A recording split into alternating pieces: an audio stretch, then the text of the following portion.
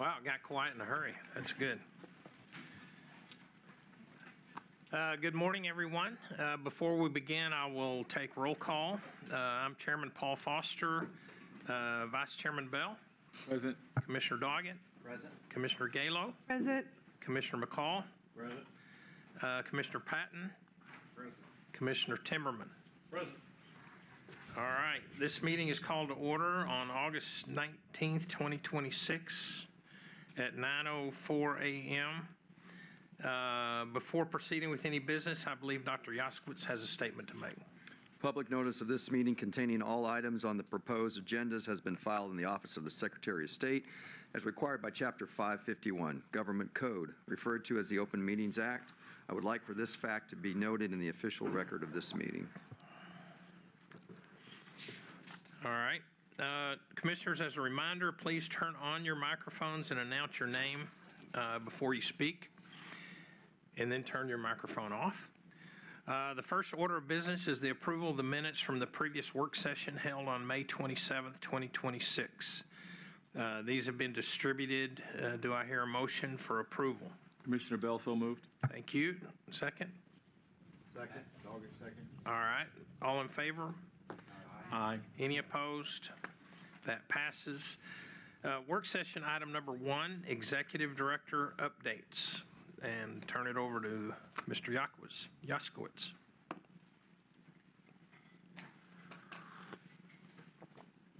Great. Good morning, Chairman. Good morning, Commissioners. For the record, my name is David Jaskowitz, Executive Director of the Texas Parks and Wildlife Department. I would like to provide you an update germane to the Texas Parks and Wildlife operations, and today it will be a team event. Myself, and then we have a few other presenters that will be talking about very specific issues.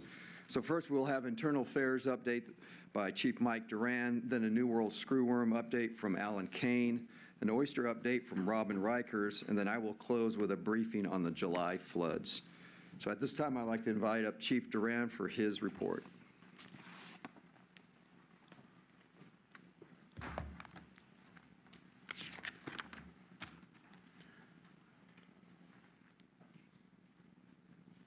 Good morning, Commissioners, Chairman. For the record, my name is Chief Mike Duran, Director of Internal Affairs. In accordance with Parks and Wildlife Code 11.0174, Internal Affairs Office, I will be providing you with statistical information for the fiscal year that has been tracked from September 1, 2025 through July 31st of 2026. You may recall from the May Commission meeting that the Office of Internal Affairs categorizes all complaints, compliments, and investigations into specific categories. These categories are as follows: administrative, which means allegations of policy and procedure violations; criminal, which are allegations of state and federal law violations; informal, complaints of customer service issues that are typically addressed immediately and referred to the appropriate TPWD division for follow-up; tracking purposes, no internal affairs investigations are warranted; compliments, positive actions are also tracked in the IA Pro Case Management System if submitted to Internal Affairs through our online webpage or an officer's chain of command. Use of force, incidents in which TPWD law enforcement officer utilized force during the commission of his or her duties. For the reporting purpose of this presentation, we've condensed this information into 3 main categories: tracking and informal, compliments, and investigations. Please note that investigations include administrative, criminal, and use of force combined. The Office of Internal Affairs has tracked 184 tracking and informal entries, 72 compliments, and 79 investigations.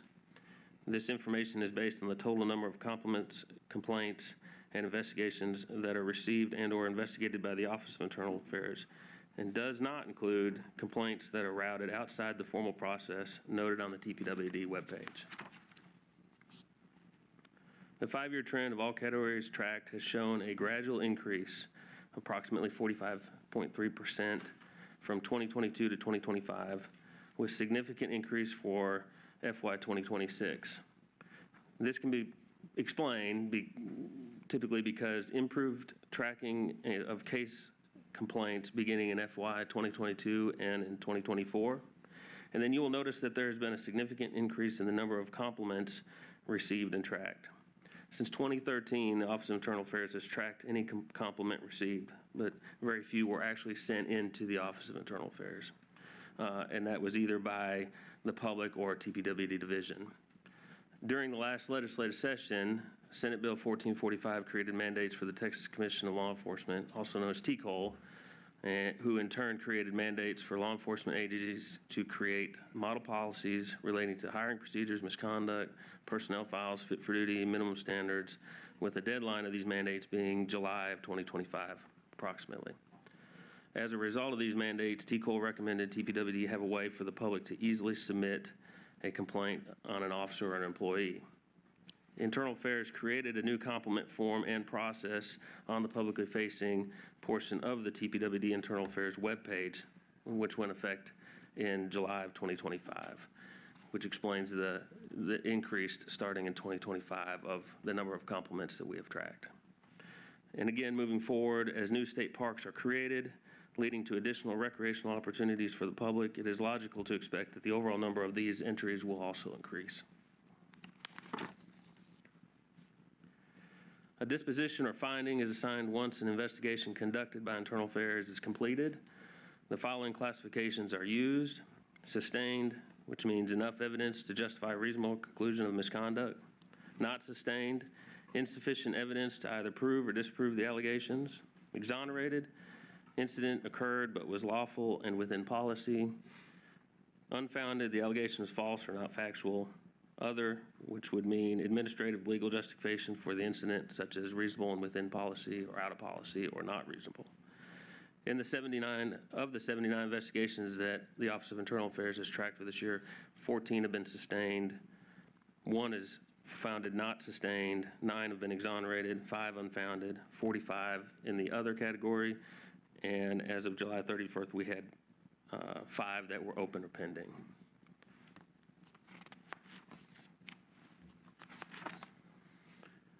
The Office of Internal Affairs has tracked a total of 43 reported use of force incidents for this time period of this fiscal year, with 42 having been reasonable and within policy, and 1 having been reasonable and outside of policy. And finally, since our last commission meeting, members of the Office of Internal Affairs team have participated in the following events. On May 4th, members of the Internal Affairs team traveled to San Angelo to participate in tactical medical training update that was hosted by the State Parks Law Enforcement team. On May 12th and 13th, Captain Parker attended an alert update in Kyle. On May 14th, Chief Duran, Major Barker, and Captain Parker attended the Lone Star Land Stewards Banquet, and the Internal Affairs team would like to congratulate all of our award recipients for 2026. On June 30th and July 1st, Chief Duran, Major Barker attended an alert update as well in Kyle. On July 8th and 9th, Captains Parker, Hatfield traveled to Huntsville, Texas, and attended an Internal Affairs training course provided the Texas Police Chiefs Association. July 27th through the 30th, Chief Duran, Major Barker, and Captain Parker traveled to McAllen to attend and participate in the 2026 State Park Conference. At this time, this concludes my presentation, and I'm happy to accept any questions at this time. Without any questions, I will turn it over to our Wildlife Director, Alan Kane. Thank you. Alan?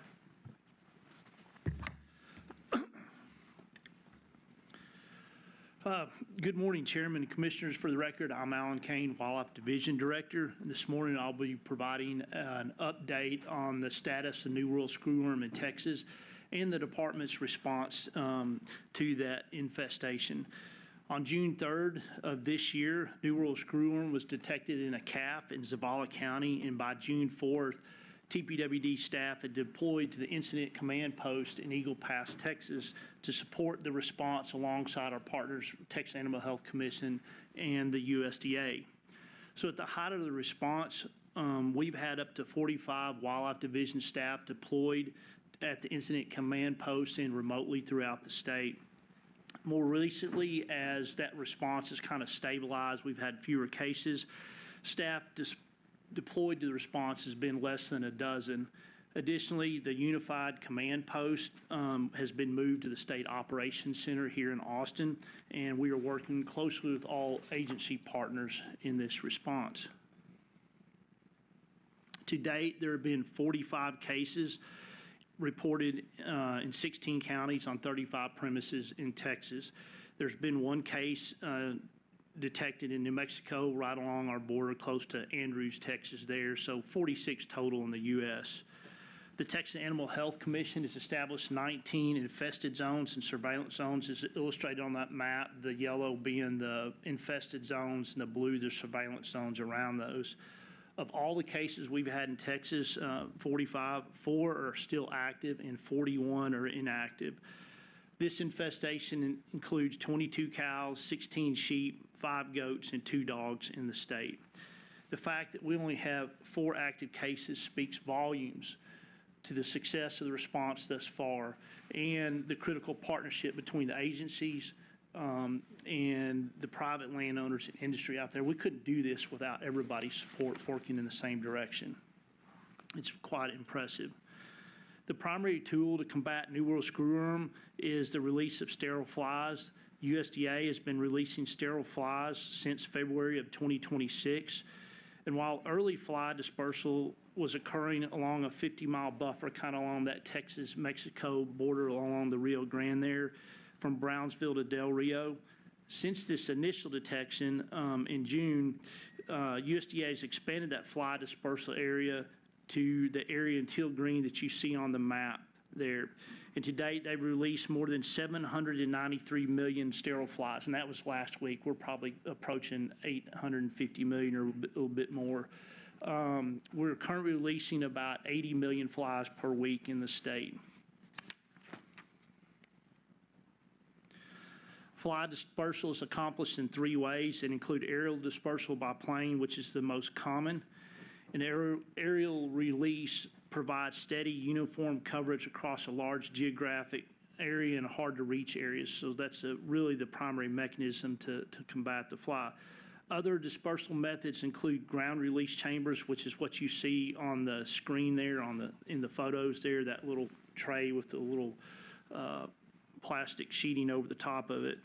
And truck release is another option. The sterile pupae are dyed a fluorescent green color, so the sterile flies can be distinguished from the wild flies as USDA is conducting its surveillance out on that rural landscape out there. And you can see those dyed pupae, and then they'll ultimately emerge into flies. So the department's primary role to the New World screwworm infestation is a 3-pronged approach that includes outreach, wildlife surveillance, removal of infested wildlife, and enforcement of movement restrictions for live native wildlife movements out of infested zones or prior to leaving those zones.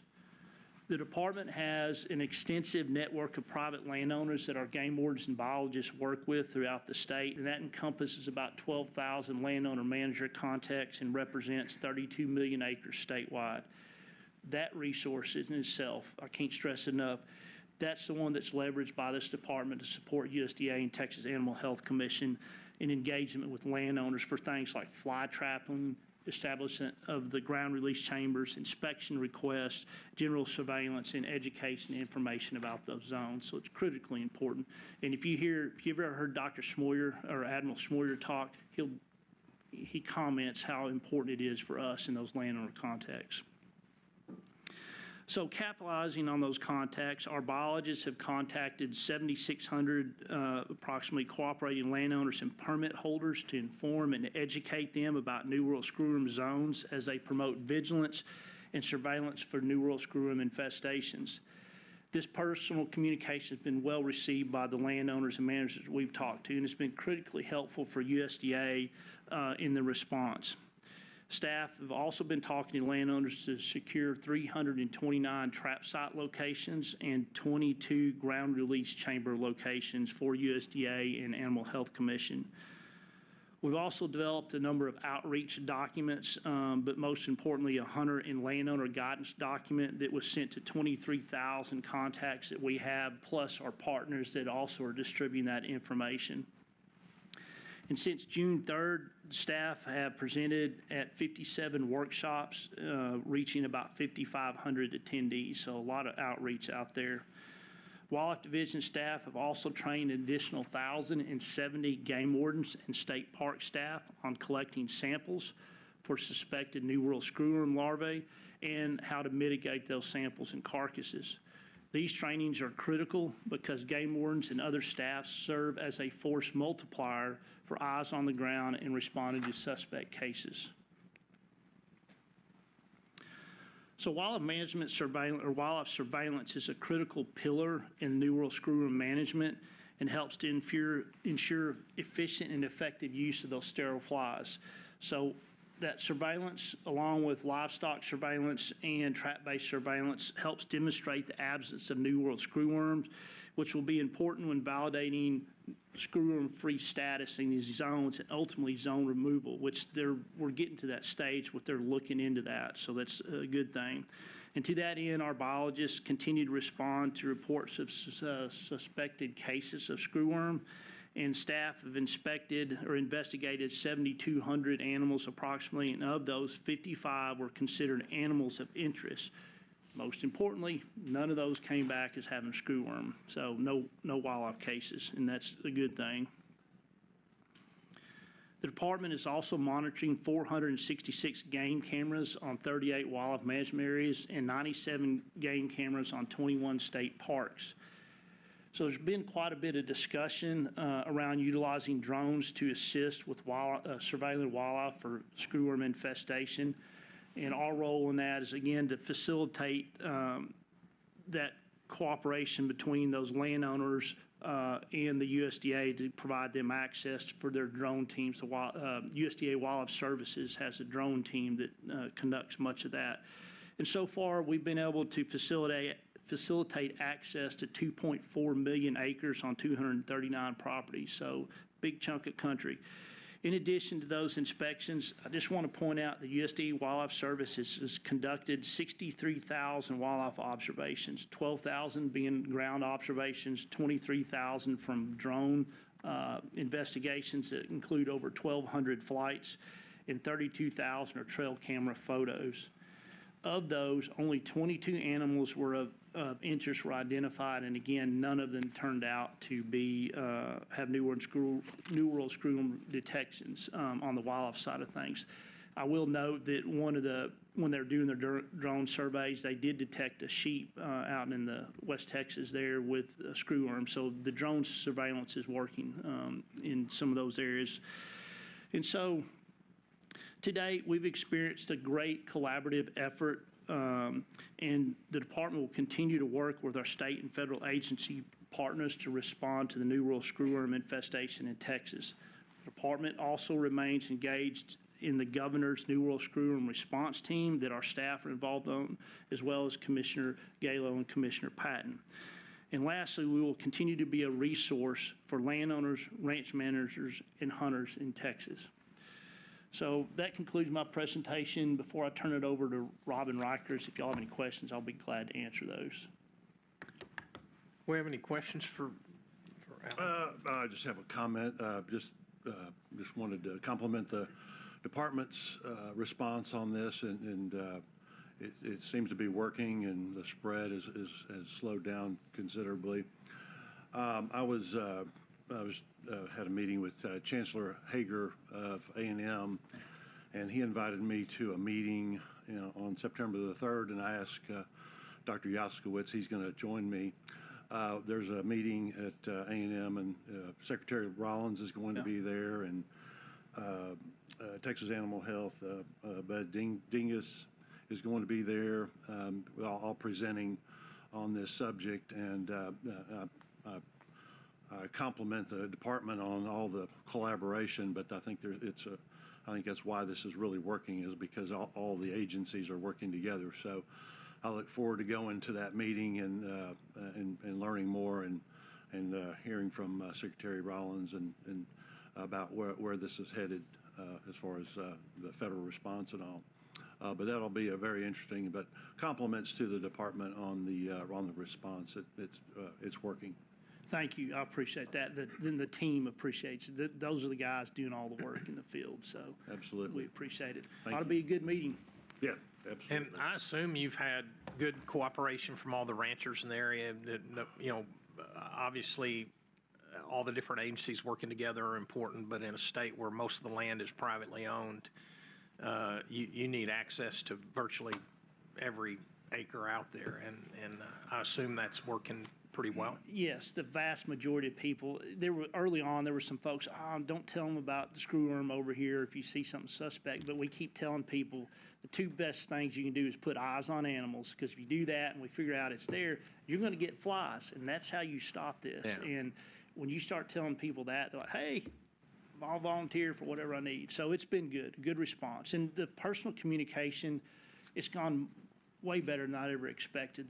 The landowners are telling us, man, we talked for 45 minutes about screwworm. Not everybody, but folks are appreciative of that kind of communication. So. And are you surprised that you haven't detected any cases in wildlife? Maybe a little bit, but I tell you, that's a question that we get all the time. Admiral Schmoyer, we got that question this weekend in a meeting, and the thing is, I think people had this idea that when screwworm got here, it was going to be like a plague of locusts, and it wasn't, right? And we'd been dropping flies, or USDA had, since February of this year, and so I think the population was suppressed enough that it wasn't a big issue. Plus, we got past, by the time it got here, fawning season was already starting to pick up, and by the time this ramped up, things in wildlife that are injuries like umbilical stumps from fawns or the birthing process, those things had passed before the bulk of the flies were there. Plus, the sterile fly technique is working, and that's the thing, being able to target where all those flies are going, and we, 800 million flies since February, that's helping keep that suppressed. And so if there's anything potential, I could see something as bucks start to shed out of the velvet and rub antlers and get injuries, that might be a spot. But right now, I'm going to knock on wood that it stays like that, and we've got the population suppressed. Well, and I want to just echo Commissioner Timmerman's comments. Congratulations to you guys. Job well done. It's a testament to agencies working together and all kind of rowing in the same direction. And so, absolutely, well done. Thank you. Commissioner Gale. Commissioner Gale, I just want to thank you. We had an informational meeting yesterday in Webb County. The county judge, Tano Tihirina, he organized it with Dean Senator Judith Zaffarini and myself. And the Dean Senator was very impressed with Eric Garza and his presentation and the collaboration and the cooperation of all the agencies. So I wanted to say congratulations, because she is a perfectionist, and to get that kind of comment and compliment from her means a lot. So I was very proud of the department, and she's very proud of the work that she told me to compliment all the commissioners and the chairman, and that we're all working together and helping suppress this pest from proliferating. So thank you. Thank you. I'll pass that on to Eric. He'll appreciate it. Thank you.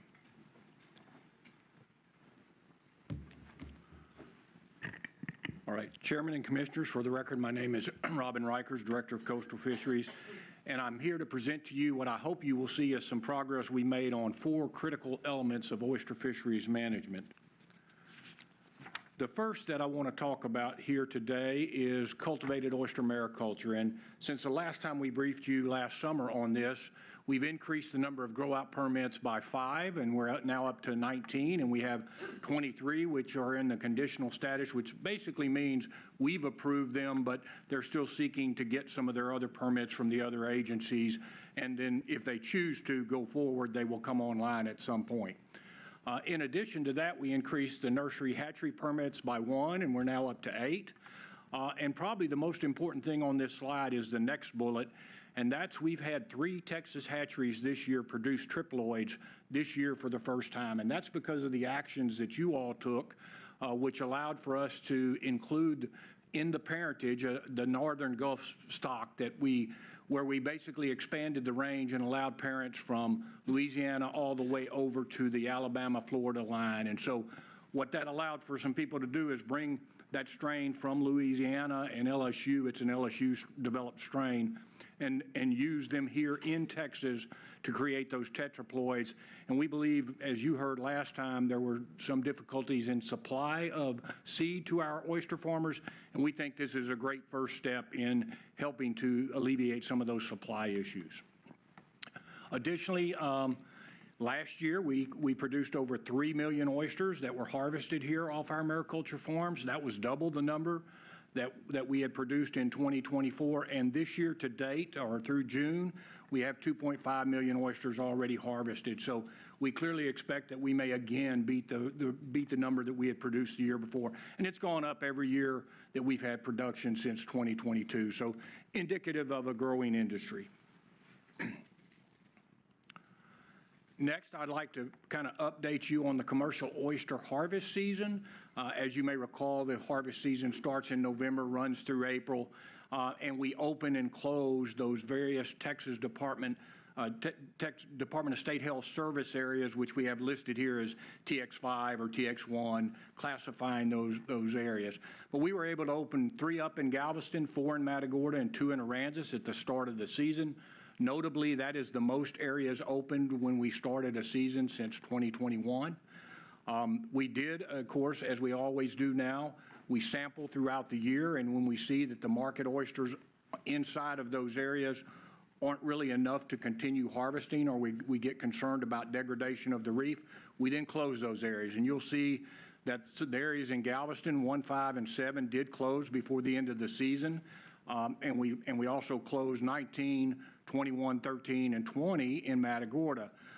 29 and 30 in Aransas stayed open the entire year. But I also want to note that in Galveston and in Matagorda, you see that a couple of those areas did not close until March and April. So not only did we open more areas, but we were able to keep more areas open throughout most of the season.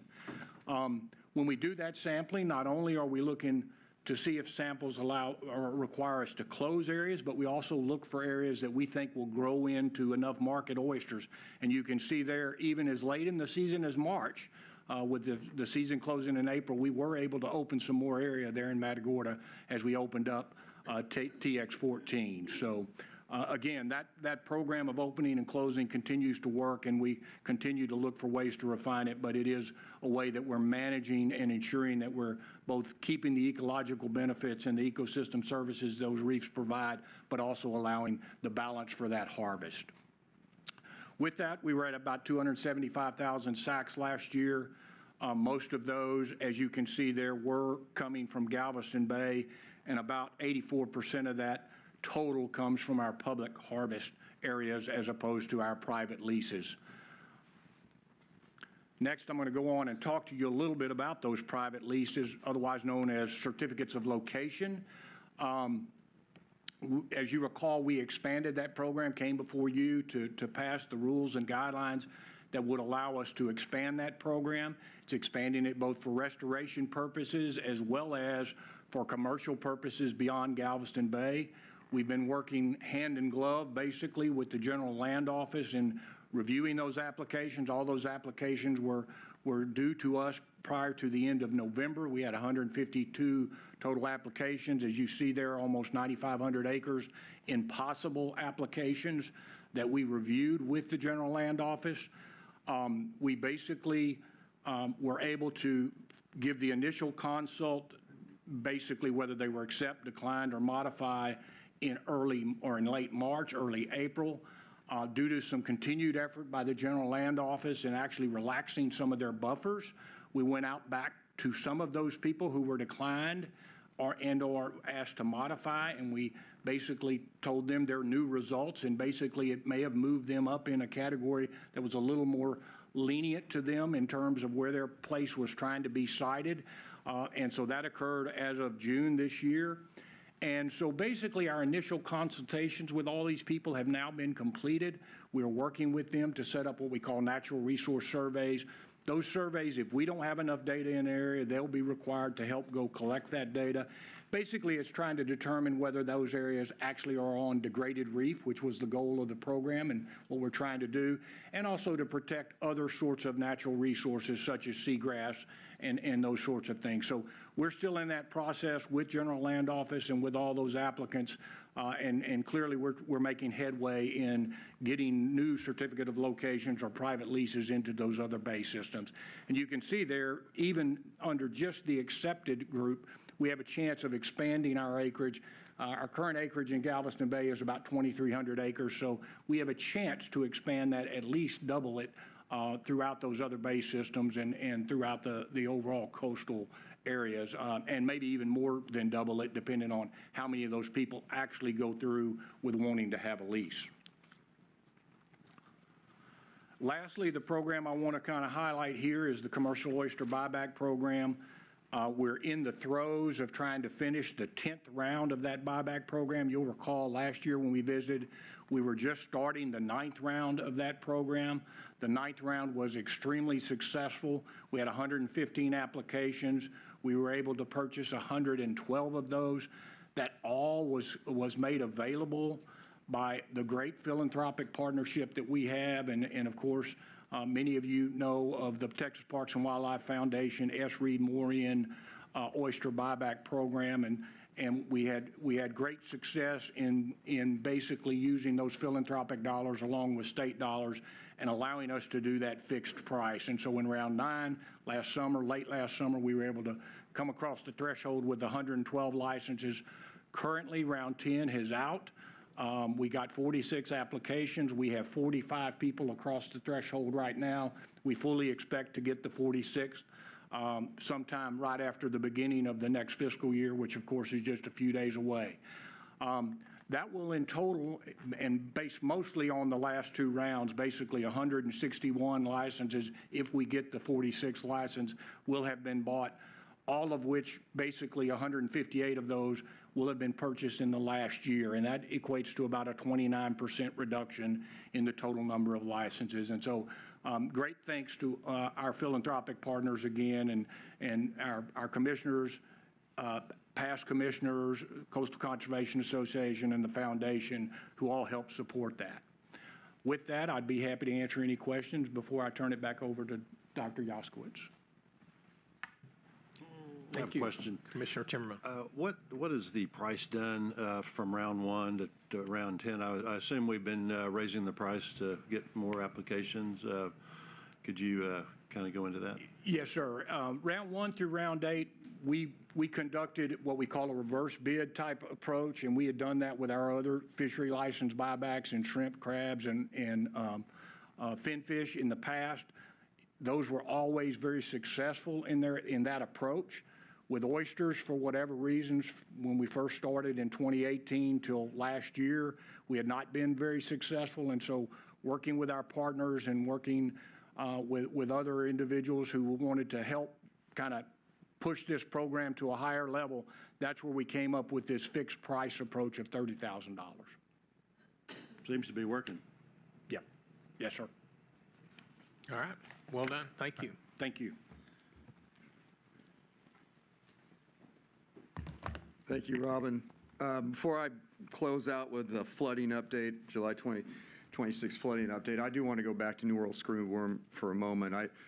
Alan and his team, as you noted, Chairman and Commissioner Timmerman, did a heck of a job spinning up extremely quickly to respond, but also part of that spin up and that effort was due to game wardens, law enforcement helping out tremendously, and state parks also being incredible partners, and be able to get eyes on the ground, people on the ground, work within our own properties, but also working with other landowners. So I want to just thank you both for getting your team spun up and helping us as well. I've updated the commission a little bit on the 2026 July floods. Unfortunately, we're here talking about July floods again.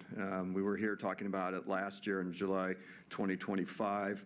I do want, so just to orient you on the severity of these floods this year was really the rapid rise, much like we saw last year. So on the screen there, you can see on the left, Garner State Park, how quickly those floodwaters rose. And then on the right, that's LBJ State Park and Historic Site, and how quickly the floodwaters rose. And I'll have a few more pictures to share with you on the impacts of that. So law enforcement teams and park staff were deeply involved, once again, in rescues and evacuations and providing assistance to our park visitors wherever needed. In summary, what has happened in those July floods, where we had 14 of our state parks were impacted, no reported injuries, no impact to state park visitors, no impact to any of the state park visitors' personal belongings, equipment, et cetera. But damage to the parks was significant. There was some road erosion, debris deposits, damage to the LBJ swimming pool right there. Unfortunately, that had just been refurbished the year before, but the team did a heck of a job of getting that all put back together. And I think Rodney, we are back open for that for the last few days of the season. Yeah. So. Once again, no injuries, no impact to park visitors. State park staff and park police officers worked with more visitors to get them to safe ground. Those that could not evacuate, such as at Garner State Park, didn't want them on the roads, but we wanted to get them to higher ground, work with them to do that. Overall, we had a couple of thousand visitors or would-be visitors impacted through cancellation of reservations or, as I mentioned a moment ago, movement to different sites. Texas game wardens also responded to the flooding events in Uvalde, Kimball, Bandera, Real, Medina, Kerr, and Valverde and Comal counties. They responded to and had 83 evacuations and 147 rescues, including swiftwater and helicopter hoist rescues. And they also staffed 3 local emergency operations centers along with regional emergency operations center and the state operations center. Over the 8 counties that I just mentioned, law enforcement deployed the following assets: 120 game wardens, 12 search and rescue boats, 16 shallow draft vessels, as well as a helicopter with hoisting capabilities, a K-9 unit, and our peer support group members. That concludes my presentation on the July 2026 flooding event. We'll have Colonel Vanderoos and Rodney Franklin here if you have any questions more specifically on state parks or law enforcement. Happy to take any questions on Questions or comments? I again want to compliment the department for the way you've stepped up and 2 years in a row. I mean, it's a lot, and very much appreciated, very well known throughout the state how involved our department has been and how instrumental we've been in providing relief to all these areas. So, job well done. Thank you, Chairman. Thank you. And before closing, I'd like to announce that our November 2026 meeting will be held not in Austin, but in Cowtown, and where the West begins, Fort Worth, November 4th and 5th, and it'll be held at the TNP station. So, looking forward to that. More details to come. Chairman, that concludes my presentation. All right. Thank you. Anybody? All right, thank you very much. We will move on. Work session item number 2, financial overview. We will have a briefing on legislative appropriations requests for fiscal years 28-29. And Reggie Pegues, turn it over to you. Good morning, Mr. Chairman, Vice Chairman, Commissioners. For the record, my name is Reggie Pegues, Chief Financial Officer. And this morning, I'll be presenting the financial overview for your consideration. Before I begin the formal presentation, I'd like to briefly highlight an important topic not specifically covered in today's materials. Strengthening the long-term health of the department's Game, Fish, and Water Safety Account, Fund 9, remains a top priority going into the next legislative session. Dr. Yaskowitz and I provided the commission an update on this at the May commission meeting, and we continue communication with the legislative oversight, including the upcoming submission of our Fund 6, Fund 9 report as required by rider. And unless there are any questions, I'd like to go ahead and move into my formal presentation. All right, please proceed. Thank you. On this slide, you'll see the financial topics we're covering: the FY 28-29 legislative appropriations request, the FY 27 operating and capital budget, our budget and investment policies, and finally, deposit options for 15% of boat revenues. I do want to flag that the legislative appropriation request is still a work in progress, so we'll continue refining that. The remaining items here will all come back to you tomorrow as action items. First, I'll walk you through the legislative appropriations request, or the LAR. The LAR is the agency's formal funding request for the 28-29 biennium, and it includes two main components. The first component is the baseline request. The baseline represents the funding needed to maintain our current day-to-day operations, and it's calculated by the Legislative Budget Board and the Office of Governor by taking our 26-27 funding levels and then removing items considered one-time in nature. And for this current session, this amount is further reduced by an additional 3%, which establishes our target for the 28-29 biennium. For us, that reduction totals $13.7 million, about $6 million of Fund 9 construction, and the remainder relating to state park operations.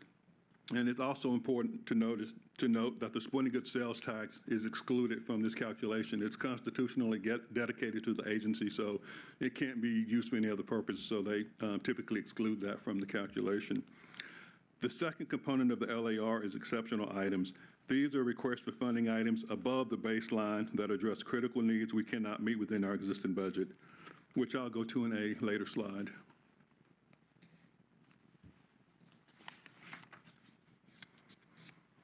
And here's the calculation of the baseline funding request that I mentioned.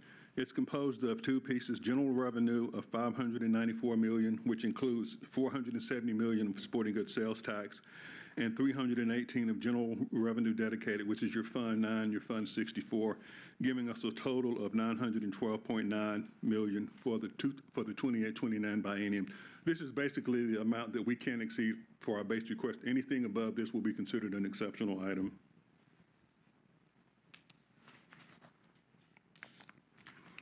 Next, I'll go into some of those one-time items that I mentioned were removed from our base calculation. The largest category is $95.7 million in local parks funding, law enforcement vehicles of $23.9 million, $21.4 million for reduction in headquarters construction, non-law enforcement vehicles for coastal, inland, wildlife state parks at $9.1 million, and there was a $7 million one-time pass-through for the Battleship Texas that was removed from the calculation. And the final two categories combined for $6.9 million for new boats for the agency.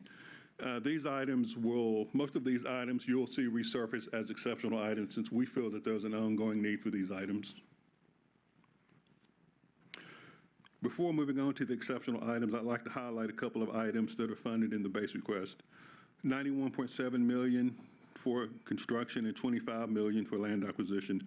Both of these items are state parks related and funded exclusively with sporting goods sales tax. Again, that can't be reduced, so we were able to utilize that for some of the capital construction and land in our base.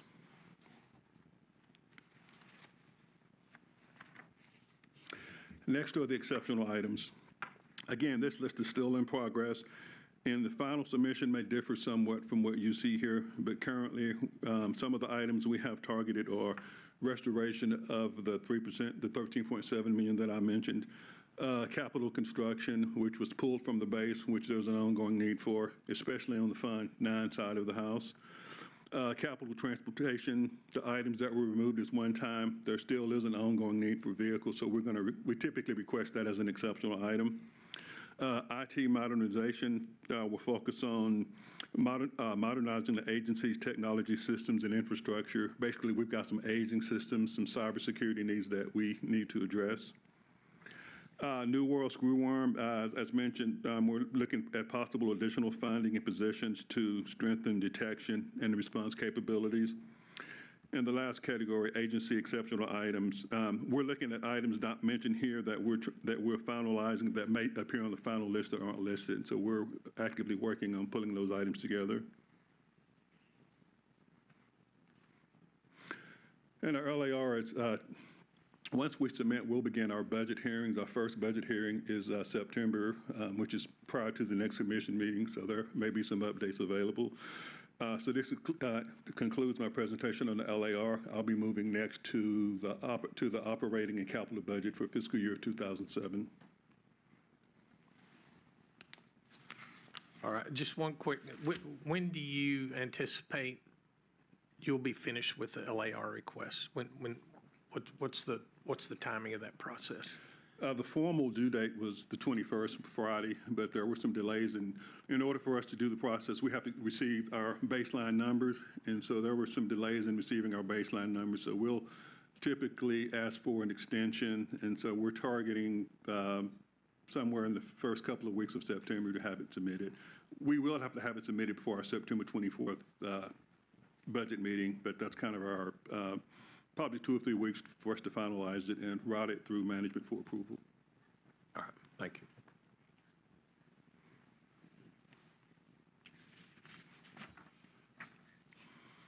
Moving on to the operating budget. This next slide is a crosswalk from the Conference Committee or the General Appropriations Act, GAA, to the proposed 2027 budget. For TPWD, the beginning point is Article 6, which is our base appropriation, and we have $537 million. We next add fringe benefits of $85 million. This includes state paid, state retirement, group insurance, and Social Security, giving us a grand total of $622.1 million as our requested budget. And our budget is somewhat dynamic, so in subsequent commission meetings and the monthly reports you receive, you may see increases to the budget. These are primarily adjustments for unanticipated funding, federal funding, unexpended balances from any prior years that we bring forward, but they will be presented to you. Next, I'll take the $622 million and I'll slice it across different views for you. First up is this slide corresponds to your Exhibit A and provides an overview of our budget by method of finance. Starting on the left, we have general revenue at $347.7 million. This includes $225 million in sporting goods sales tax. That's about 55.9% of our total budget. The next major category is Account 9, the Game, Fish, and Water Safety Account, at $153.1 million. This includes revenue from hunting and fishing licenses and boat fees. Next, Account 64, the State Parks account, which totals $44 million and is primarily supported by state park fee revenue. And finally, we have $70.2 million in federal funds, which includes sport fish restoration at $18 million and wildlife restoration at $30 million. These 4 categories make up about 99% of our total funding. The remaining smaller items are shown on the slide for reference. These are appropriated receipts and interagency contracts.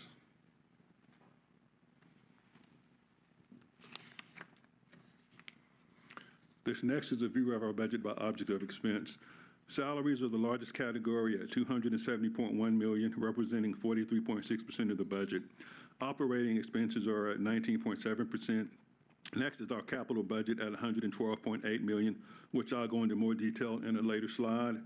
We also have the fringe benefits at $85 million, or 13.7%, and grants at $30.7 million. And this is primarily in our local parks at $30 million for about 4.9% of our budget.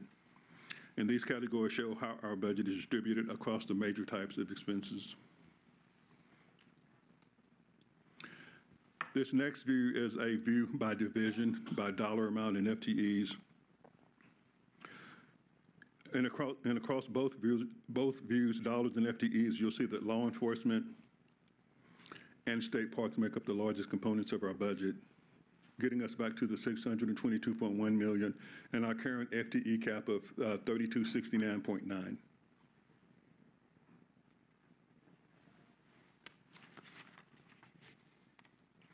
As mentioned, this is a breakout of our capital budget, beginning with land acquisition at $13.1 million. Construction at $54.6 million is the largest category, followed by state parks and minor repairs at $15.3 million.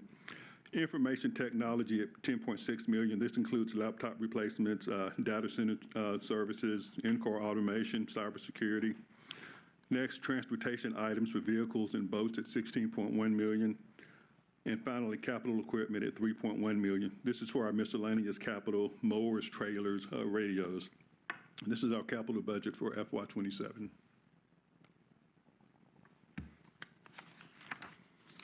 But before you move on, could I,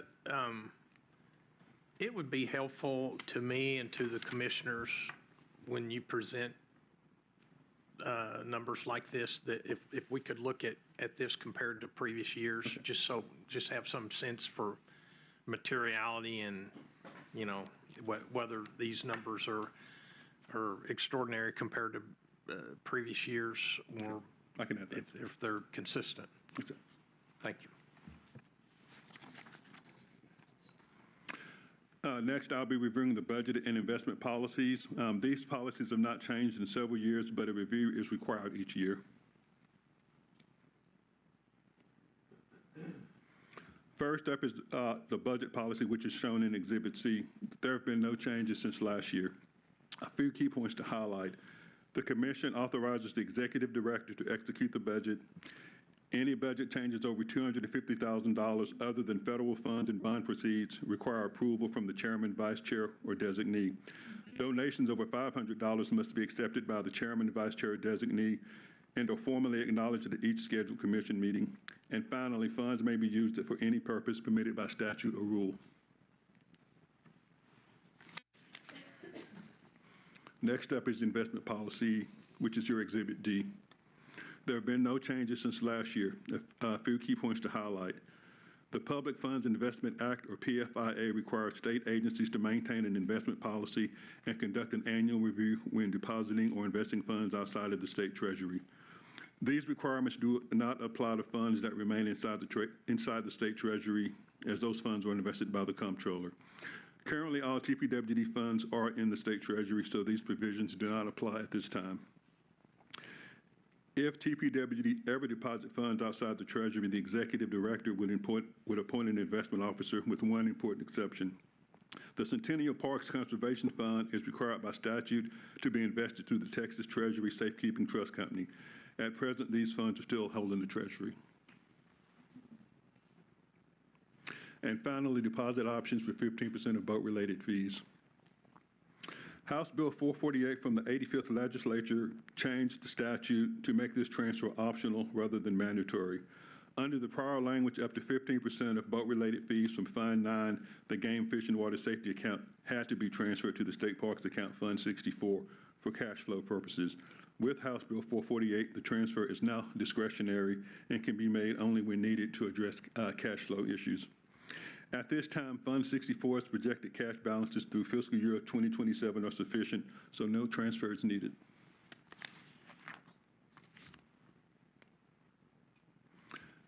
As of last night, there was one comment in agreement. Staff requests that this item be placed on Thursday's agenda for public comment and action. This concludes my presentation. I'll be happy to answer any questions. Thank you, Reggie. Comments or questions? All right, thank you.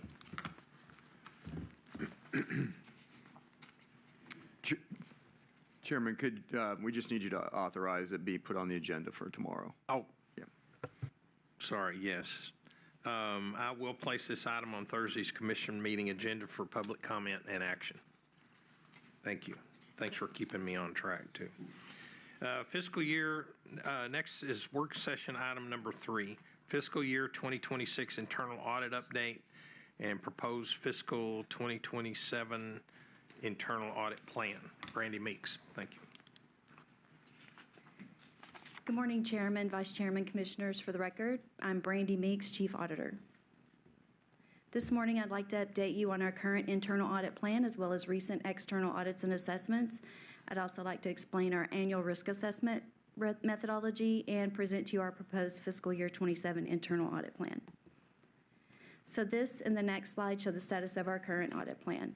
Please make note of the statuses in yellow font to the right. Those are the projects for which we've made progress since last we met. As you can see, we are now in the fieldwork phase for an audit of the selected pass-through grant, and we are also still outsourcing, of course, the audit of the job order contracting program.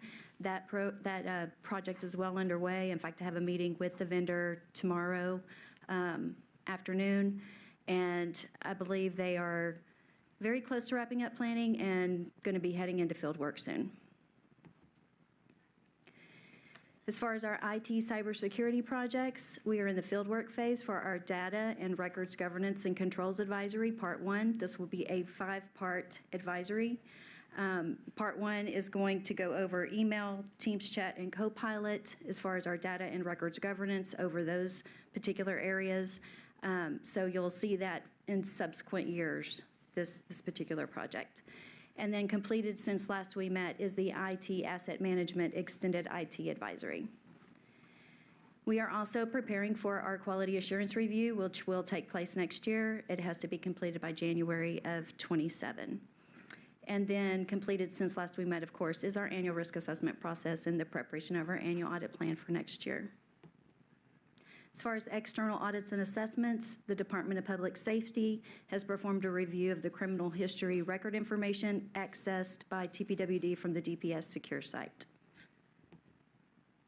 Now I'd like to explain our risk assessment methodology. So Texas Government Code Chapter 2102 requires that we develop a risk-based annual audit plan. And the way that we do that, and the way that it recommends that we do that, is to work with management to identify risks to the agency's functions, activities, and processes, to evaluate the probability and impact of each risk would have to the agency's financial, managerial, compliance, and IT processes and systems should the risk occur, and then to rank those risks according to the probability of occurrence and the likely impact to the agency. So our risk assessment methodology does follow Texas Government Code 2102.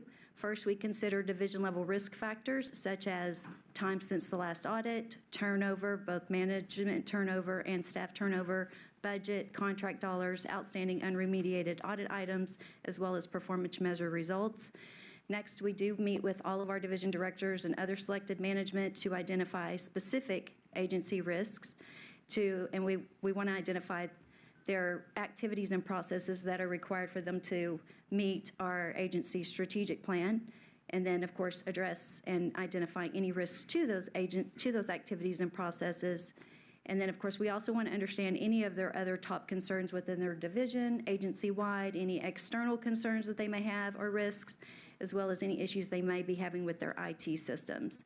And then, of course, we bring all of our audit knowledge to the table, too, as a whole team. My whole team works on this for about, I would say, 3 weeks solid, to just bring any audit knowledge that we may have from doing the projects that we've done throughout the years. We may notice other things that are going on in the agency, and of course, we want to make sure that that's on our matrix for us to address. Then we evaluate the probability and the impact that each risk would have to the agency's financial, managerial, compliance, and IT processes and systems should that risk occur.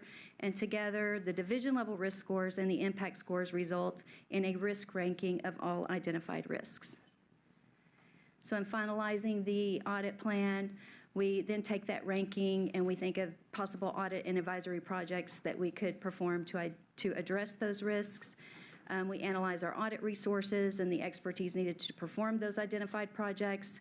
We also get with our COO and with our executive director, as well as we send all of that information to our audit subcommittee, and we just make sure we're in alignment with top management and with the audit subcommittee on the direction to move for next year with our audit plan.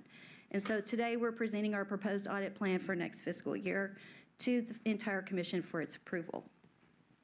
So this and the next slide show our proposed audit plan for next year. As you can see, we'd like to carry over 5 projects. We want to complete that audit of selected pass-through grant. We want to complete Part 1 of our Data and Records Governance and Controls Advisory. We would like to also carry forward our audit of the Centennial Fund processes and controls, as well as the Ethics and Agency Governance Advisory. And then, of course, our outsourced job order contracting program audit will be complete probably within the first quarter of next fiscal year. We're also proposing 6 new assurance engagements. We'd like to perform 3 state park fiscal control audits. We'd also like to audit the financial resources, infrastructure, and state park key performance measures. We'd also like to perform a review of our third-party vendor risks and controls, as well as audit our AP and travel reimbursement processes. We'd also like to perform an uninsured assets advisory. In this particular project, we may need to either co-source or outsource if we need actuarial skills. As far as IT cybersecurity advisories, we'd like to perform a backup and data recovery advisory, and we'd also like to do part 2 of our data and records governance and controls advisory, and that will cover our network drive.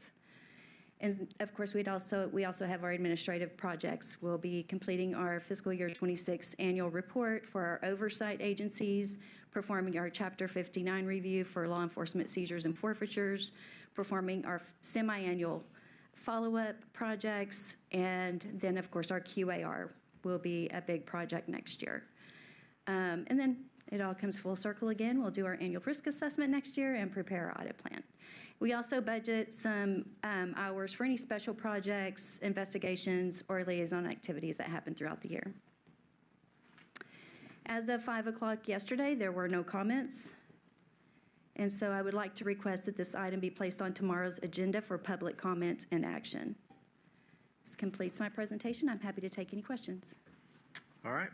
Questions or comments from the commission? Commissioner Bell, I know over the years that we've been doing this, you've had some concerns about staffing, so you've got your process laid out for next year. How are you feeling about the ability of the team to support it? I think if we can remain fully staffed, in fact, we just hired our lead auditor. He should be starting on the 8th of September. If we can remain fully staffed, I feel very confident we can complete our plan. It's when we start losing people that it makes it iffy. Well, we'll keep our fingers crossed. Yes. Stay staffed. Exactly. All right. Thank you very much. You. If there are no further questions, I will place this item on Thursday's commission meeting agenda for public comment and action. Next is work session item number 4, advisory committee rules, recommended adoption of proposed changes. And Mr. Craig Bonds. Morning, Chairman, Vice Chairman, Commissioners. For the record, I'm Craig Bonds, Chief Operating Officer. I'm presenting on a recommended adoption of proposed changes to advisory committee rules.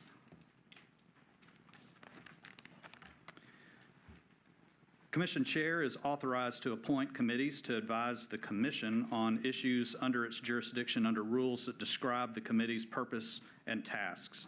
As you know, advisory committees have finite terms of 4 years unless the agency extends the termination date by rule. Staff seeks the Commission to extend TPWD advisory committees for another 4 years.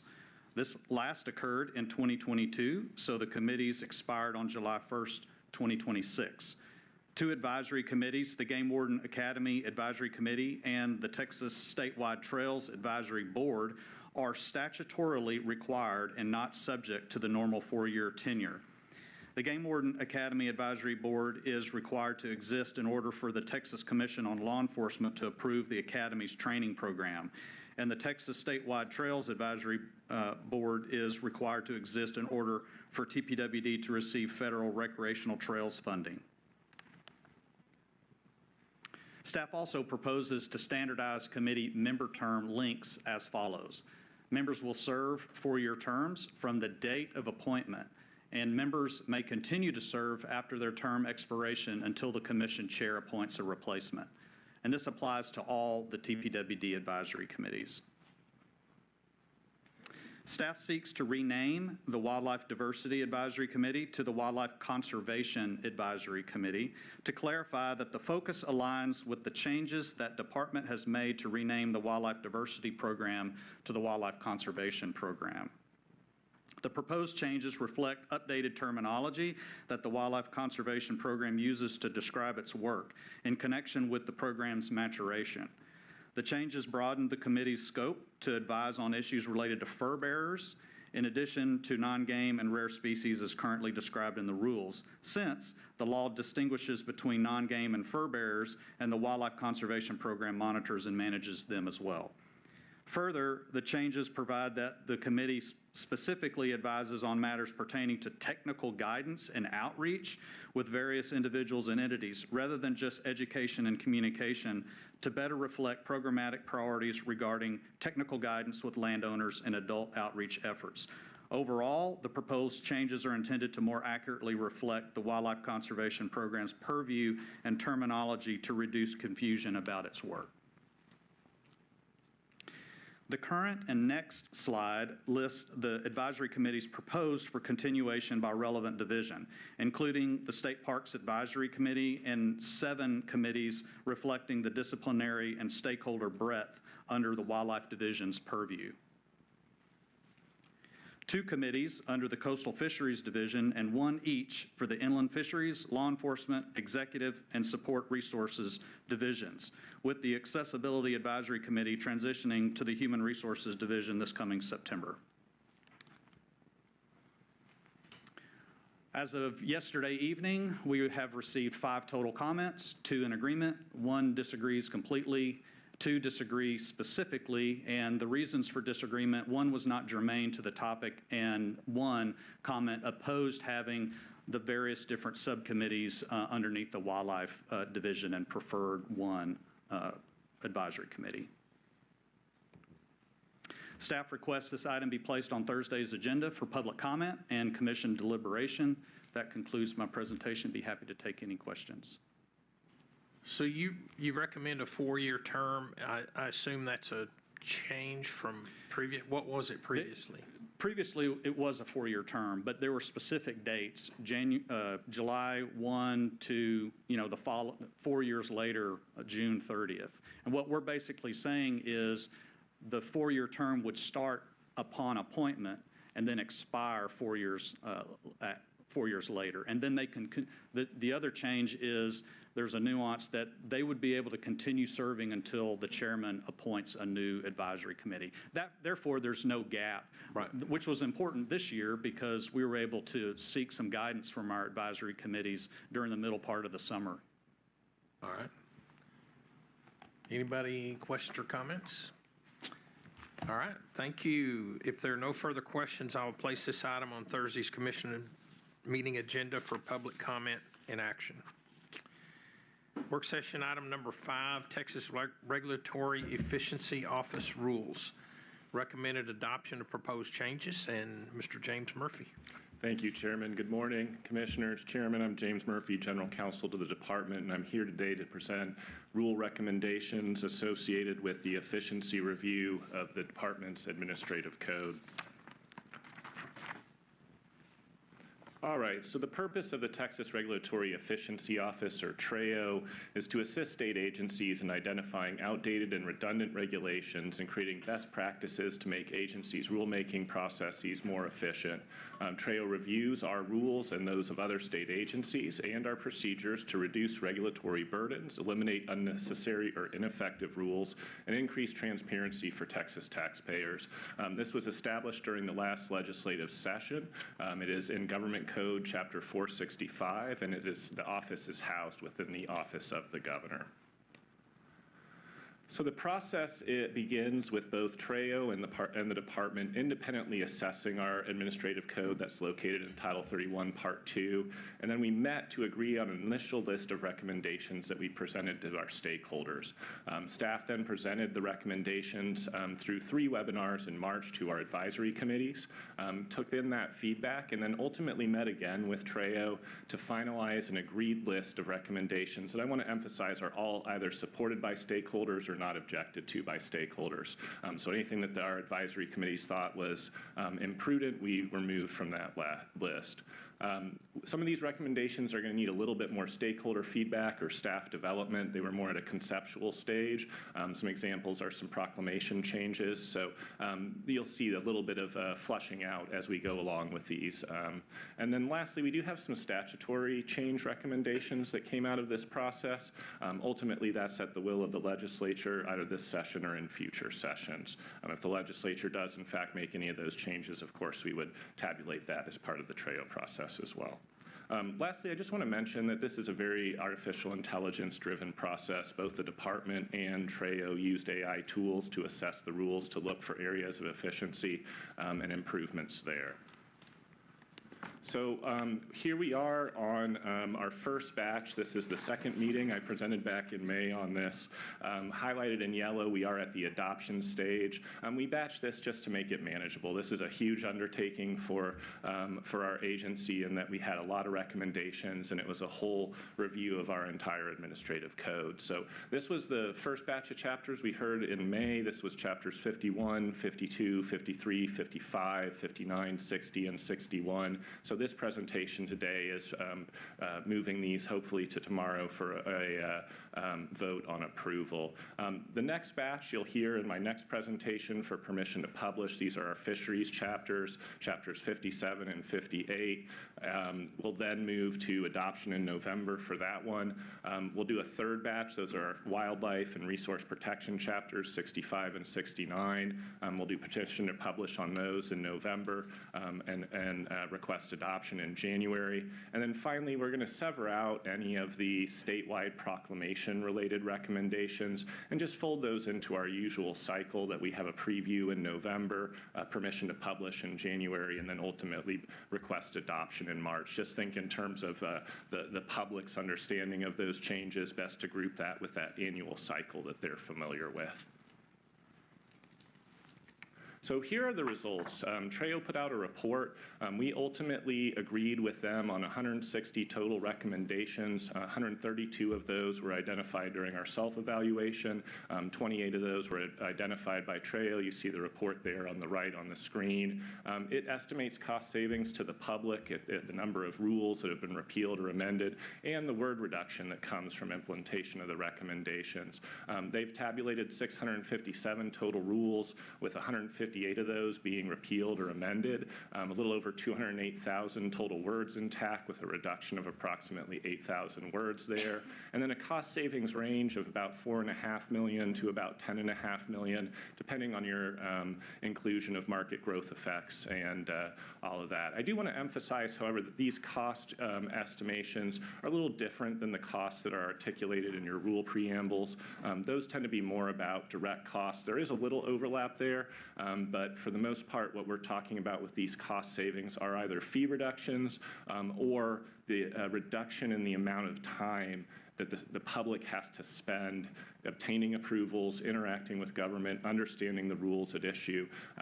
Every hour spent working to try to get a permit from the agency is an hour that they could spend elsewhere. And so that's the thought process behind some of these economic effects that are estimated.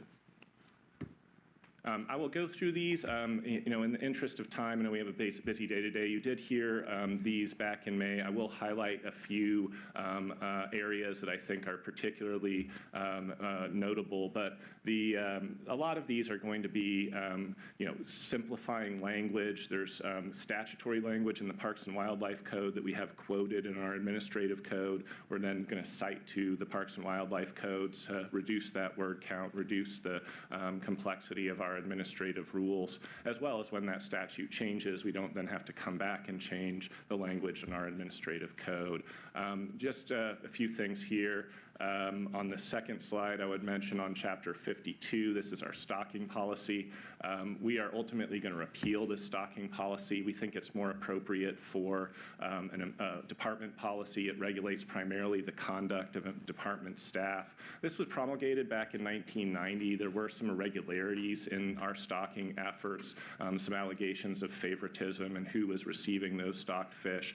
And so ultimately, we passed this stocking policy back in 1990. We being the commission and department, so that the public could be assured that those public resources were being directed in an appropriate manner. We think that can still be accomplished through our department policy, provides that same direction to employees and that same clear guidance on corrective action for employees that do violate the policy. In our finance section, I do want to mention there at the bottom, we did implement a universal fee of $50 for all field trial and dog training events. That was an attempt to equalize those permits regardless of whether those activities occur on public hunting lands or on private lands, just a standard fee there. So that is a nice fee reduction. Continuing in that, we really just primarily clarifications here throughout the rest of Chapter 53. On our law enforcement, very similar. We find these small things that can be improved around this definition of the word final conviction, things like that that we know will improve enforceability and clarity for the public. I do want to highlight here the controlled exotic snakes provisions in Chapter 55. When I presented this to you back in May, we talked a little bit about the responsibility of the local government to maintain records associated with this notification. What we want here is ultimately those with a controlled exotic snake permit to notify that local government, their first responders, and their local animal control authority, so that when there's a fire, when there's a police event, there isn't any lack of knowledge of what they're walking into. Those dangerous snakes, of course, present some risk to our first responders. So trying to create a information sharing approach here. And when I presented to you previously, we had a requirement that the local government maintain records. We ultimately think that's maybe pushing it a bit far. We're putting that responsibility on the permittee to maintain those records. We think that's more appropriate given our regulatory authority. In our parks, again, a lot of clarifications, simplifications of language.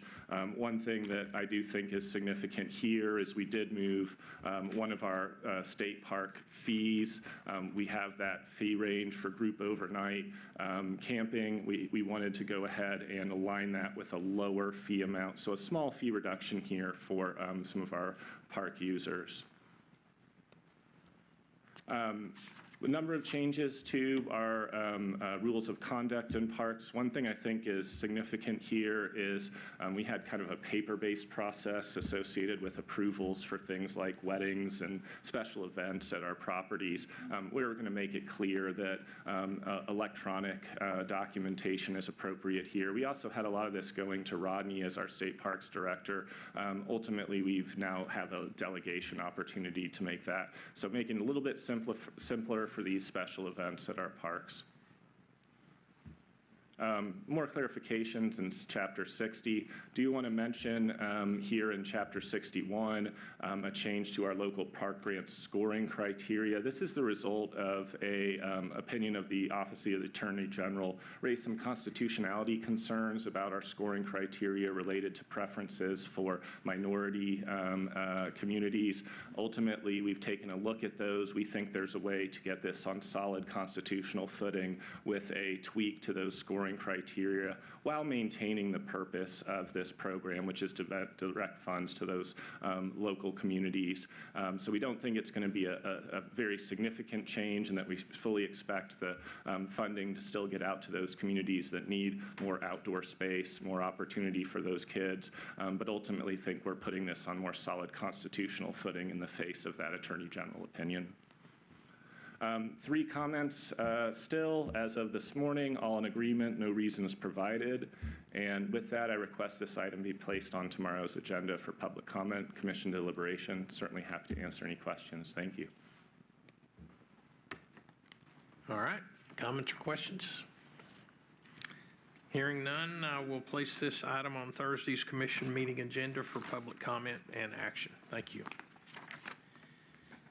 Work session item number 6. Chairman, Oh. Excuse me, and Yes, I don't ma'am. know if this is proper, Commissioner Galo. I have just one question on the previous item of the advisory committees. Can I ask it now, or should I just wait till tomorrow? Yeah, you can, sure. Okay, well, I wanted to ask, is there term limits to these positions on these advisory committees? And is that why you're proposing to change how you, how not to have, I guess, set terms like, from this date to that date? For sure, yeah, and I'll do my best Craig Bond's impersonation here this morning. So the short answer is that it's not that the terms of there are term limits for an individual on a committee. They can be on a committee more than one term, but we do have a government code provision that makes all advisory committees expire by law after 4 years. So we have to come back here every 4 years, with the exception of the 2 statutory committees that Craig had pulled out there. We have to come back every 4 years to you to reauthorize these advisory committees. But ultimately, a member can stay on a committee, multiple terms if they're, continuing to participate and meaningfully involved on the advisory committee. Craig, anything to add? Well, it's because you said that you would start the person's term from the day they start. And then, so isn't that you're gonna have off maybe terms, like a little bit harder to keep track of terms? They won't be uniformed. I'm just asking because when I was first put on the committee, I served an unexpired term. I knew I was coming on and I didn't have a 6-year term. And then when that unexpired term finished, Governor Abbott gave me another unexpired term to complete the 6-year one term. And then I got reappointed again. But Governor Abbott asked, let me know that Reed Morian would be a holdover for a few weeks. So my next term would be lacking a few weeks, which of course is fine. But are you trying to avoid someone maybe missing a few weeks of their term? I just don't understand, because at some point you just might have terms all over the place and it'll be hard to track when their term ends and the new term starts. That's a great question, Commissioner Galo. For the record, Craig Bonds, Chief Operating Officer, and I believe I'm tracking with you. I understand your question. And so what I'm hearing you say is that if someone is appointed by a chairman during the 4-year term, out of sync with their colleagues on the committee, because the advisory committees do sunset, so to speak. There's a finite date that the committees expire. I would expect that if someone is appointed partway through that 4-year term, that once that committee expires, they would need to be reappointed to start when the new cohort comes into place. That's my understanding. Okay. Of course, if I misspoke, so we will look into that. It might naturally reset, is what you're saying? Yes, ma'am. Okay, that makes sense to me now, because I thought if this goes on, at one point, you're going to have terms ending and starting at That's right. all It would be different chaos, times. wouldn't Yeah, it? exactly. We want to avoid that. Well, thank you for clarifying. I appreciate it. Okay. And thank you, Chairman, for giving me that opportunity. All right. Any comments or questions on the TREO discussion? If not, I will authorize staff to publish the rules in the Texas Register. Thank you. All right.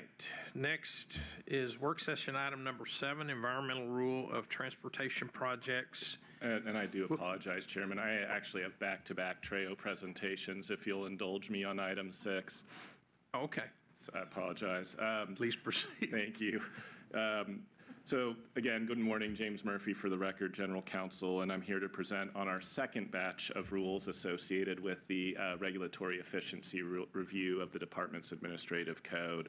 And since you just heard this presentation, I am going to breeze through a few of the introductory slides that talk about the purpose of TREO. But we're here today to identify outdated and redundant regulations, create best practices to make our rulemaking processes more efficient. This is something that we have been working on really since the beginning of the calendar year in close coordination with the Regulatory Efficiency Office, and with the goal of reducing regulatory burdens, eliminating unnecessary or ineffective rules, and increasing transparency for Texas taxpayers. Again, the process is the same as described in the last presentation. It's a collaborative process that involves stakeholder input, and ultimately the recommendations that came from this were either supported by or not opposed by our advisory committees. There could be a legislative component here this next session, but of course that's at the discretion of the legislature. This is our second batch here, highlighted in yellow on the screen. This is permission to publish here today, and then we would propose adoption in November. These are our fisheries chapters, the fisheries, oysters, shrimp, and finfish, which has been dubbed as of yesterday the seafood platter of rule proposals. We will then move to the permission to publish for batch 3. These are wildlife and resource protection chapters, permission to publish in November, ultimately adoption proposed in January, and then we will split out our statewide hunting and fishing proclamation related recommendations, incorporate those into the standard November preview, January-March cycle. Here's the tabulation I identified on the last one. The take home here is we have 160 total agreed recommendations that we are working through, and that's why essentially we've moved this into a batching process given the scope. So here in Chapter 57, our fisheries, we have revisions that reduce repetition of statutory language. That language stands alone and is in effect on its own terms in the Parks and Wildlife Code. We're doing some consolidation of a number of provisions and ultimately trying to improve glamour and clarity for the public. Highlighted a few of these here that I think are significant. The first is our Artificial Reefs Program. A little clarification that these material donation agreements are different from public reefing agreements. The MDAs, or material donation agreements, are really more for those oil and gas decommissioning activities. Those rigs to reefs type programs are really the MDAs, whereas our public reefing agreements are really more for those public reef areas using things like our pyramid structures, other types of artificial reefs there. Our Share Lunker program, we did identify an opportunity here to improve survival rate for those largemouth bass, those big ones that we collect for their genetics. So we're going to allow the transport of those live fish in live wells from the water bodies to the weighing stations, and ultimately we have some requirements for disposal of that water to prevent inadvertent transport of invasive species like zebra mussels. So I think we've struck the right balance there, and hopefully that'll increase a little survivability for our big fish. We do also, there was a recommendation here to have a graphic for our coastal waters boundary. This is a boundary that we use to kind of designate coastal bag limits versus inland bag limits and season structures associated with fishing. And so we were asked to put a map in. We have this map here, but we also are going to have a rather lengthy road-by-road description as well. That's necessary for law enforcement purposes. If we ever get in court, that map's probably not good enough. We need to have a specific description there in the rule. On Chapter 58, again, similar types of proposed revisions here. Given the role of the federal government and some of our commercial fishing, we do have a number of citations to the Code of Federal Regulations. We're doing some clarifications on those just to make clear which version of the Code of Federal Regulations we're talking about. That way we don't have to change every time there's a change in federal regs, and make that a little more clear for the public which federal regs are being incorporated here.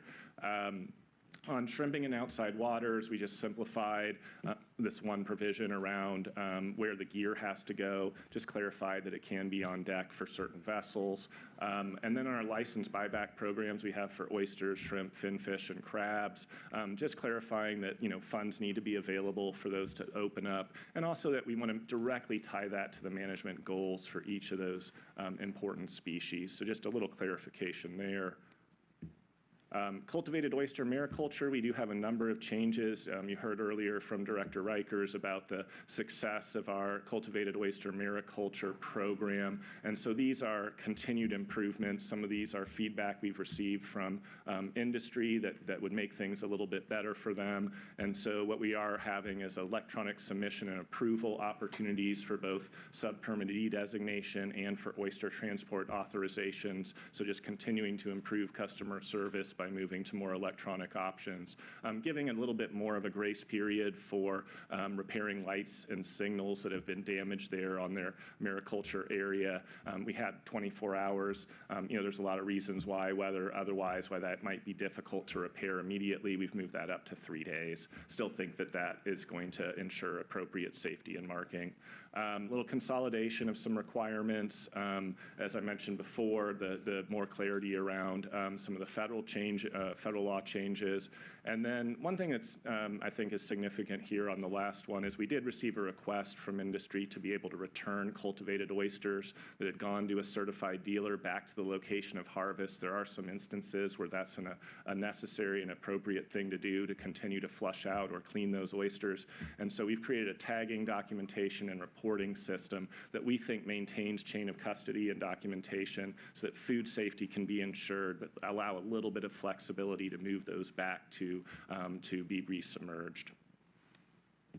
And with that, I request permission to publish proposed changes in the Texas Register for public comment. Thank you so much. I'm available for any questions. All right.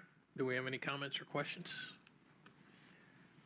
If not, I will place this item on Thursday's commission agenda meeting for, I will authorize staff to publish the rules in the Texas Register. Thank you, Chairman. And to go back, just to clarify, so Ms. Halliburton won't be angry with me, for the items on Section 5, I will place those items on Thursday's commission meeting agenda for public comment and action. Thank you. All right.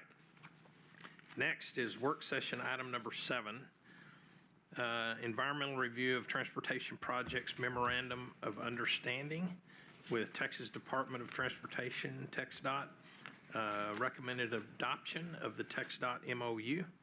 Ms. Laura Zebahazy. Yeah, great.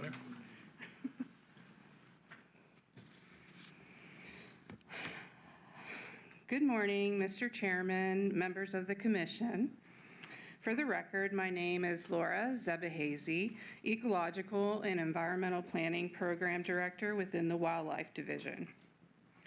During this Commission meeting, staff seek adoption of a proposed rule that adopts by reference the statutorily required Memorandum of Understanding, or MOU, between Texas Parks and Wildlife Department and the Texas Department of Transportation, or TxDOT, regarding the environmental review of construction projects. Under provisions of Transportation Code Section 201.607, TxDOT is required to adopt a MOU with each state agency that has responsibility for the protection of the natural environment and for the preservation of historical or archaeological resources. It also requires TxDOT in each of the agencies to adopt the memoranda in all revisions by rule, and requires an examination and revision of the MOU every 5 years.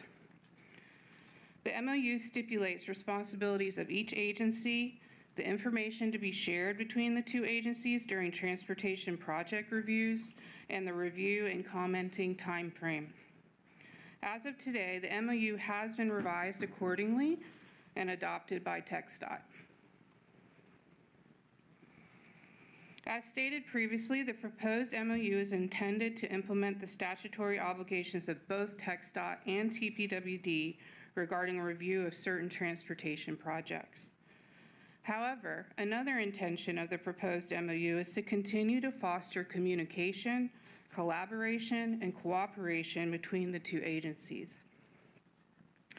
I am proud to share that over the last 5 years under the current MOU, TPWD and TxDOT successfully funded over $1 million for conservation action projects, like contributing to the understanding of barriers to pronghorn movement on the Marfa Plateau, supporting habitat restoration on 3 state parks, testing the efficacy of Texas tortoise translocation from areas slated for development, and evaluating swimming performance of rare fish to improve designs and specifications for road crossings. And as of last week, the Native Prairies Association of Texas closed on the Blunt Glade Conservation Easement using funding provided by TxDOT through the current MOU. This conservation easement will protect nearly 18 acres of federally threatened white bladderpod and state endemic Texas golden glade crest habitat in San Augustine County, one of the rarest habitats in Texas. The MOU also establishes and supports our transportation liaison position, which provides enhanced service to TxDOT during the coordination and review of certain transportation projects, as well as administratively manages the conservation action funding. As of 5 p.m. yesterday, TPWD has received 3 responses in favor of the proposed rule and no responses in opposition. Staff requests this item be placed on Thursday's agenda for public comment and commission deliberation. At this time, I'm happy to answer any questions you may have. Thank you. All right, anybody? Are there any significant differences between this MOU and the previous one that we worked on? No, sir. It was actually a pleasant negotiation process. It was fairly streamlined. Those are always nice. Yeah, all the hard work was done 5 years previously. All right. Okay, thank you. Thank you. I will place this item on Thursday's commission meeting agenda for public comment and action.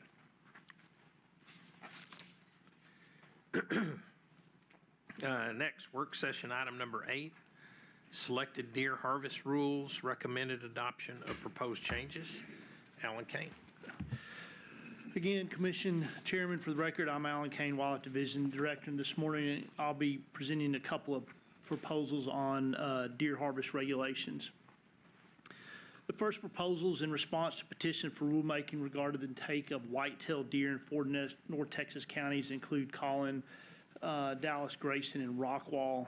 Specifically, the petitioner requested that staff amend the regulations to allow for the take of white-tailed deer with a firearm on properties enrolled in MLDP that are under a high fence or surrounded by a high fence. In these 4 counties, current regulations allow for the take of white-tailed deer only by legal archery equipment in the whole county in all seasons combined, and including properties enrolled in the Managed Lands Deer Program. These are the only counties in the state with these restrictions on method of take. And so I wanted to provide a little context in the history of the regulations in Grayson County and these other 4 counties. In 1961, the legislature closed deer season in Grayson County primarily because of complaints of firearm discharge near resident dwellings on Lake Texoma. In 1984, the commission adopted rules to allow deer hunting on the Hagerman National Wildlife Refuge that borders portions of Lake Texoma in Grayson County, but restricted hunting on the Hagerman National Wildlife Refuge to archery equipment only. That regulation stayed in place for 15 years until 1999, when the commission adopted rules that opened white-tailed deer season to all of Grayson County, but continued to restrict take to archery only during all seasons, despite there being no biological justification to do so. And so by this time in history, the Hagerman National Wildlife Refuge was known for producing some older age class Boone and Crockett quality bucks. And so that would have been an interest for a lot of hunters pursuing those quality deer, especially archery hunters.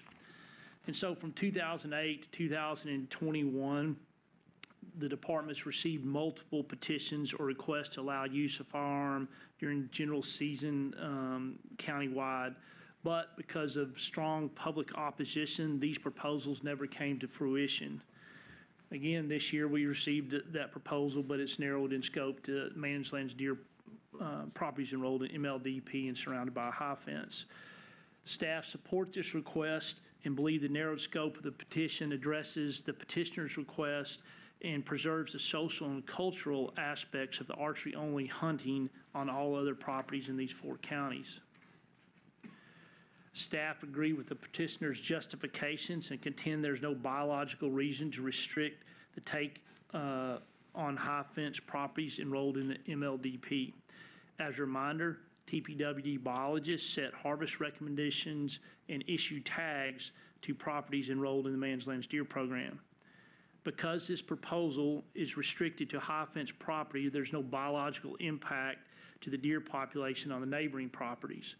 Furthermore, expanding method of take on these high fence properties provides landowners the tools they need to manage overabundant deer populations and prevent habitat degradation.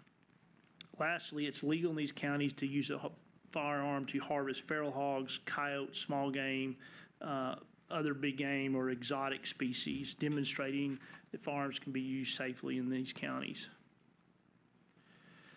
Staff's proposal would modify the rules to allow for any lawful means for take of whitetail deer on properties enrolled in the Managed Lands Deer Program, provided the property is completely surrounded by a high fence not less than 7 feet in height. The department acknowledges social and cultural importance of the current archery-only harvest regulations for these 4 counties. Requests to allow for take by firearm has been a divisive topic among landowners and hunters in these counties for years, and for a diversity of reasons. There are several common concerns that we often hear for opposition to this proposal that would allow for take of whitetail deer by firearm. Safety issues with discharge of firearm being one of those. Department notes again that firearm discharge is governed by city or county laws, and firearms are used to harvest those other species I just mentioned and can be done safely. Some are concerned about impacts to free-ranging deer populations, but with the proposal limited to high fence, there will be no impact on those neighboring deer populations. There's also some thought that poaching will increase if firearms are allowed for take of whitetail deer, but that's unfounded. Poachers don't, by the very definition, don't abide by game laws on whether that takes by firearm or archery equipment. Finally, some are concerned this could lead to high fencing of properties in the area. However, the cost of high fence is expensive, running $50,000 to $70,000 per mile of fence, and likely a deterrent for many landowners. The vast majority of these reasons for opposition are not unique to these 4 counties and can occur in any county in the state with a firearm season, and they don't justify restricting take to archery only, especially on the proposal, which is limited to high fence MLD properties. Staff presented the proposal to the Whitetail Deer Advisory Committee on May 18th, and the committee supported staff's proposal. Additionally, staff held a scoping meeting on May 19th in Grayson County to gauge public interest. There were 24 people in attendance, and of those, 16 provided comment, 9 being opposed, and 7 supported the proposal. Okay, we'll switch gears a little bit. The next proposal addresses an oversight that unintentionally created a conflict with mule deer archery season and mule deer general season dates. In 2025, the commission adopted rules expanding the mule deer archery season to run a consecutive set of days in the Trans-Pecos, which is 62 days, and 56 days in the Panhandle. The season structure created an overlap with the general mule deer season start dates because of natural calendar shifts. To correct this season overlap between mule deer archery season and mule deer general season, staff are proposing for the archery mule deer season to run from the Saturday closest September 30th through Thanksgiving Day in the Trans-Pecos, and in the Panhandle, season would run from Saturday closest September 30th through the Friday immediately prior to Thanksgiving Day. Staff have received a total of 27 comments, with 52% in agreement with the proposed changes, 26% disagreeing completely, and 22% disagreeing specifically. Reasons for disagreement pertaining to the take by firearm on MLD properties include safety concerns with firearm discharge, creating a rule that benefits just a few landowners, or that high fencing will restrict deer movement. And reasons for disagreement with the mule deer season dates, the commenter just said there was no need to change that. Staff requests this item be placed on Thursday's agenda for public comment and commission deliberation. I'll be happy to answer any questions.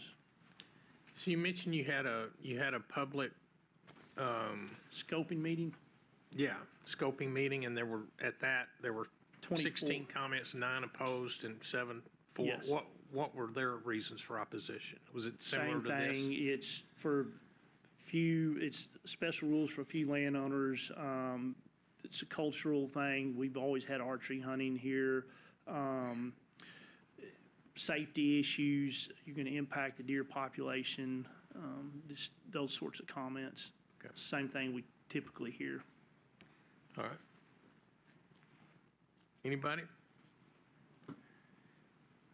All right, if there are no further questions, I'll place this item on Thursday's commission meeting agenda for public comment and action. Thank you. Work session item number 10, fee for exotic plant commercial culture permit, dotted duckweed. Chairman, Recommended adoption. Yeah, Am it I off should be track? number 9. Yeah, I don't know how we jumped. Oh, sorry.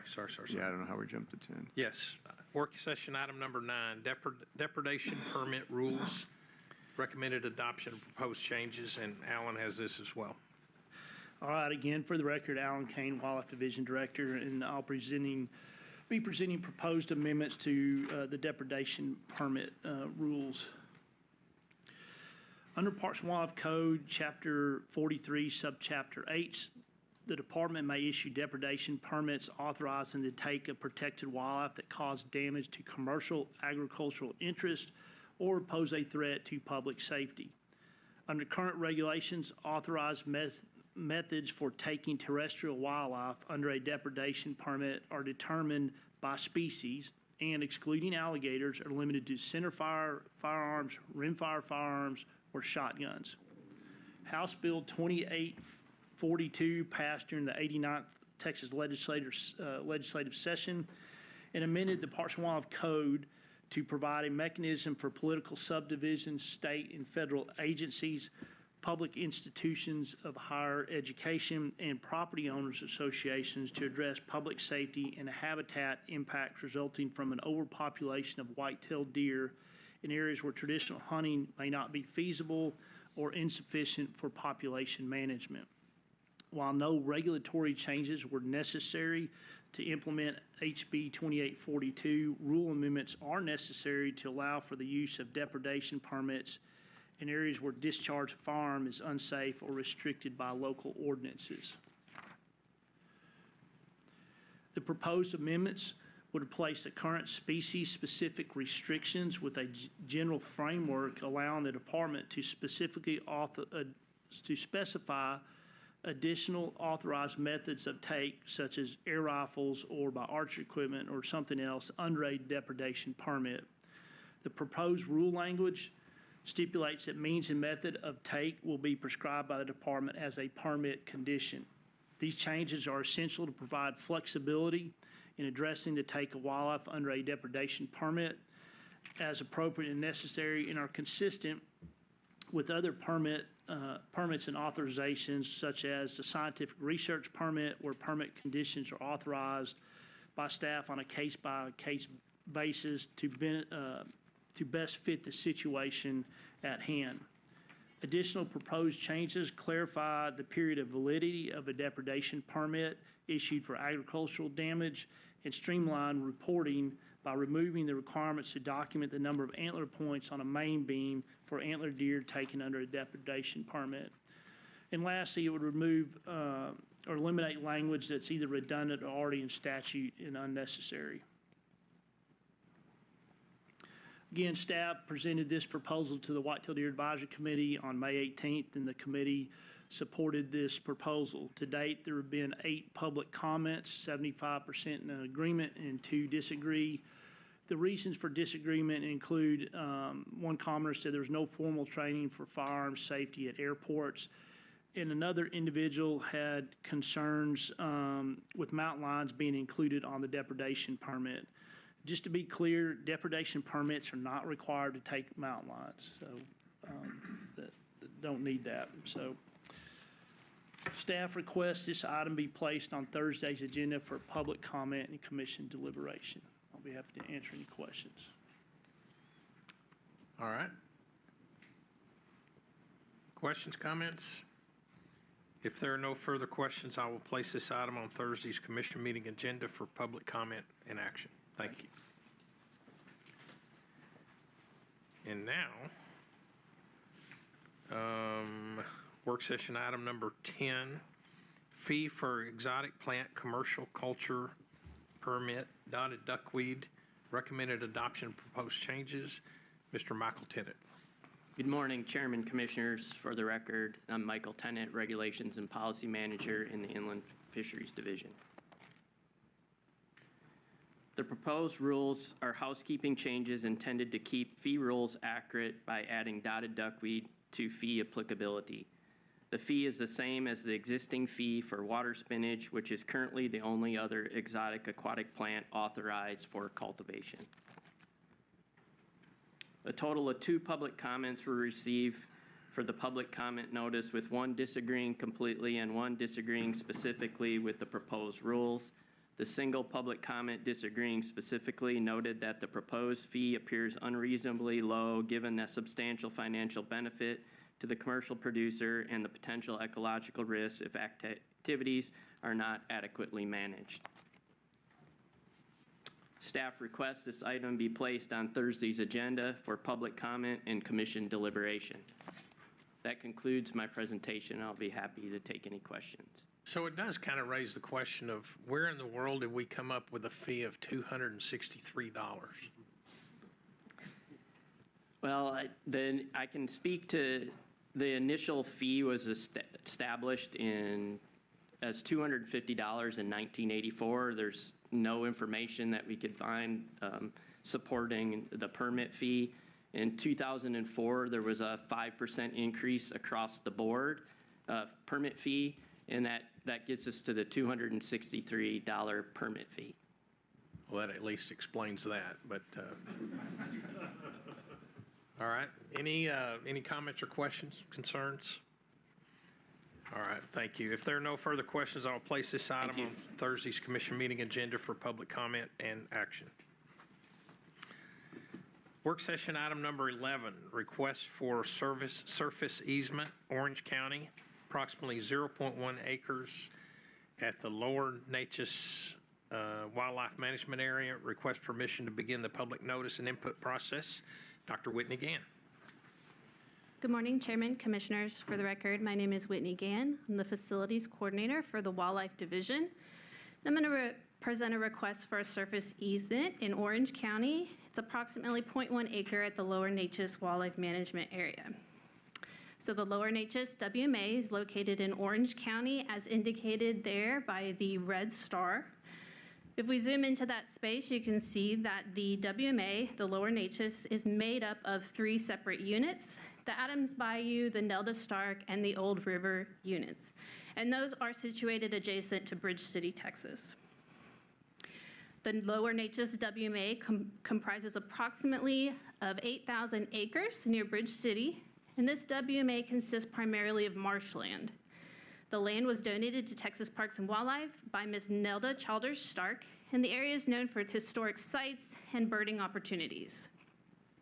Orange County is requesting an approximately 0.1 acre easement to reconstruct the Lake Street pedestrian fishing pier that was destroyed by Hurricane Ike. This fishing pier would include 16-foot wide by 200-foot long wooden construction piers supported by Class B timber piles. 31.6 cubic yards of 12-inch to 18-inch stone riprap would also be installed for shore protection. This will provide additional public fishing and recreation opportunity at the wildlife management area. Outlined in red is the boundary of the Old River unit of the Lower Natchez WMA, and we can zoom in to the southern part, and you can see outlined in yellow is the boundary of the proposed fishing pier reconstruction. Staff requests permission to begin the public notice and input process. And if you have any questions, I'll take those now. So the easement would be issued to the county, to Orange County? Okay. Questions? If there are no further questions, I will authorize staff to begin the public notice and input process. Thank you. Work session item number 12, land acquisition, Burnett County, approximately 27 acres at Post Oak Ridge State Park. Request permission to begin the public notice and input process. Mr. Ted Hollingsworth. Chairman, Commissioners, good morning. My name is Ted Hollingsworth. I'm with the Land Conservation Program. This morning I want to brief you on a proposal to acquire approximately 27 acres of land at the Post Oak Ridge State Park in Burnett County. It's about 70 miles northwest of where we are this morning. It is the newest Centennial State Park. and it's directly across the river from Colorado Bend State Park in Burnett County. The property is currently 3,118 acres, was acquired last year. Again, our most recent Centennial Park acquisition includes about 2 miles of frontage on the Colorado River, directly across from the 5,300-acre Colorado Bend State Park. The planning and development is well underway, and we're on schedule to open that fully to the public in 2029. As you can see from the picture, there's some really pretty live water, some beautiful views, some nice topography, and that frontage on the river. Currently, you have to get to the property by driving down County Road 105, which is just a traditional old Central Texas County road. Was asphalted at one time, but is now pretty rough and is not considered appropriate for state park access. Burnett County is in the process of purchasing the right-of-way on which that county road lies from willing landowners. There's only about 6 of those landowners, and they're all expressed a willingness to sell at or below fair market value.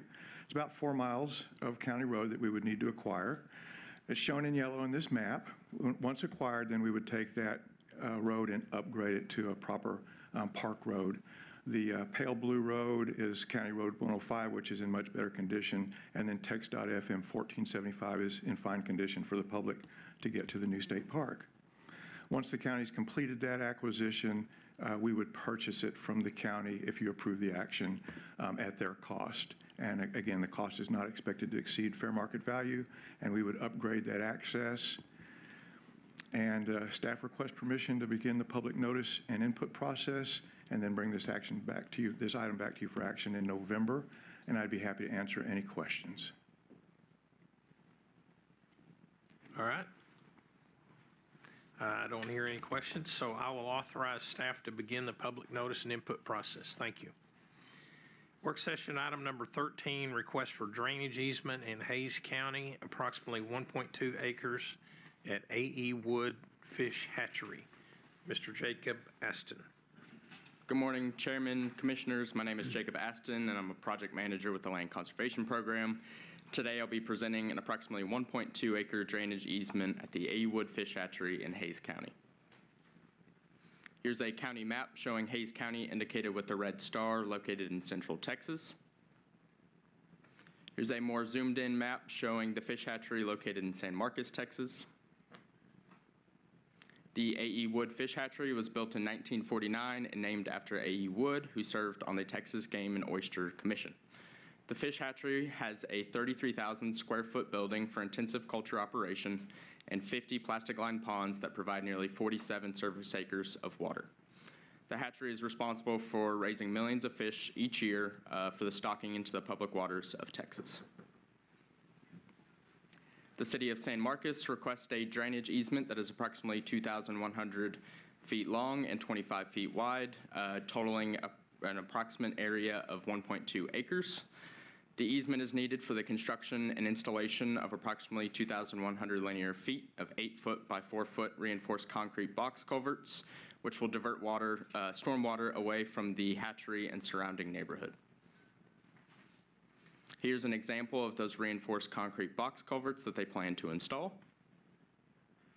Here's an overview or outline of the fish hatchery outlined in red. And zooming in is the requested easement in yellow.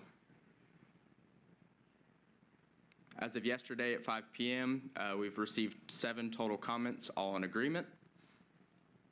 And staff requests this item be placed on Thursday's agenda for public comment and commission deliberation.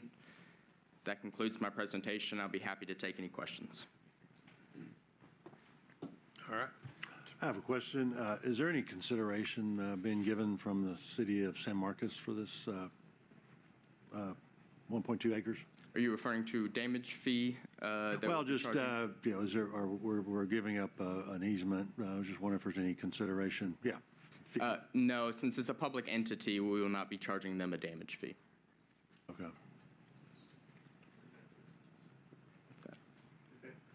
It also benefits us. Yes. Commissioner, yeah. Thank you. All right. If there are no further questions, I'll place this item on Thursday's commission meeting agenda for public comment and action. Thank you. Right, thank you. Work session items number 14 through 23 will be heard in executive session. At this time, I would like to announce that pursuant to the requirements of Chapter 551 Government Code, referred to as the Open Meetings Act, an executive session will be held for the purpose of deliberation regarding real property under Section 551.072, personnel matters under Section 551.074, and seeking legal advice under Section 551.071, including advice regarding pending or contemplated litigation. We will now recess for the executive session at 11:01 a.m. We're adjourned. Thank you.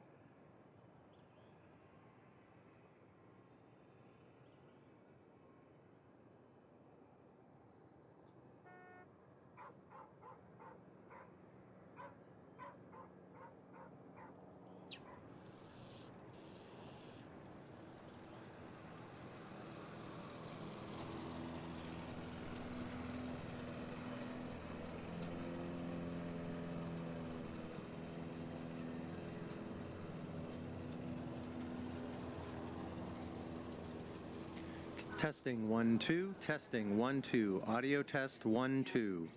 Testing 1 2, 1 2, testing 1 2.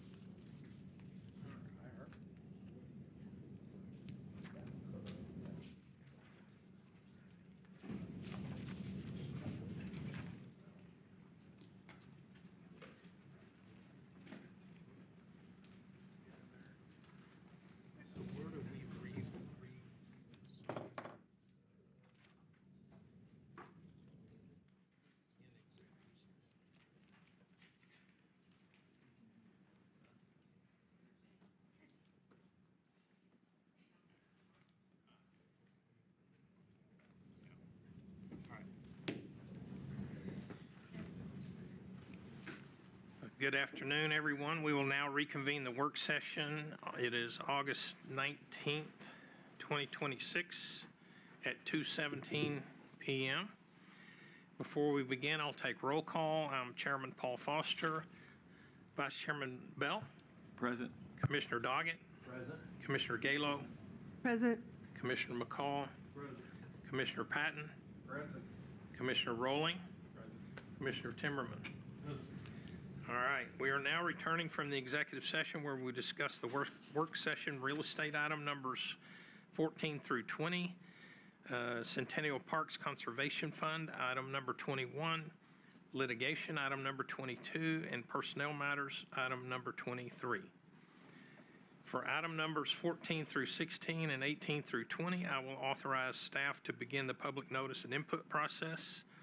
If there are any further questions, I will place item numbers 17 and 23 on Thursday's commission meeting agenda for public comment and action. Regarding items number 21 and 22, no further action is needed.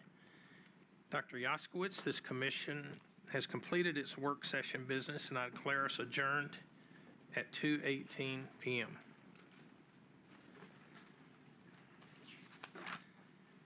And now we will move into the public meeting, public hearing. The annual public hearing is called to order on August 19th, 2026 at 2:19 p.m.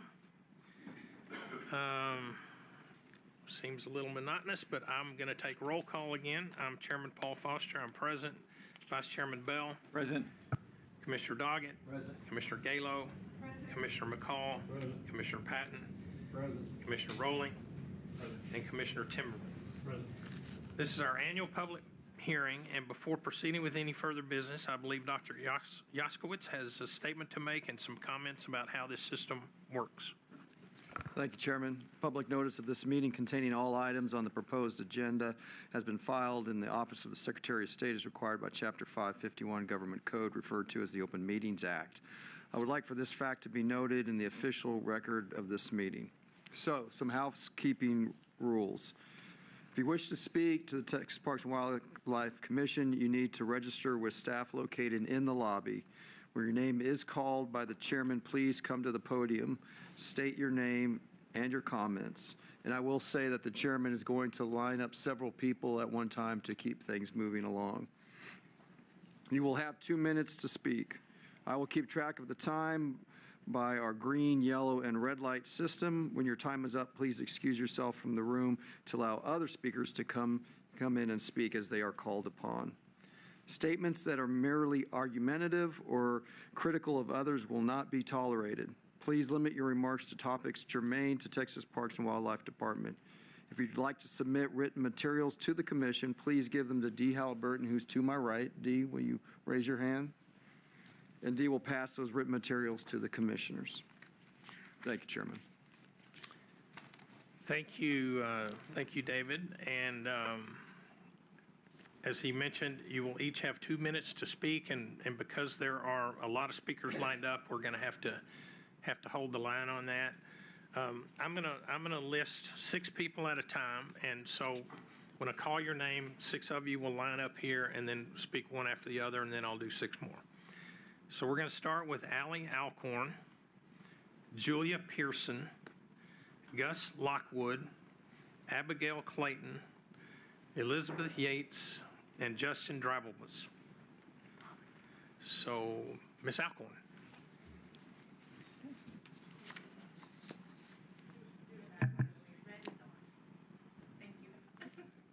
Good afternoon. My name is Allie Alcorn, and I am the Executive Director of Texas Brigades, a youth leadership and conservation program. Each summer, we bring more than 200 high school students together at 9 hands-on camps across Texas, where they learn about wildlife, habitat, land stewardship, and leadership. But more importantly, they leave as young conservation leaders, ready to take what they've learned back to their communities. We are incredibly grateful to Texas Parks and Wildlife for being such a vital partner. Your staff give their time, expertise, mentorship, and financial support to make these programs possible. That investment is not just in our camps, it's an investment in the next generation of Texas conservationists. Today, I'd like to introduce you to a few of our cadets who represent the impact of Texas Brigades and the future of conservation in our state. Thank you, Parks and Wildlife, for investing in these young people and helping shape the conservation leaders who will care for Texas for generations to come. Thank you. All right, Ms. Pearson. Good afternoon, Mr. Chairman and Commissioners. My name is Julia Pearson, and I'm a senior from Plantersville, Texas. I am here today to discuss Texas Parks and Wildlife's wonderful impact on the Texas Brigades program. I have been fortunate enough to attend Texas Brigades camps for the past 4 summers at Bass Brigade, North Texas Buckskin Brigade, and Ranch Brigade. I've been a cadet, assistant leader, and special agent at both Bass and Buckskin, and a cadet and assistant leader at Ranch Brigade. Through Texas Brigades, I've had the opportunity to develop my public speaking skills, learn about conservation, and find my passion for natural resources and habitat management. My first year at North Texas Buckskin Brigade, I found an interest in prescribed fire. Since then, I've had the opportunity to participate in multiple prescribed burns, from 2 to 3 acre plots up to hundreds of acres, and apply that knowledge that I learned at camp in the field. At camp, I was able to interact with TPWD biologists who were demonstrating prescribed burning and discussing real-world applications of the process and different career opportunities. I plan to take this love for the outdoors and study natural resources in college and beyond. Brigades has left a lasting impact on my family and community through the generous scholarships that they provide and the priceless experiences. In the past 2 years, I've recruited 4 other cadets from my county to attend various Brigades camps, each of whom were directly impacted by the generosity of Texas Parks and Wildlife. After seeing the great experiences that we have had, my brother, who will be 13 next year, is now excited to attend camp next summer. Part of what makes Brigades memorable is the hard work of the volunteer instructors and TPWD employees who make each camp so special. I've made a strong network of connections and friends through Brigades with TPWD biologists and other Brigades instructors, all of whom are wonderful resources and a great wealth of knowledge. Thank you to Texas Parks and Wildlife for the generous contributions to the overall support of the Texas Brigades program through time, knowledge, and resources. Without the support of Texas Parks and Wildlife, the lasting impact of Texas Brigades would not be possible. Thank you for your time. Thank you. Mr. Lockwood. Good afternoon, Mr. Chairman, Vice Chairman, and Commissioners. My name is Gus Lockwood. I live in Kerr County, and I want to speak to you today about Texas Brigades. Last year, I stood here to tell you about my time at the Waterfowl Brigade, which was my first year in Texas Brigades. I took that experience into my community, spreading word about brigades, attending conservation seminars, and volunteering at events like the Ducks Unlimited banquet. Because I did those things and put them into my book of accomplishments, I got to go back to Waterfowl Brigade as an assistant leader. I got to experience that camp all over again, and I learned even more about waterfowl identification, techniques, and wetland ecology. My flock, the Blue Wings, won top flock and earned a duck hunt at the Pintail Club in Garwood, Texas. I also received a scholarship for returning as an assistant leader. This summer, I also attended the South Texas Buckskin Brigade as a cadet. I thought I knew a lot about whitetail deer, but I found out there's always more to learn.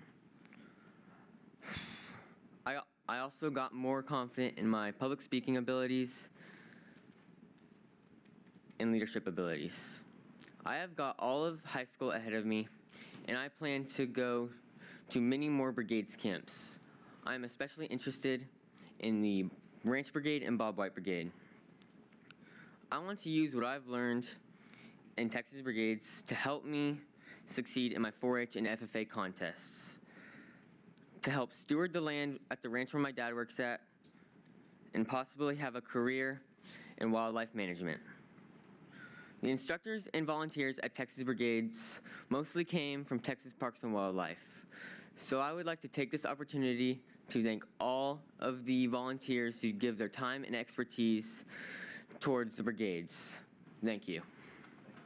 Thank you very much. Ms. Clayton. Good afternoon. My name is Abigail Clayton, and I'm honored to be here today to speak on behalf of Texas Brigades, a program proudly supported by Texas Parks and Wildlife. I've been involved with Texas Brigades for 4 years, and in that time I've had the privilege of attending 7 of their summer camps, 4 of which were in leadership positions. Looking back, I can honestly say that those experiences have shaped me into the person I am today. Before attending my first Texas Brigades camp in 2023, I was very shy, quiet, and unsure of myself, and I definitely would have never imagined standing here in front of all of y'all talking. But through Texas Brigades, I was challenged to step outside of my comfort zone, and I learned how to lead, how to work as part of a team, and most importantly, I gained confidence. Texas Brigades has also fueled my passion for the outdoors. I've learned about wildlife, ecosystems, and habitat management, and it has allowed me to pursue my passion for the outdoors. But what I value just as much is the opportunity Texas Brigades has given me to give back. Through this program, I've been able to share what I've learned by educating others, speaking at community events, and helping others gain an appreciation for conservation. I want to thank you for supporting organizations like Texas Brigades. Your investment doesn't just create camps, it creates leaders, it builds confidence, and it inspires the next generation to care for our natural resources. I truly would not be standing here today without this program, and I will always be grateful for the opportunities it has given me.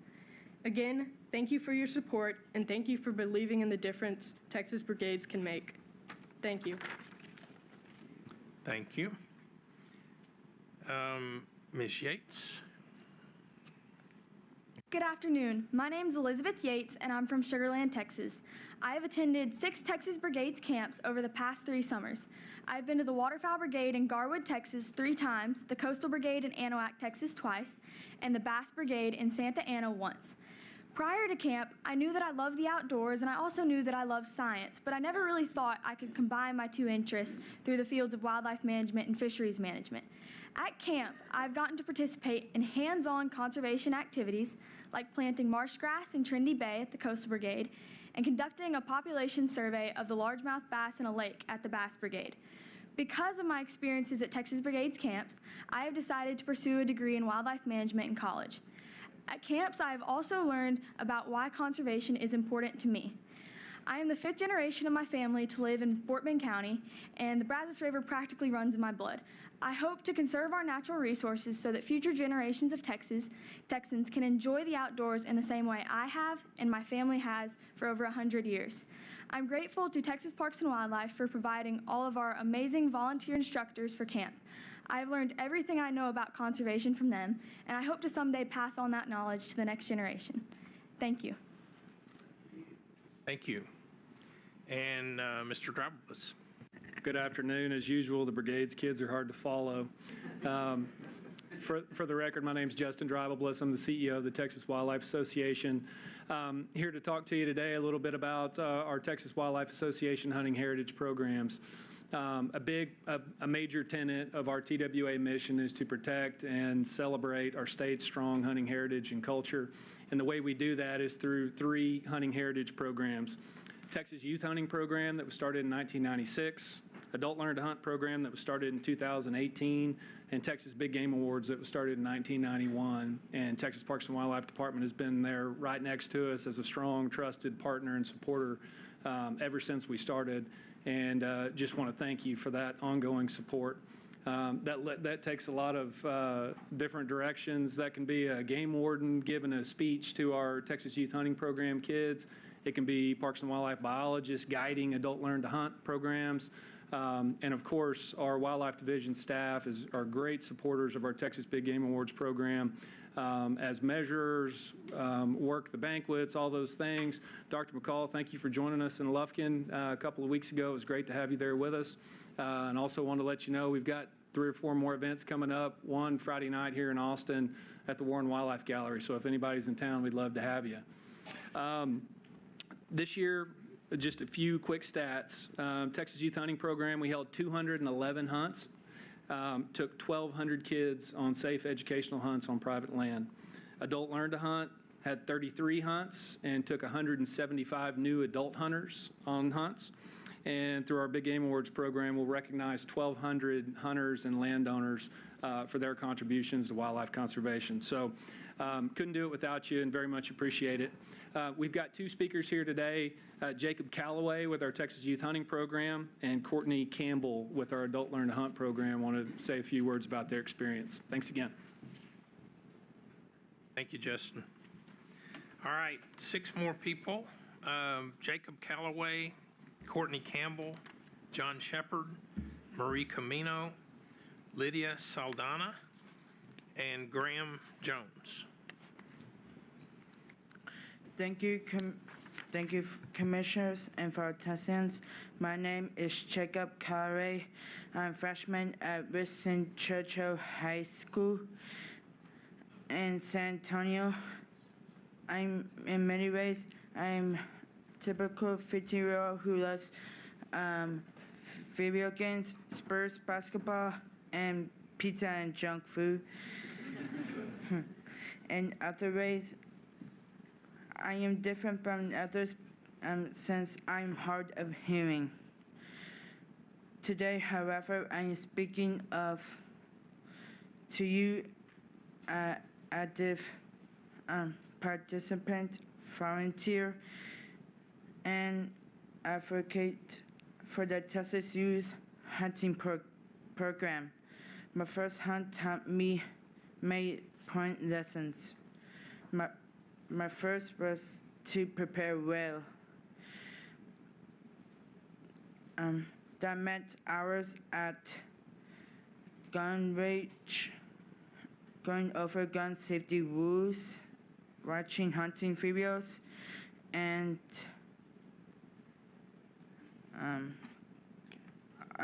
shot replacement, learn how to wait for the right moment and how to follow instructions through hand signals, and how to break down an animal and get ready to butcher. Next, I learned how to sit with disappointment. Seasoned hunters will tell you that when you are learning anything in the field, disappointment and failure are parts of the experience. My first hunt did not result in me harvesting any animals, and I remember sitting back at the camp that night. Sure, I just raced the whole weekend, but then I looked around. Guys were left to think about shots someone missed years ago. The camp cook was teaching me how to cook a tenderloin, that would rifle any steakhouse. And nobody judged for me for coming back to camp empty-handed. That's when it hit me. Hunting is so much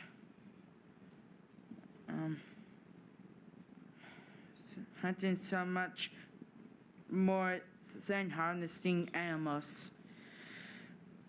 It's about experiencing nature in a way that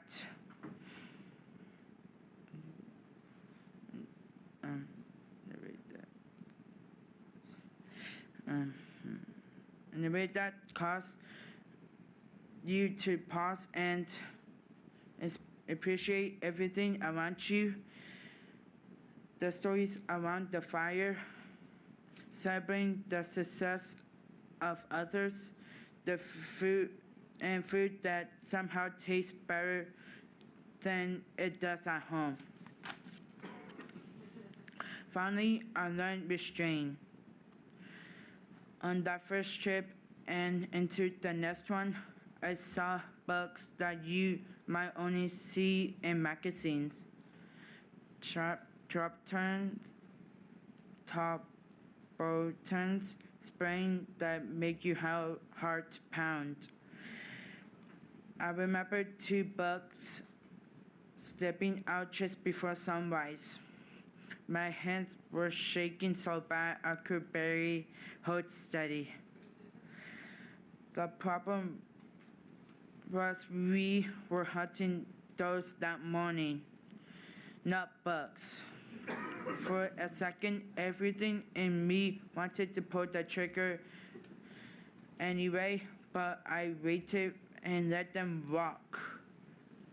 Watching them disappear back into the bushes, I didn't feel like I lost anything. I felt like I earned something.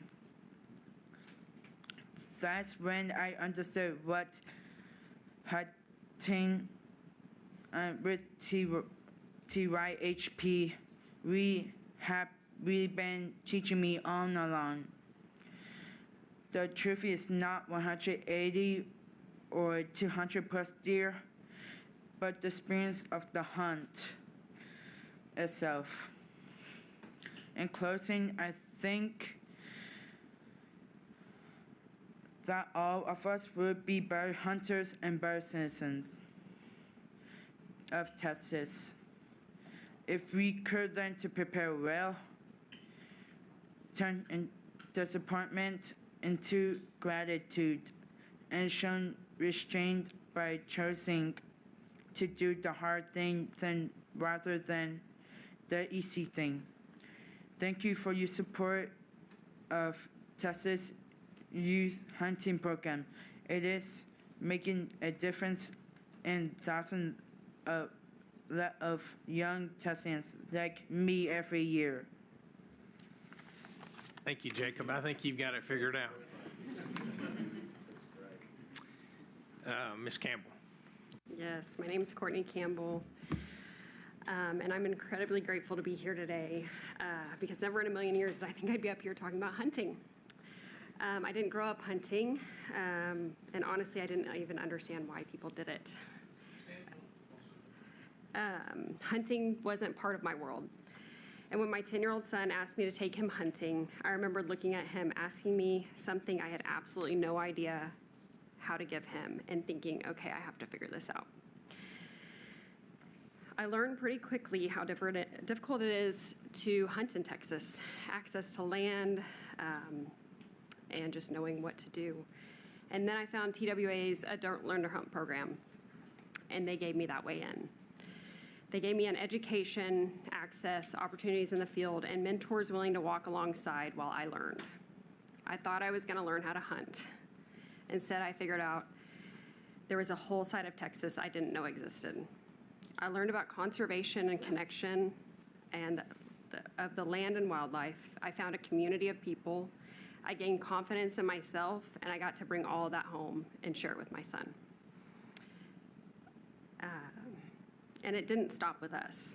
Now I volunteer with the Adult Learn to Hunt program, and I get to walk alongside others standing exactly where I once stood. So thank you for continuing to support this program. When you give someone the knowledge, access, mentorship, and confidence to step into this world, you aren't impacting one hunt or even one person. You're creating people who care deeply about Texas wildlife and wild places, and people who turn around and bring others with them. And I'm incredibly grateful for that. Thank you. Thank you. Mr. Shepard.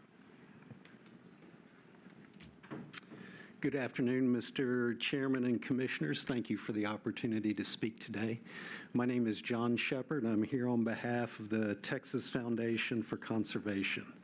Let me begin by stating clearly, we strongly support securing our border. We also believe border security and conservation of the iconic Big Bend landscape are not mutually exclusive. Texas can and should have both. We want to thank Governor Abbott for meeting with the Secretary of Homeland Security to express concerns about the construction of physical barriers in the national park, but concerns still remain regarding the state park and private lands. Physical barriers and unnecessary road constructions fragment habitat and restrict wildlife movement for species such as black bear, mountain lions, bighorn sheep, and mule deer. On the other hand, carefully and deliberately deployed technology offers a far more cost-efficient alternative to physical barriers. Border security investments should be targeted and proportional to the actual level of threat and evaluated for their long-term cost and benefit. We respectfully ask this commission to work with Governor Abbott and advocate for a technology-based, locally coordinated approach that protects both our border and the irreplaceable Big Bend landscape. Thank you. Thank you. Ms. Camino. Hello, Chairman Foster and Commissioners. Thank you for the opportunity to provide comment today on behalf of the Nature Conservancy in Texas. My name is Marie Camino. For more than 60 years, TNC has worked to conserve over 1 million acres of land and more than 200 miles of rivers and streams across our great state. We've been proud to partner with TPWD to help protect some of the state's most ecologically significant landscapes, including Big Bend Ranch State Park, Black Gap Wildlife Management Area, and the lower Rio Grande Valley. These lands were conserved through decades of investment, partnership, and stewardship. Major border infrastructure and associated construction activities risk undermining those efforts by fragmenting habitat, disrupting wildlife movement, degrading sensitive ecosystems, affecting water resources, and diminishing public access and outdoor recreation opportunities. TNC respectfully urges the Commission to ensure that any proposed federal border security projects affecting Texas public lands are transparent and subject to independent scientific review consistent with Texas law. TPWD's expertise is critical to evaluating impacts on wildlife, habitat connectivity, hydrology, recreation, and local communities, and to ensuring Texas interests are represented in decisions affecting these landscapes. Additionally, we encourage the department to add this item to a future commission agenda to ensure meaningful public engagement. We also urge TPWD to maintain an active oversight role if projects do move forward. This includes establishing clear standards for environmental stewardship, restoration, cultural resource protection, compliance monitoring, and contractor accountability. Appropriate mitigation measures should be identified before construction begins, including protections for sensitive plant and wildlife species and requirements for habitat restoration and remediation. The impacts of these projects could be irreversible. Present and future generations of Texans deserve the benefit of TPWD's expertise and stewardship before decisions are made that could permanently affect some of our state's most treasured public lands. Thank you for your time and consideration of our comments. Thank you. Ms. Saldana. Good afternoon. My name is Lydia Saldana, and I got to admit, this is a little nerve-wracking. I spent more than 2 decades here at Texas Parks and Wildlife, and I attended every annual public hearing during that time. I witnessed time and again how issues brought before you by the citizens of Texas spurred action and policy. Since leaving the agency, I've consulted with conservation groups across the state, work that has taken me frequently to West Texas and has just deepened my passion for the region. Big Bend is sacred territory for Texas. The letters sent to you last month and the letters and petitions that keep on coming demonstrate how deeply people care about what is happening and what could be lost. You have been entrusted with protecting some of the most extraordinary natural and cultural resources in our state, and few places embody that responsibility more than Big Bend. Now, the national park news that we got this week, that's good news, but we all know that it's not over, and that's why we're here. We are asking you to stand up for Big Bend. There is precedent for this commission pushing back when federal actions threaten natural resources. In 2008, this commission unanimously refused to voluntarily sell land at Las Palomas for border fence construction. Although the federal government ultimately acquired the land, that's not the point. The commission took a stand and forced the federal government to go through the process. When border wall construction threatened Benson Rio Grande in 2018, TPWD spoke up about the consequences. Congress ultimately protected Benson and other sensitive sites. No one expects this commission to single-handedly stop the federal government, but you can slow the roll, ask questions, demand information. require that the federal government follow every process available. I am far from the only TPWD former employee who's alarmed, who's here today. You're going to hear from some. Many are here today. Many have written to you, including former State Parks Director and Chief Operating Officer Brent Leisure. He has submitted a letter to you, and I brought copies today. I hope that Dee or someone will pass them on, and I urge you to read it. I know y'all are getting a lot of mail. Brent is a trusted voice. In closing, we ask that you use your considerable voice to make clear what Texas stands to lose. You've done it before. We need you to do it again. Please stand up for Big Bend. Thank you. Mr. Jones. Chairman Foster and Commissioners, my name is Graham Jones. I'm Executive Director of the Texas Conservation Alliance. I served 27 years as a Texas game warden, and ultimately I retired as the Director of Law Enforcement for the department. I would like to share a statement from legendary Texas conservationist David K. Langford, and his name, as you all know, honors the Texas Wildlife Association office just right down the road. Many moons ago, when I was a hard-traveling, hard-working, full-time photographer, Big Bend Ranch was still a private ranch owned by Robert Anderson. The ranch manager, his wife, and their young son were the only permanent residents. They raised longhorn cattle, old style and pedigree, which were in great demand. No fences, just a set of working pins at the headquarters. All the cowboys and ranch hands were from Mexico, all of them. They only spoke Spanish with only a few English words. They lived across the Rio Grande with their families. On Monday morning, those cowboys would ride their own horses back home to the ranch headquarters, work all week, and then ride back late Friday. Every single week for many years before the ranch was sold to Texas Parks and Wildlife and converted into a state park. I was all over that ranch many times and never saw a cartel member or a crossing of any kind except for the ranch hands. Too rough. Surveillance and law enforcement would be plenty. The end. Many thanks, David K. Langford. Maybe a few things have changed since this time. I'll admit that, but the focus should be to keep Big Bend as near to what Mr. Langford described as humanly possible. The temporary pause that Lydia mentioned in Big Bend National Park is welcome, but we have seen plans change before. Big Bend is more than one park. It is local communities, the Rio Grande, public lands, sacred places, ranches, working lands, wildlife habitat, history, culture, and for many people here today, a state of mind. We can secure the border without needless construction and permanent damage to this incredible place. And I will add that if we just took half of the $7.5 billion, less than half, we could fund 100 Border Patrol officers and put 5 deputy sheriffs in each of the county and fund that for 50 years and have billions left over for those communities that need it. So I respectfully ask the commission to lend your voice in standing up and protecting Big Bend. Thank you so much.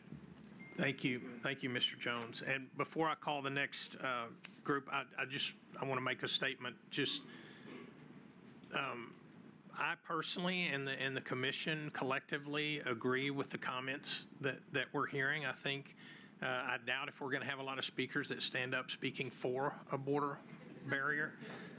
Maybe we will, but I think we agree with most of you, and we're doing everything we can. We are working with the governor's office. We're working with CBP, with the federal government, and our objective is to minimize damage to the ecosystem out there, to the beauty of not only the parks but the whole area. And so we generally agree. And I make this comment because I know we have a lot of speakers lined up, and please don't, feel free to speak. You're all certainly eligible and welcome to speak, but it's not necessary to repeat everything that everybody else has said. And so we want to just try to keep it as to a minimum if we can. But that being said, we do welcome your remarks. We want to hear them, and we take them to heart. All right, next 6 speakers: Craig Hunter, Shelley Arnold, Dan Whitney, Michael Davidson, Jake Walker, and Andrew Sansom. Mr. Hunter. Good afternoon, Chairman and Commissioners. My name's Craig Hunter. retired 34-year game warden with Parks and Wildlife, and I too retired as Director of Law Enforcement, Colonel. After the 9/11 attacks, I represented the department on the Governor's Homeland Security Council and also the Counterterrorism Task Force for almost 15 years. I strongly support effective border security. During my career, I learned that successful law enforcement depends on cooperation, local knowledge, and public trust. Decisions affecting the border must include open and transparent communication with local communities, particularly the border sheriffs and other law enforcement officials.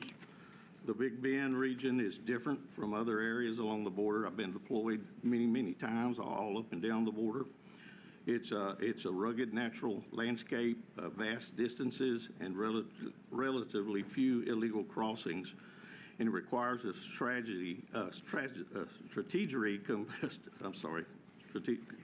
to the region. What works in urban areas or high-density traffic corridors may not be appropriate or effective along the Big Bend.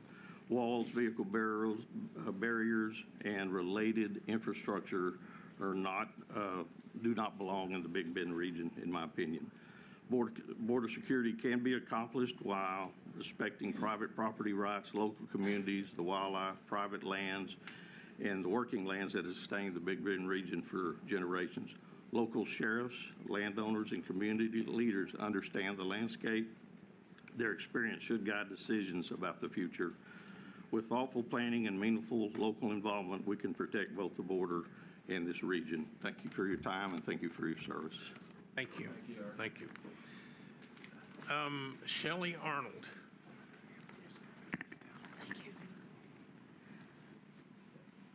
Chairman Foster, Commissioners, Dr. Yaskowitz, and team.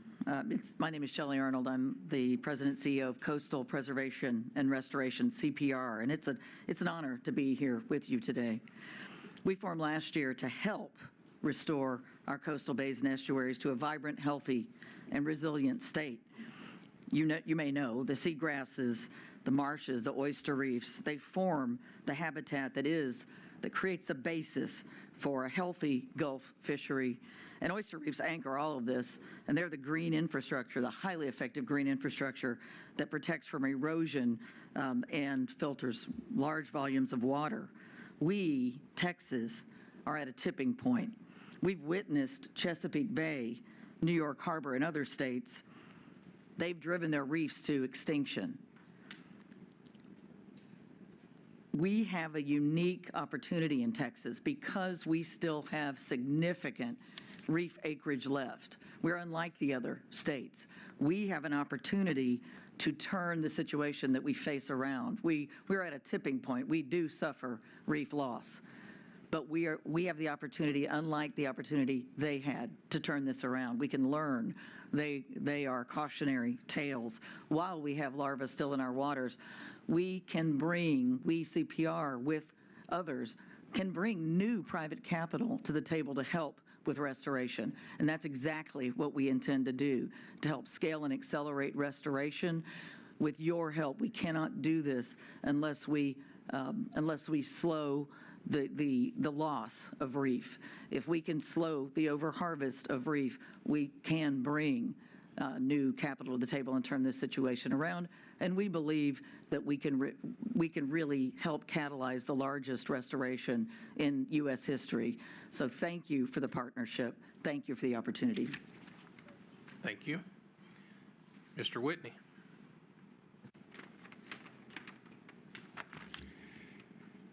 All right, my name is Dan Whitney. I'm an oyster farmer in Matagorda Bay. My son and I own Three Sisters Oyster Company. You know, my talk is a little bit complimentary to Shelley's in a way. There's Texas is really a great state for business and farming and ranching, and oyster farming is new. It's going to take quite a bit of effort to nurture and incentivize a new industry. Fortunately, oyster farming is very complementary to oyster bed recovery and all the positive environmental things that come along with it. Texas Parks and Wildlife has proposed some changes in rulemaking to improve oyster harvesting processes. The one that's up for a vote this time is the ability to return harvested oysters back to the farm. We bring oysters to shore. We like to sort them in high grade for harvest, and we want to return the other oysters back to the farm so that they can grow and become harvest oysters in the future. That's a top priority for oyster farmers in the state. Improving the harvest rules really is a way to reduce the cost, reduce the time, improve the product quality, and help Texas farmers become competitive with other states and Canada, all while holding a high food safety and environmental standard. So in addition to this return to farm rule, there's a number of other rules that can help farmers. You know, when you have a new industry, you're trying to nurture it and grow it, we need to relax the rules and let the industry figure out what works while maintaining the highest possible health and safety standards. So there's a few other rules out there that are important to us. There's a rule out there around transporting and sorting oysters, and we'd like to transport and sort and harvest simultaneously. We would like to have the ability to let the market determine the size of oysters that we sell, not put a restriction on it. So removing the size restriction on market oysters for farmers. We want to have improved handling for rejects instead of just putting them in a pile, you know, on shore somewhere. We'd like to do something else with them. We need some clarification on the use of modern equipment, optical graders and sorters, and how we can share that equipment amongst farmers and transport oysters back and forth, you know, to make the industry as efficient as we can and give it the best opportunity to grow.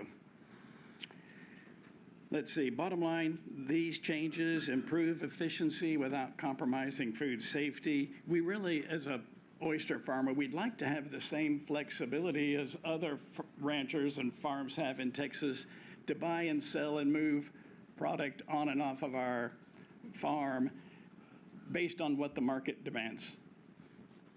Updating the rules will give the oyster farmers more flexibility, which we need to improve our operating efficiency, reduce cost, improve product quality, and you know, while building a long-term and sustainable business. I think there's a strong point for oyster farmers, in essence, in Texas. As our reefs are deployed, moving more energy into farms and getting more oysters in farms and displacing in the marketplace, or I should say supplementing in the market farmed oysters is a very positive move in general. Okay. Thank you. Thank you. All right. Mr. Davidson. Commissioners and Chairman, I appreciate this opportunity. My name's Mike Davidson. I began outfitting and guiding river trips in Big Bend in 1977, long before it became a part of a state park. We operated trips of a day's length in the Colorado Canyon. These days, I'm a frequent visitor to the state park, oftentimes paddling the river if it has any water in it. And I really appreciate that experience that I've had. I drive between Terlingua and Presidio frequently. I never see anybody walking along the highway that doesn't seem to belong. We don't see people trying to cross the river while we're paddling down the river. During a busier season, it's hot right now, so not a lot of visitors, but sometimes we see 6 and 8 passenger vehicles a day going up and down Highway 170 to take visitors on short, affordable commercial river trips that are suitable for people of all ages and skill levels. This federal project was launched because of a so-called immigration crisis or high traffic area. And my experience in these many, many miles of river just belies that. And I kind of want to propose that if that's an immigration crisis, then my bank account has millions of dollars in it. So I had the fortune in 1994, I organized a river trip of several days for a group that included Governor Richards, it included the previous Executive Director Bob Armstrong and the current Executive Director of TPWD at that time, who you'll hear from in a moment. And you know, the DHS Secretary waived a long list of regulations that pertain to federal property and the national park.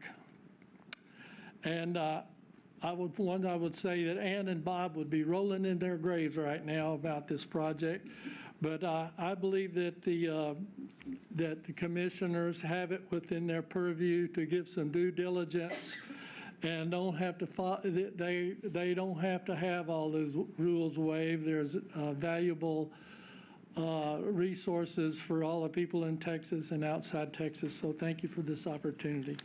Thank you. Mr. Walker.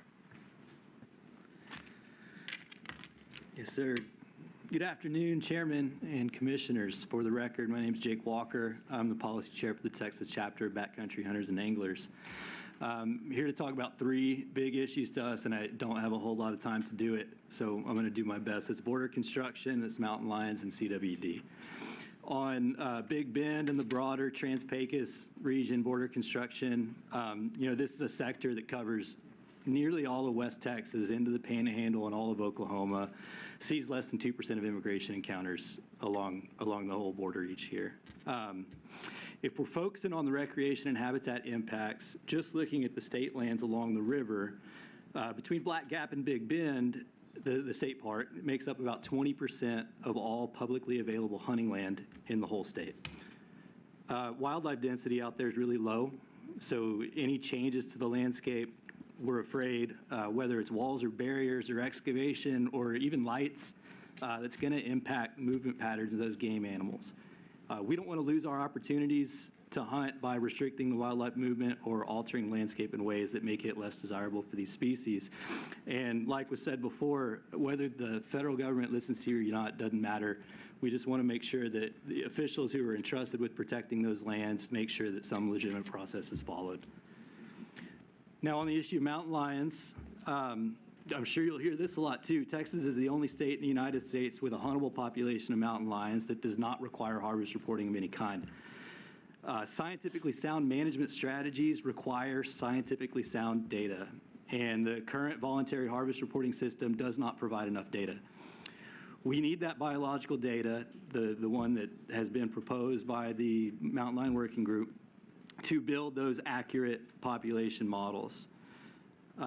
If we start the process now, before there's a crisis, we can ensure that mountain lion populations can sustain hunting and trapping pressure and keep those opportunities available to those who enjoy it. Oh, I got red light, I'll hurry. Lastly, on CWD, last time it came up, this commission declared a stop to movement out of positive facilities until the CWD working group could reconvene and recommend minimum safety standards. As far as I know, and as far as anybody else knows, we still don't have those minimum standards, and we're concerned that there are still deer being released from positive facilities. So as deer season approaches, upcoming rut and the increased deer-to-deer contact that you could expect from that, I ask that you remain vigilant and attentive to any possible threats to the health of the whitetail herd across the state. Thank you. Thank you. I know 2 minutes isn't very much, but we appreciate your effort to stay under it. Mr. Sampson. Mr. Chairman, members of the Commission, Dr. Yoskowitz, my name is Andrew Sansom. Most people call me Andy, and I am a retired employee of Texas Parks and Wildlife. In 1970, I worked in Washington as an assistant to Secretary of Interior Rogers Morton, and I was thrilled to hear that a conservationist named Bob Armstrong was elected land commissioner in Texas. I called him and I told him if there was ever anything I could do for him in the Interior Department that he should let me know. And he showed up in my office a month later and told me that he was working to acquire a 320,000 acre ranch on the Rio Grande called Big Bend Ranch. He was unsuccessful because of political opposition, and it was not accomplished. I was able finally to come back to Texas in the 1970s and went to work for the Nature Conservancy, where I visited the ranch in 1982 and began negotiations with the Anderson family. Once again, we were unable to make a deal, but I was fortunate enough to join this great department as the coordinator of land acquisition, and I continued to work on the ranch. At that time, Bob Armstrong had been appointed by Governor White to the Parks and Wildlife Commission, and once again, we were unsuccessful in making a deal, and we had to tell him that we were finished. We were devastated, but Mr. Anderson called me at my home over the Christmas holidays and told me that he thought a deal was possible. My boss at the time was Dickie Travis, and he told me that we could resume negotiations, but we must do it in secret. And so I flew to Roswell without telling a soul, and we made the deal, but did not tell anyone until we had them under contract. In 2008, we celebrated the 20th anniversary of the acquisition. Bob was still alive, and my grandson, who was 5 years old, joined us at the ranch. Bob had told me all about it, including the fact that it had 37 miles of Rio Grande frontage, 2 of the highest waterfalls in Texas, and an entire volcanic crater. But all he could talk about was the Milky Way and the night skies. My grandson returned to New Jersey, where he was in kindergarten, and told his teacher that he wanted to be an eagle so that he could migrate to Texas and go out to Big Bend and see the stars. This area is an international dark sky preserve, and it is our responsibility to protect it, not only for this generation, but for generations to come. I'm so grateful for your comments, Mr. Chairman, and I'll do whatever I can do to help you with this. Thank you very much. Well said. Thank you. All right. Next, 6 people. Ruth Ann Pieri, Mary Pearl Muth, Clifton Ladd, Matt Wagner, Ben Masters, and Pam Hart. My name is Ruth Ann Pieri, and I am First Vice President of Texas Equestrian Trail Riders Association, TETRA. TETRA was founded in 1997 not as a riding club. We are a trail club, which means that we have spent almost 30 years building, maintaining, and improving existing trails that are in Texas, some of them in state parks.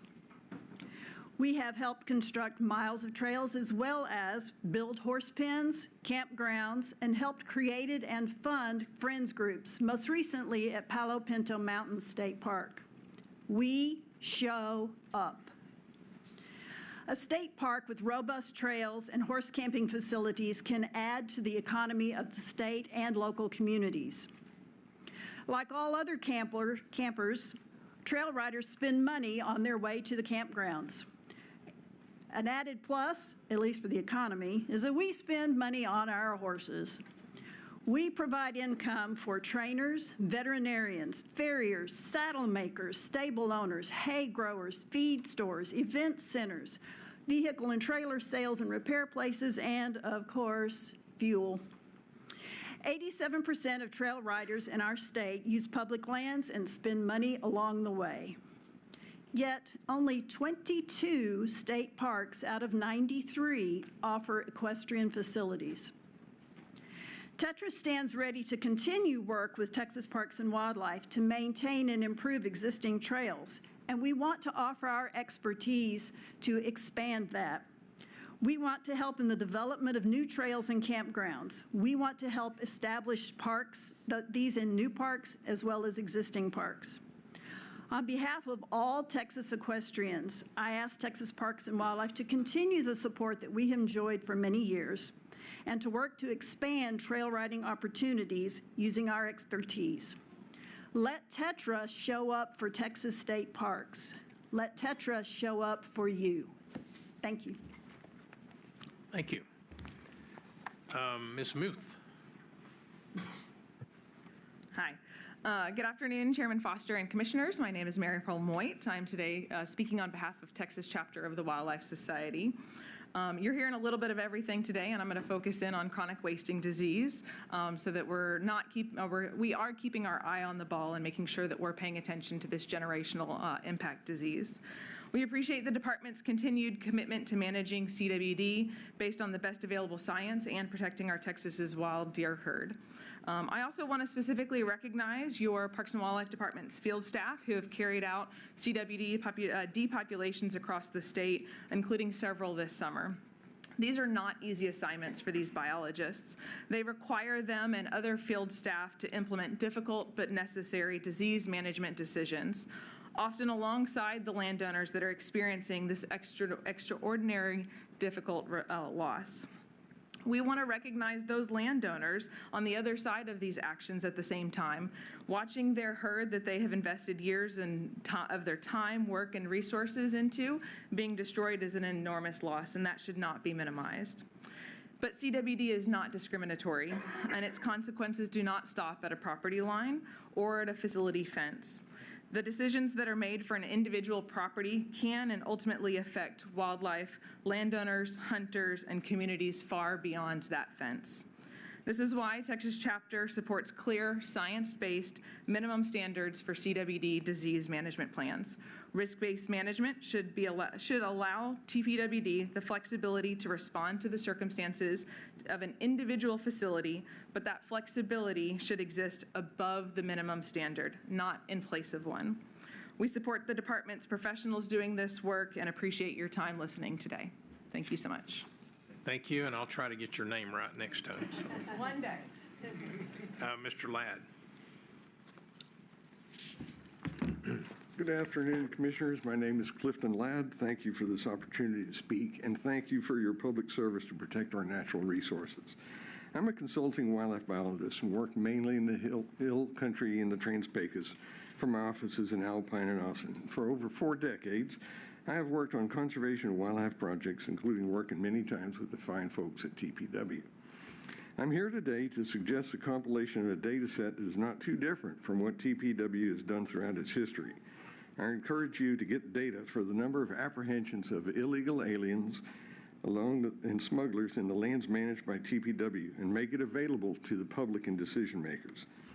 The department has a long history of basing important wildlife management decisions on data collected on an annual basis for the state's major wildlife resources. Every year, TPW collects data on populations and harvest for important game species. This data is used to make good wildlife and fisheries decisions. It would help us all as we consider how to prevent illegal border crossings if we had a more clear idea of where that illegal activity is occurring. The Big Bend sector is 517 miles out of the total U.S.-Mexico border length of 1,954 miles, or about 26%.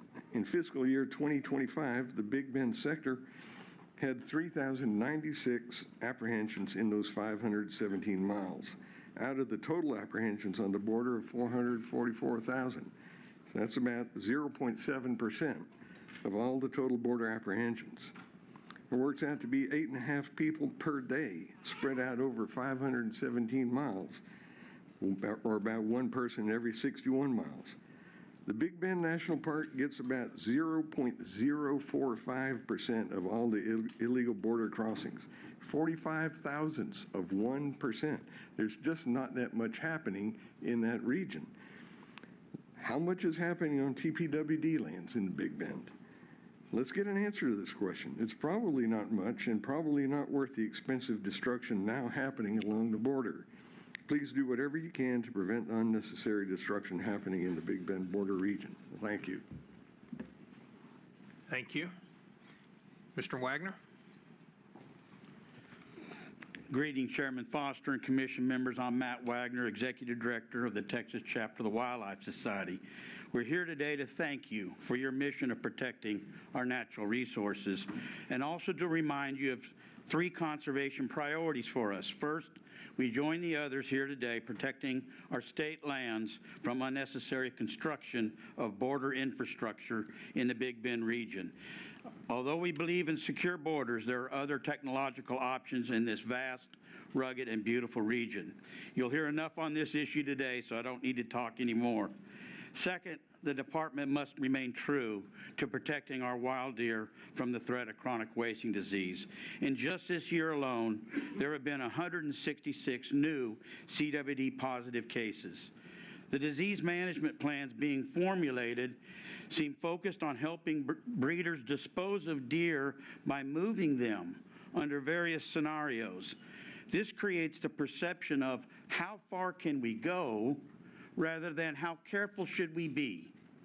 More transparency is needed, and one way to do that is make sure the CWD dashboard is updated on a regular basis. And finally, back in May, the department polled a proposal to begin mandatory harvest reporting of mountain lions.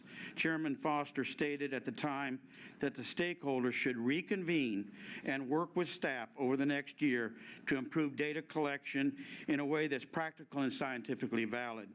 We know the success of any approach hinges on the cooperation from landowners, hunters, and wildlife advocates, which were represented on the mountain lion stakeholder group. And although they couldn't agree on everything, the one thing they did agree on is that TPWD needs more data on mountain lions.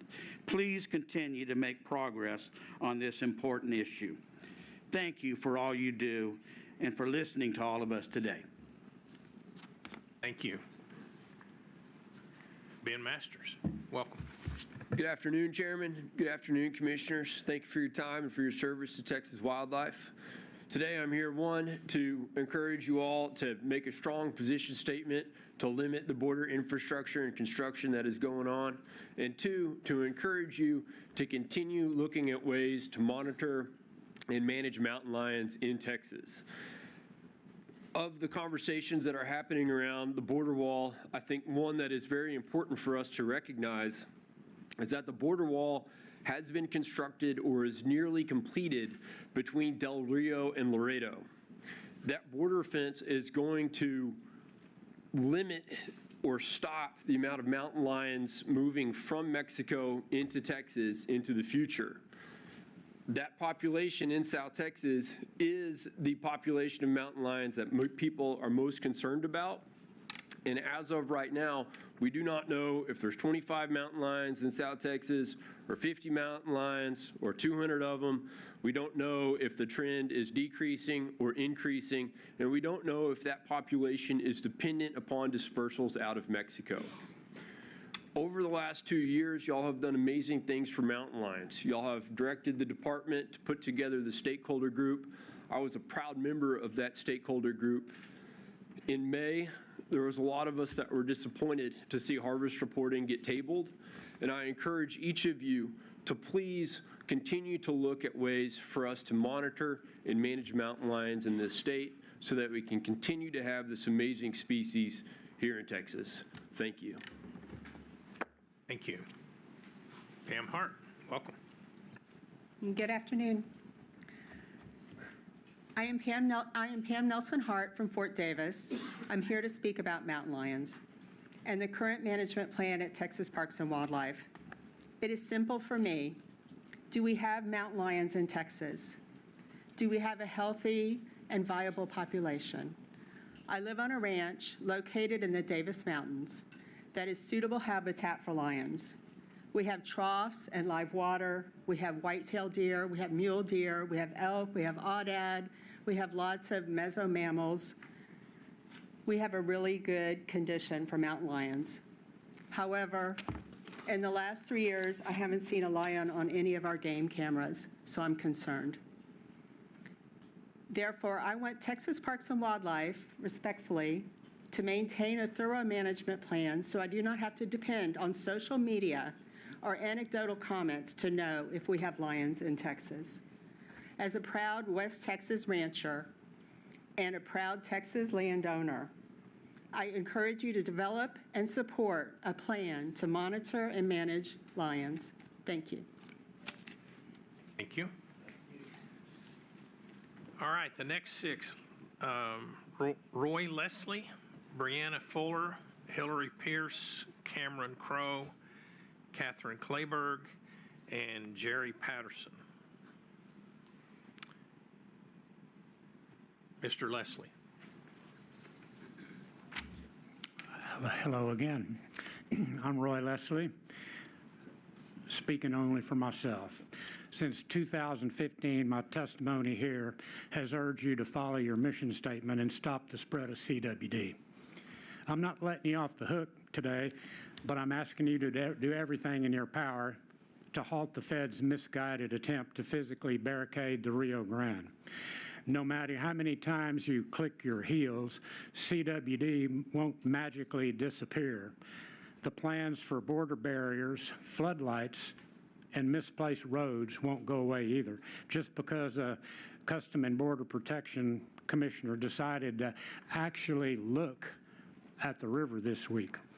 Anyone who's driven Ross Maxwell from the ruins of Castellón past Santa Elena to 170 and past Lajitas, Presidio, Ruidosa, and Candelaria realizes the folly of this pointless desecration.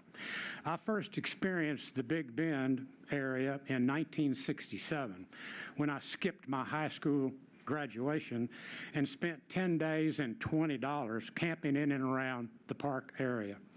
Since, I've made countless trips to the area, from Seminole Canyon to Black Gap to the new Heath Ranch, to Boquillas, the National Park, to the Maderas del Carmen, to the Sierra del Carmen, to Big Bend Ranch, and chased audads from the Shinatis to Ruidosa and beyond.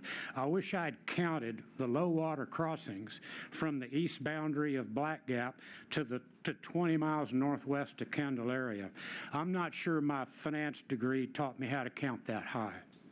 Anyone who's ever fixed a water gap knows you're wasting your time, sweat, and money by stretching a permanent, unbreakable barrier across even a small seasonal creek. I predict this multi-billion-dollar boondoggle will be surreptitiously blowtorched for scrap within a decade. Each of you wields an inordinate amount of influence over events and decisions in Austin and in Washington. You can slow, change, or stop the desecration in Big Bend. Please don't sit on the sidelines and watch this most iconic of Texas treasures be destroyed by ill-conceived beltway decisions from those who have never walked, canoed, driven, or biked this landscape. Thank you. Thank you very much. Mr. Fuller, or Ms. Fuller, sorry. Yeah.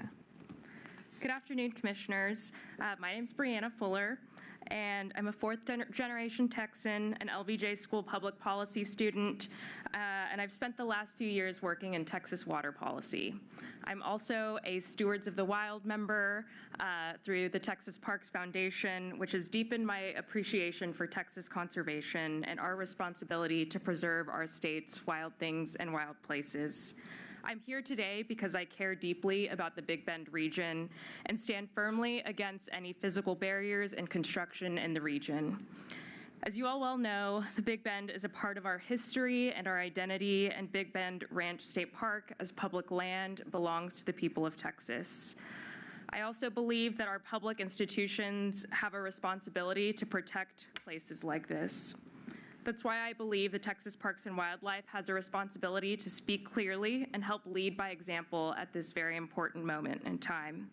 My work in Texas water policy has taught me that good planning starts with understanding the resources you're managing and the long-term consequences of the decisions you make. In a landscape as fragile and water scarce as Big Bend, that matters. Additionally, I believe that good policy involves the people who live with its consequences. It respects local knowledges and transparent processes, and when decisions affect treasured public resources, the public deserves a voice for those decisions before those decisions become irreversible. I understand the need for border security, but I don't believe that border security and conservation need to be mutually exclusive. I'm asking this commission to use its authority and its voice to stand up for Big Bend Ranch State Park, to advocate for alternatives that protect border security and conservation, insist on meaningful consultation, and make clear that decisions about Texas public lands should not be made without Texans at the table. Thank you all so much. Thank you. Ms. Pierce. Thank you, Commissioners, for your time today and giving Texans a chance to be heard on this. I know you're going to hear from a lot of us. You already have, and I know that takes patience, but every comment you'll hear today is essential. Thank you so much for your time and for your careful consideration. My name is Hillary Pierce. I'm a conservation and wildlife documentary filmmaker, a river guide, a public landowner who lives in Presidio County. I am founding member of No Big Bend Wall. I am not a native Texan, but in the 13 years I've called this fine state home, I've learned quite a bit about the spirit of Texas and the story we as Texans tell about ourselves. That story, that idea that we decide what happens to our own land is powerful. It is self-rule and defiance. The belief that Texans do not like being told what to do by distant powers. It is frontier toughness, courage, risk, grit, survival. It is regional pride. It is heroic storytelling, larger-than-life figures, and a deep attachment to land and identity. We defend our land, we decide for ourselves, and we do not bow to outside control. That is exactly why the threat of border infrastructure in the Big Bend is such a betrayal. If Texas pride means anything at all, it should mean defending Texas land, Texas character, and self-determination from heavy-handed power, especially when that power comes from our own federal government. When property owners started receiving letters from the federal government in February, our region galvanized. Democrat, Republican, Marfan, Terlingüen, we all came together to fight border infrastructure. And together, we are mighty. And I thank you for joining us in this fight. We cannot let the federal government tread on us and the land that we love. Thank you so much for your partnership. Thank you. Mr. Crow. Good afternoon, Commissioners. My name is John Humphreys for Cameron Crow, who had to leave. I'm reading on behalf of Thaddeus Cleveland, the Sheriff of Terrell County, and I'll read his statement. My name is Thaddeus C. Cleveland, and I serve as the Sheriff of Terrell County, Texas, a rural county located along the United States-Mexico border. I took office as sheriff in May 2022, following a 26-year career with the United States Border Patrol. During my Border Patrol career, I served at 3 stations across the Big Bend sector, giving me firsthand experience with the geography, operational challenges, and border security needs of the region. I was stationed in Sierra Blanca, the westernmost station in the sector, in Alpine, whose area of responsibility includes Big Bend National Park, and in Sanderson, in my home county of Terrell, where I spent 11 years as a patrol agent in charge. That experience matters because border security in the Big Bend cannot be approached with one-size-fits-all solution. The terrain, distances, traffic patterns, road networks, and methods used to cross the border vary significantly from one part of the sector to another. What makes operational sense in one location may provide little or no benefit in another. During my time as field commander with the Border Patrol, our operational planning called for vehicle barriers and limited number of locations where vehicles could actually cross the Rio Grande, particularly where riverbed was dry and the terrain allowed vehicular access. For most of the Big Bend sector, however, our primary needs were not continuous physical barriers. They were technological and manpower. The same practical location-specific approach should guide our decisions today. We can strengthen border security without unnecessarily altering miles of the Big Bend landscape, put barriers where barriers are operationally necessary, improve roads where agents need better access, deploy technology where it gives agents greater situational awareness, and most importantly, listen to the men and women who know the terrain and work this border. Almost done. Effective border security is not about how many miles of barrier we build. It is about putting the right resources in the right places to accomplish the mission. As agents who have actually patrolled this terrain, we can secure this region effectively without unnecessarily bulldozing one of the most rugged and treasured landscapes in America. I strongly support securing our border. I spent much of my adult life doing exactly that. But effective border security means putting the right resources in the right places. Big Bend is unique. It deserves a security plan built around the realities on the ground and informed by the people who know the border best. Thank you, Thaddeus Cleveland.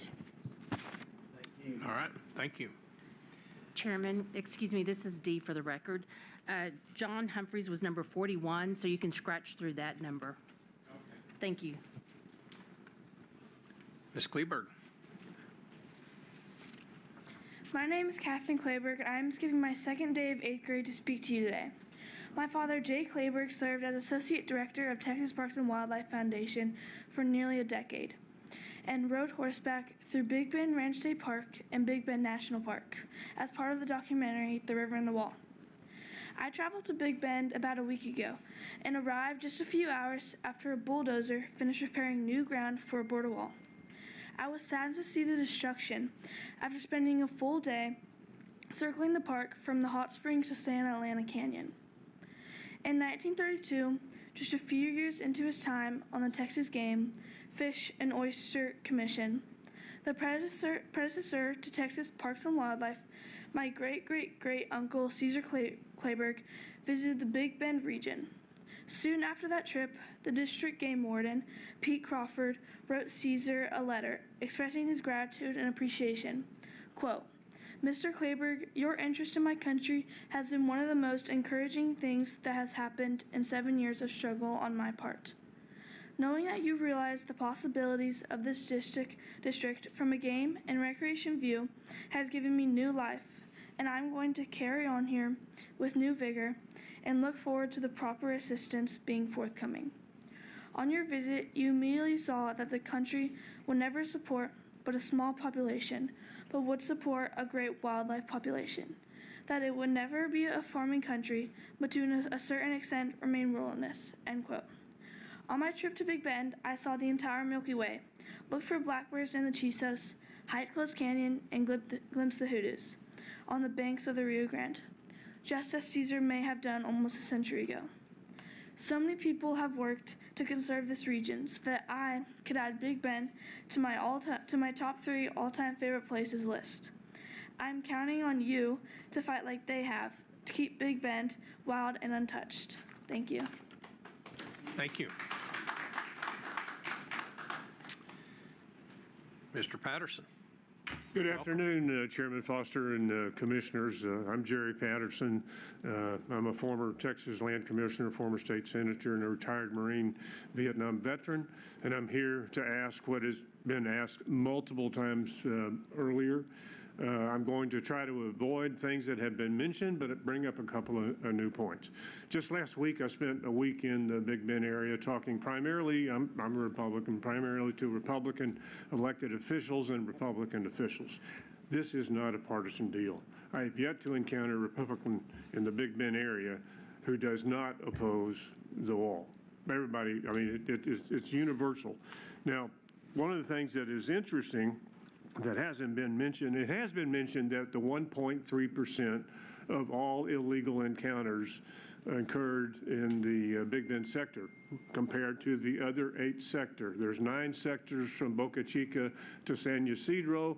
The Big Bend sector is the largest on the Texas Southwest, 517 miles of frontage. You've heard all that, and only 1.3% of the encounters. Well, that 1.3% becomes even smaller when you think that the Big Bend sector includes 70 counties in Texas and the entire state of Oklahoma. So when someone is apprehended by CBP in Oklahoma, that's a visa overstay, who came here with a passport through an airport and did it all legally, but it was a visa overstay, that is in that 1.3%. So graphically, and you can't see this from where you are, but I think you may have a copy. This graph, and this is not 2025, this is 2022. These are the lines of the various sectors along the U.S.-Mexican border. Very bottom, all the way, barely visible from the bottom of the page is the Big Bend sector. We don't have a problem. This is a very expensive solution looking for a problem that doesn't exist. The other thing that I think needs to be considered is that whenever you put a wall between the river and between the on this side of the river between the wall and the river is in effect property that has been ceded to Mexico. If you can't get there, if you can't get it, use it, you have lost it, and you've lost the river. I haven't done the math on this, but I've heard the numbers about 200,000 acres of property ceded to Mexico. The other thing that you need to consider on this is the property valuation. You're a landowner, you're on the river, you got a fence. What are you going to do when your appraisal comes out? You're going to contest it because you've lost property. And that not only, when you contest that, you will likely win, and then the appraisal district, then the school districts and the taxing entities, and some of these counties have budgets of around $2 million to $3 million. They're not rich. So this is a terrible thing. I don't know how we can stop it, but we would appreciate your effort in whatever you can do, whether it's just vocalizing, as Chairman Foster did earlier, your opposition, or take a hard, just say hard no. No, we're not going to do it. I mean, this is kind of a Texas sovereignty issue. Commissioner Buckingham stood up several weeks ago, and it's time for all the rest of us to do that. So I'm just asking you to not just say no, just say hell no. Thank you. Commissioner Patterson. Commissioner Patterson. Jerry. Hi, Jerry. I'm sorry. Could you make sure that that document you had, that's not one that we have up here right now in our stack? Could you make sure, Okay, if you haven't given it to Dee, can you make sure to have on it? the entrance when I No signed problem. up. I just want to make sure we have I'll it. go back outside and make sure. Thank you, sir. Thank you. Thank you all. All right, next 6 speakers, Patrick Zububler, something like that, Ed Kausar, Amanda Castaneda, Carolyn Boyd, Samuel Kaysen, and David Cortez. Patrick.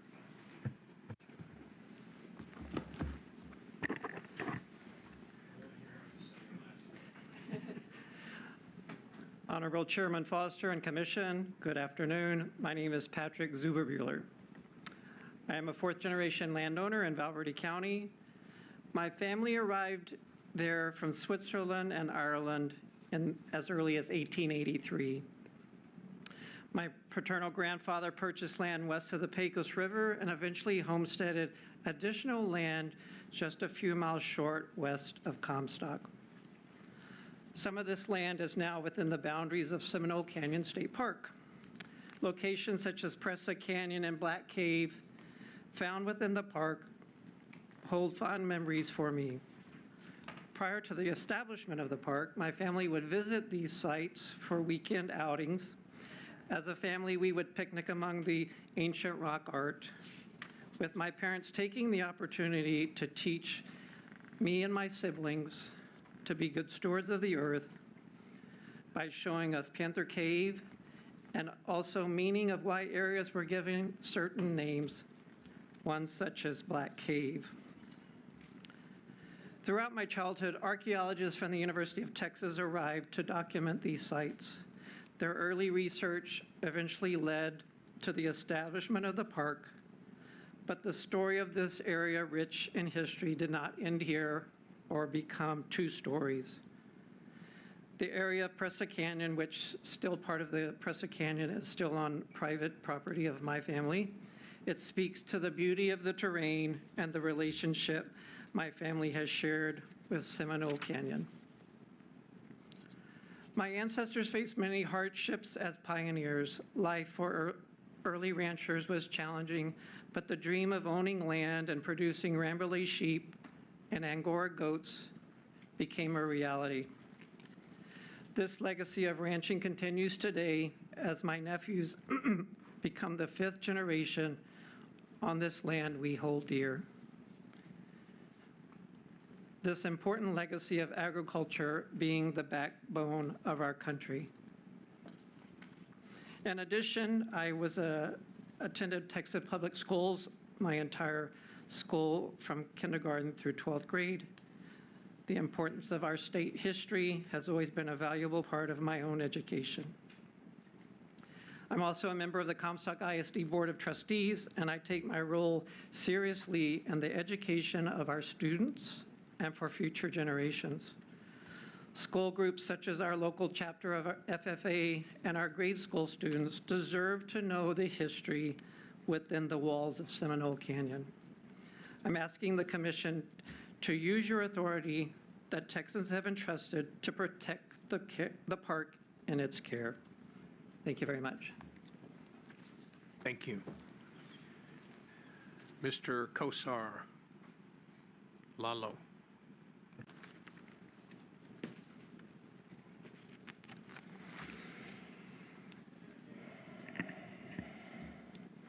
Thank you all. My name is Ed Kauser. I'm from Fredericksburg, Texas. I'm a descendant of the founders of the South Zeta Ranch, which are the heart and soul of the Big Bend Ranch State Park. I'm the son of a farming family and a ranching family, an engineer, an entrepreneur, and a winemaker. I want to talk briefly about the history of the South Zeta Ranch, but first, thank you, Chairman Foster and Vice Chairman Bell and Executive Director Jaskowitz, Dr. Jaskowitz, thank you for this opportunity. And also want to thank the Friends of Big Bend Ranch State Park that asked me here today to talk to you about the history and also have a passion for this piece of turf like many Texans do.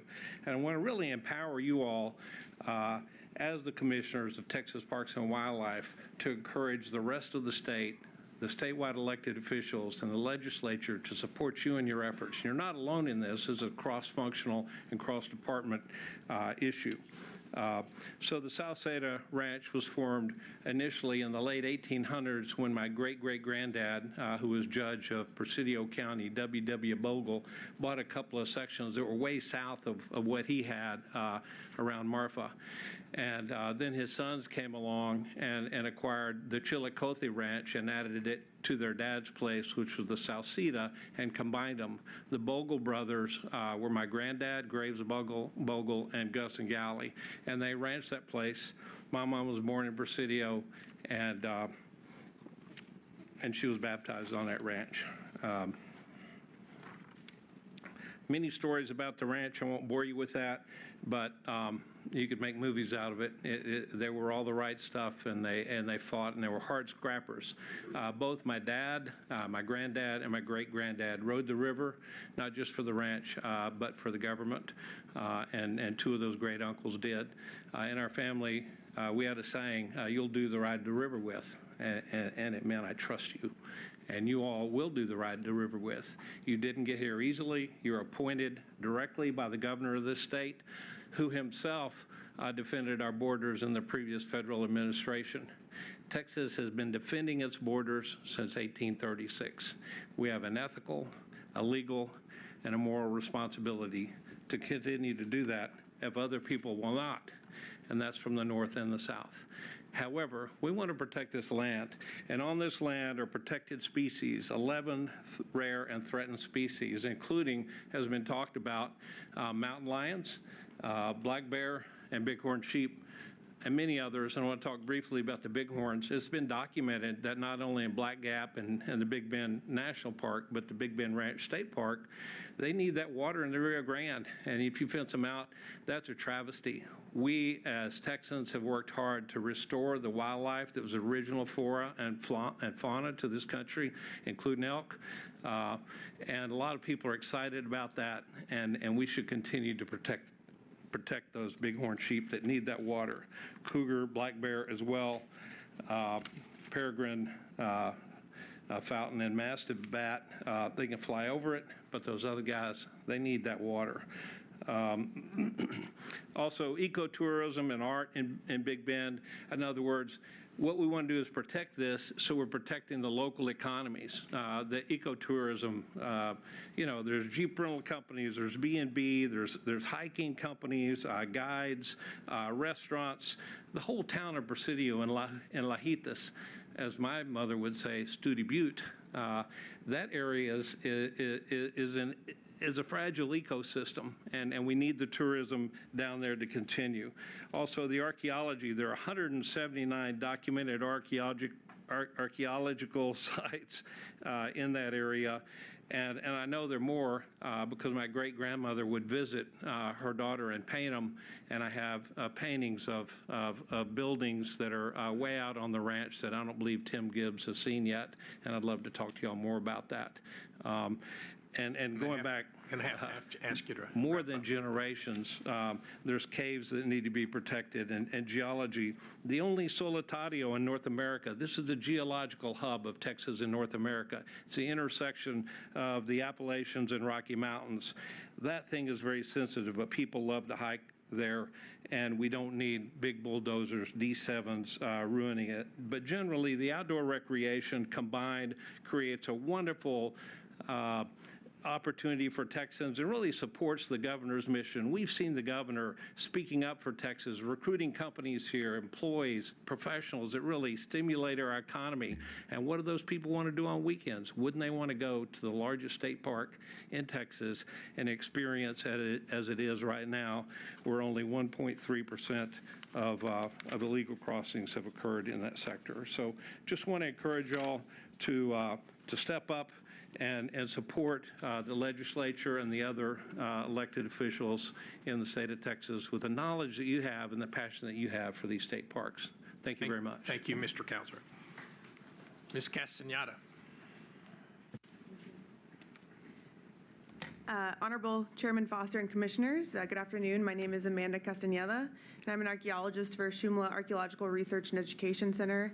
And I've had the great pleasure of working my entire career in West Texas, studying the amazing record of cultural heritage and lifeways across this rugged and stunning landscape. As a born and raised Texan, my love of nature, animals, the outdoors, and history was largely impacted by childhood trips to Texas state parks. In fact, my first trip to Seminole Canyon State Park and Historic Site was around 8 years old. I still have photos of me on a tour of Fatebell Rock Shelter, a look of awe on my face. And this experience is not unique to me. The impact and importance of this place is still felt today by all park visitors. Seminole Canyon has over 80 recorded archaeological sites with likely dozens more unrecorded, and holds a history spanning over 10,000 years.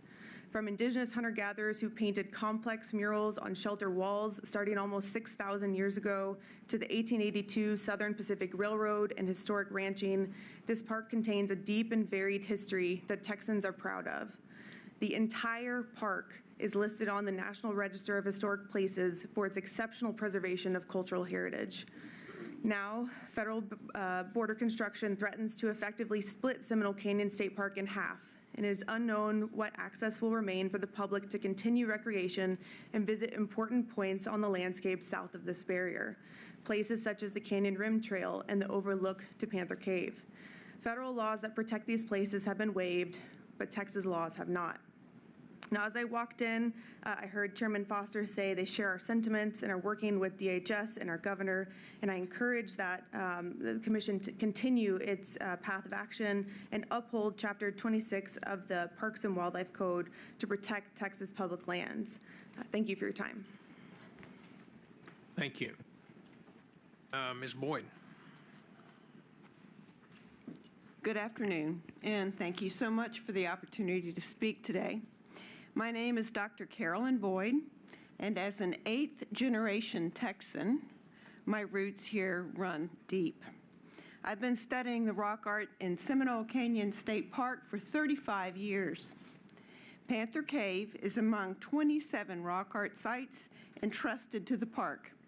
Its Pecos River-style mural spans more than 200 feet and contains hundreds of images. The art tradition began nearly 6,000 years ago and continued for at least 175 generations. That's more than 4,000 years. It's the longest running and most securely dated rock art tradition in the world. These are world-class masterworks, sophisticated visual narratives relating origin stories that are still told in Native American communities today. Through scientific research and collaboration with indigenous communities, Texas rock art is rewriting the history of our continent and revising the history of human thought. In 2021, the Lower Pecos Canyonlands Archaeological District was designated a National Historic Landmark, a place of exceptional national significance. Seminole Canyon is part of that landmark. The proposed vehicle barrier will isolate Panther Cave south of the infrastructure, while construction puts it and the other sites at risk of damage or destruction. Your land and water plan identifies the Native American rock art within Seminole Canyon as among the cultural resources entrusted to you. I ask you to fulfill that mission, follow Texas law, and assert your authority to protect these irreplaceable cultural resources. I thank you for your time, and I thank you for your service to Texas. Thank you very much. Mr. Kaysen. My name is Sam Kaysen. I'm a professional archaeologist from Brewster County, and I have worked in the Big Bend region for 29 years. I help administer the National Historic Preservation Act and the Antiquities Code of Texas, laws that were enacted to protect and preserve significant archaeological sites because they have value to American society and the citizens of Texas. In the face of ongoing destruction of archaeological sites resulting from the border project, I conducted a review of the Texas Historical Commission data that summarizes records of known archaeological sites in Texas. In Big Bend Ranch State Park alone, there are 17 known archaeological sites in the pathway of the project.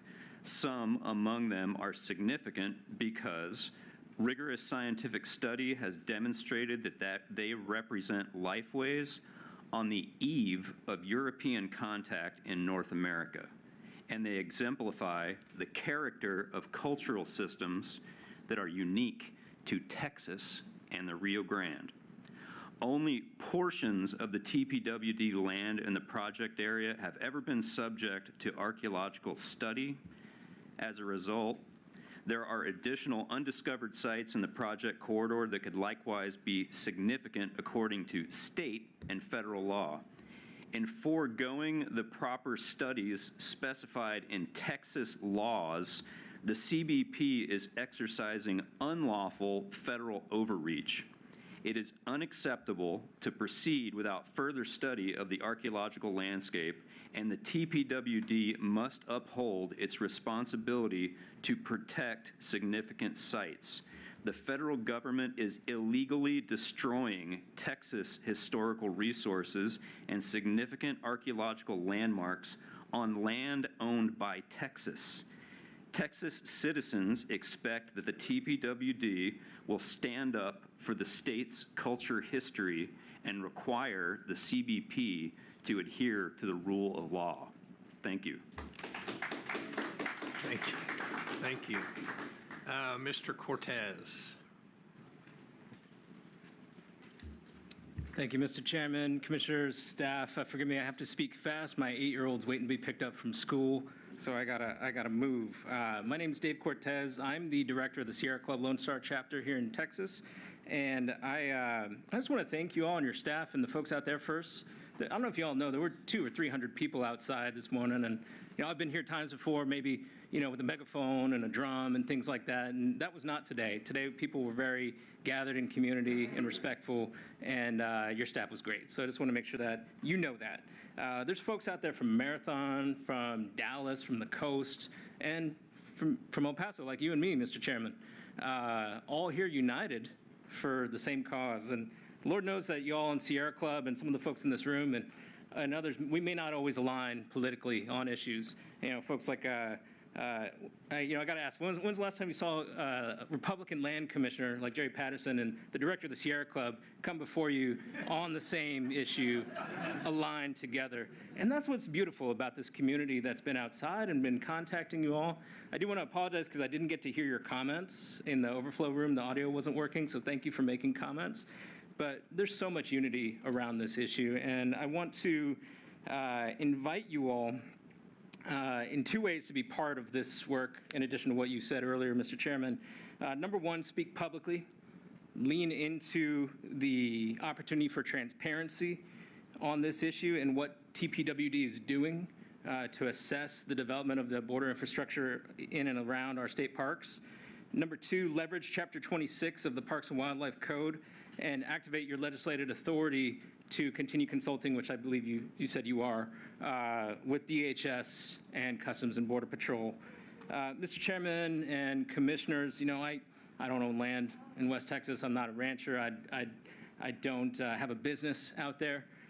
But my family settled in a small, tiny town called Shafter, Texas in the early 1900s. And the medicine out there is really special. We still visit the area around Big Bend Ranch State Park for prayer, for ceremony, and to connect to something that transcends anything you can get at the store, in a movie, or from reading a book. It's a special place.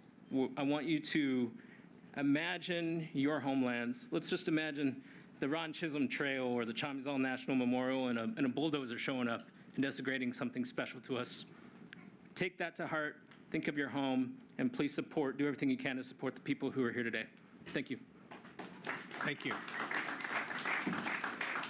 All right, next six: Tara Shackelford, Carrie Dupuy, Jeannie Sanders, Jackson Welchman, Linda Walker, and David Long.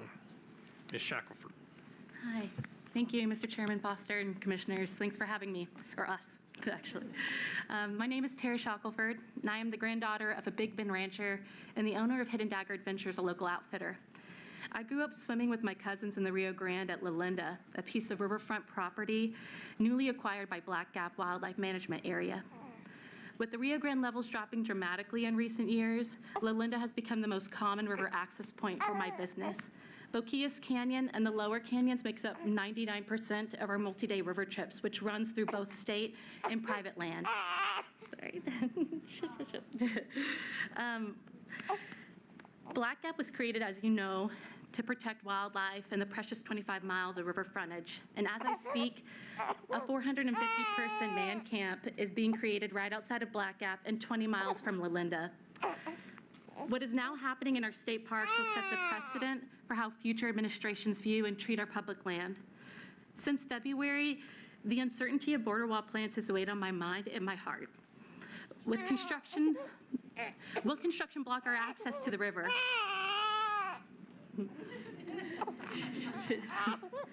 Will there be open communication with the public? And will this ruin the very essence of this place? Thank you. For all the what ifs of what could happen, please know that the damage has already been done.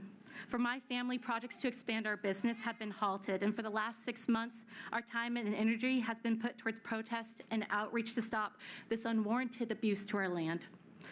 Businesses like mine cannot sit and wait to see the outcome of this destruction.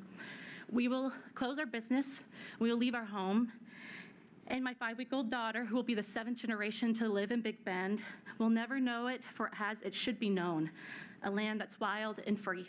Thank you. Thank you. Ms. Dupuy. Yes. Honorable Chairman Foster and Commissioners, thank you so much for your service to the state of Texas, to Texans, to our wildlife and our parks all across the state. My name is Carrie Dupuy, and I serve as the Regional Director for the National Parks Conservation Association. On behalf of our 1.9 million members and supporters across the country, including more than 63,000 in Texas, I ask you today to protect Texas public lands in the Big Bend region from large-scale border barrier infrastructure. What happens next with these border projects could permanently alter one of Texas's most treasured landscapes that is nationally significant and of globally impact. The 3 national parks in the region, Big Bend National Park, the Rio Grande Wild and Scenic River, and Amistad National Recreation Area, as well as the 5 parks and wildlife sites, protect critical wildlife habitat, the Rio Grande corridor, world-renowned dark skies, and cultural resources that tell the thousands of years of human history. These parks and the recreational opportunities they provide also exist as an economic driver for the region. Their proposed border barrier threatens all of that and would cause irreversible harm, permanently damaging Big Bend's wild character. We have seen the consequences of border barrier construction that offer a view of the future for our state lands in Big Bend if action is not taken to protect these parks. Not only have we seen the destruction in the Big Bend National Park over the past 2 weeks, we have seen the lasting scars in the landscape at other national parks and borderlands across the American Southwest. Border barrier constructions at places like Coronado National Memorial and Oregon Pipe Cactus National Monument has desecrated Native American burial sites, flattened towering saguaro cacti, ripped through mountain wilderness, separated imperiled wildlife populations, and much more. Once damage to these special places is done, it cannot be undone. Commissioners, you have the authority, and we are looking to you to protect these lands before this happens. We ask you to protect Big Bend from large-scale border infrastructure and ensure these parks are here for the use and enjoyment for present and future generations. Thank you. Thank you. Ms. Sanders. Good afternoon, Commissioners. Chairman Foster, Dr. Yaskowitz, thank you for having us today.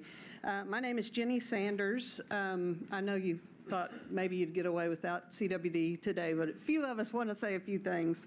I'm a small acreage East Texas landowner and a hunter, and I coordinate an informal coalition of landowners, hunters, and conservationists that continue to be concerned about CWD and the spread of CWD in Texas. I have a pretty simple and straightforward request. Just please finish the work that was started in January. Chairman Foster, you identified a critically important need at that commission meeting in January, and that was to engage the CWD working group and stakeholder committees to develop minimum standards for the development of disease management plans and provide greater oversight when those plans depart from those minimum standards, especially as it relates to release of animals from positive facilities, something that should only ever be done under, or even considered with the utmost caution and robust protections in place. We strongly supported that direction at the time, and we continue to support that today. Unfortunately, at this time, stakeholders have seen little progress towards that end. We're asking simply that the Commission reaffirm that charge and establish a clear timeline for completing it, with the ultimate goal of bringing back minimum standards to this Commission so that they can be formalized in rule. This is not about eliminating staff's professional judgment. It's about establishing guardrails within which that judgment is exercised. Clear standards protect landowners and the hunting public. They give staff clear, defensible direction.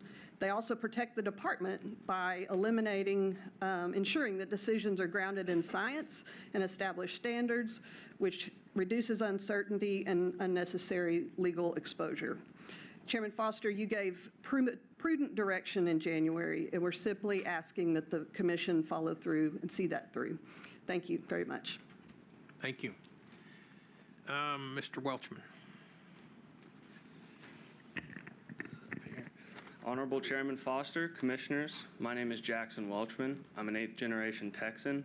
I'm an attorney here in Austin, and I'm here on behalf of Texans who care about the Big Bend. Texas Parks and Wildlife holds roughly 455,000 acres of protected land in the Big Bend region, and there's a plan to construct border barriers right through it. What that plan actually is, well, that seems to change every day. Regardless, this is Texas land, and Texas law governs what happens to it. That law is Chapter 26 of the Texas Parks and Wildlife Code. No agency of this state may approve a project that uses or takes dedicated park land without 2 findings. First, that there's no feasible and prudent alternative to the project, and second, that the project includes all reasonable planning to minimize harm. Those findings can be made only after proper notice and a public hearing. This process isn't a formality, it's the authority itself. And sure, there have been numerous federal waivers, but none have claimed to waive a Texas statute or Chapter 26. And the day Washington claims it can, that's not a border policy question anymore. That's a question about whether Texas law means anything on Texas protected land.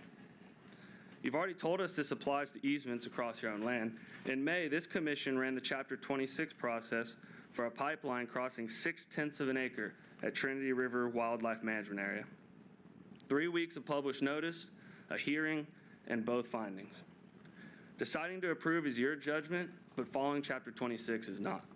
The legislature made that choice over 40 years ago because land like this disappears quietly, one approval at a time, unless somebody is required to stop and say out loud what's been given up and why. Chapter 26 already tells you what happens next. No easement, right of entry, license, or access agreement until after the notice, hearing, and findings are complete. 6/10 of an acre got that. The protected land in Big Bend is owed the same. Thank you. Thank you. Ms. Walker. Good afternoon. My name is Linda Walker. I am the owner-operator of Lajita Stables in Terlingo, Texas. I have been your equestrian outfitter in Big Bend Ranch State Park since 1988, since before it was a state park. I know this park intimately. I've outlasted all of your park personnel since I started. I also served for the last 25 years on the Brewster County Tourism Council. So my comments today are going to be two-pronged on that. I'm here to hopefully provide this commission with a clear-eyed view of just what the reality on the ground is and what is at stake for my community and my business. You're being told there's a crisis in our region that warrants a federal seizure of our lands and livelihoods. It simply is not true. The numbers from CBP show that. Our daily lives on the ground here prove it. Lajita Stables has been taking folks out on an authentic Texas experience along this border every day for the last 38 years. We would know if it was a crisis. The same spectacular, rugged scenery that reduces my riders to stunned silence is the same terrain that makes this the safest part of our border to live on.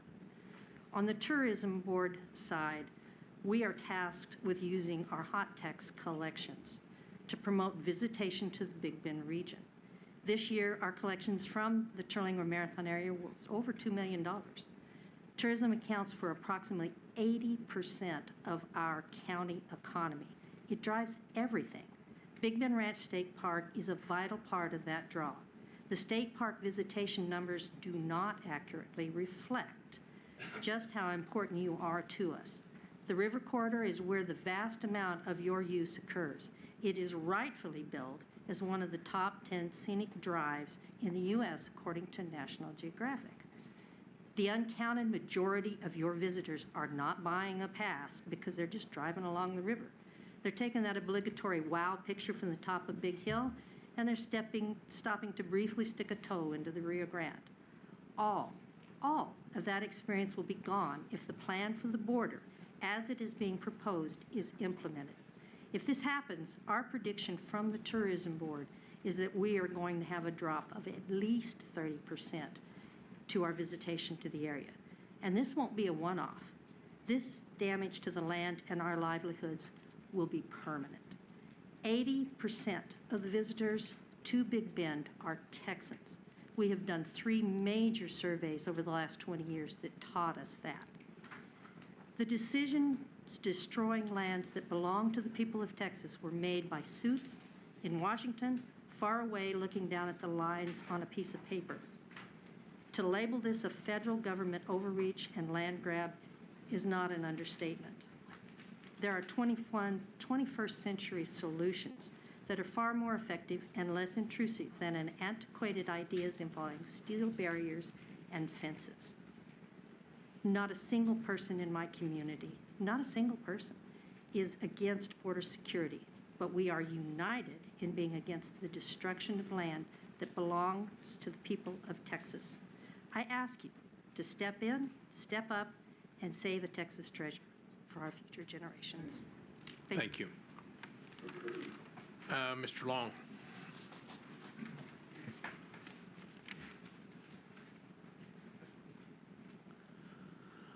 Thank you for giving me the opportunity for a chance to speak. My name's David Long. I spent 21 years working for Big Bend Ranch State Park from the summer of '96 to the summer of 2017. My father first introduced me to the Big Bend in the late 50s and 60s. My father was the lead managing geologist for the University of Texas Oil, Gas, and Mineral Rights in the Land Division out of Midland, Texas. He knew Ross Maxwell. Ross Maxwell was the first superintendent of Big Bend National Park. He helped give, my father and Ross Maxwell would do geological field trips together. My father would go on many expeditions in the national park with me. He gave me the desire to explore the wilderness, the love of nature. We have a film of me in my diapers playing on the banks of the Rio Grande in the mouth of the Rio of Santa Elena Canyon. Now that has been bulldozed, that same area. A little over 30 years later, I was hired as a maintenance ranger for the Barton Warnock Environmental Education Center, Big Bend Ranch natural area. Wasn't even a state park at that time. My dream job. I was on the ground level, developing and protecting the land that I love. I went to become the superintendent of the Warnock Center for the Big Bend Ranch State Park. I'm retired now, and I have children and grandchildren of my own. Every chance I get, I take my grandchildren to the park and to the Rio Grande. To be able to see the nature in its pure form before its landscape is altered in the name of security and safety. I want them to know what we do to the earth is what we're doing to ourselves, to install in them the sense of responsibility to our earth. I want them to be able to pass on this knowledge to their children and grandchildren, to be able to share the knowledge for their lives of generations to come. What is the legacy that we want to leave our future generations? Memories of how we coexist with nature, protected or a scarred landscape of unnecessary, bound to fail border security systems that will most likely be outdated and obsolete within about 5 or 10 years. TPWD's mission to manage, conserve natural and cultural resources of Texas for the use and enjoyment of present and future generations. What we have to lose, we will never be able to regain, including the respect of our future generations. Thank you. Thank you. All right, the next 6, Lico Miller, John Ferguson, Molly Walker, Patrick McKee, Austin Alvarado, and Christian Wallace. That's actually 7. Mr. Miller. All right. Well, it's good to see you guys up here with this amount of patience. I know it's a hard job. I'm on the water board. Anyway, good afternoon. Thank you for this opportunity. I've traveled 600 miles or so from West Texas to stand before you today and offer my comments and support. My name is Lico Miller, and my wife and I have had the Walker Ranch just upriver from Presidio, right on the river. We will be negatively impacted by the construction of any physical barriers or walls.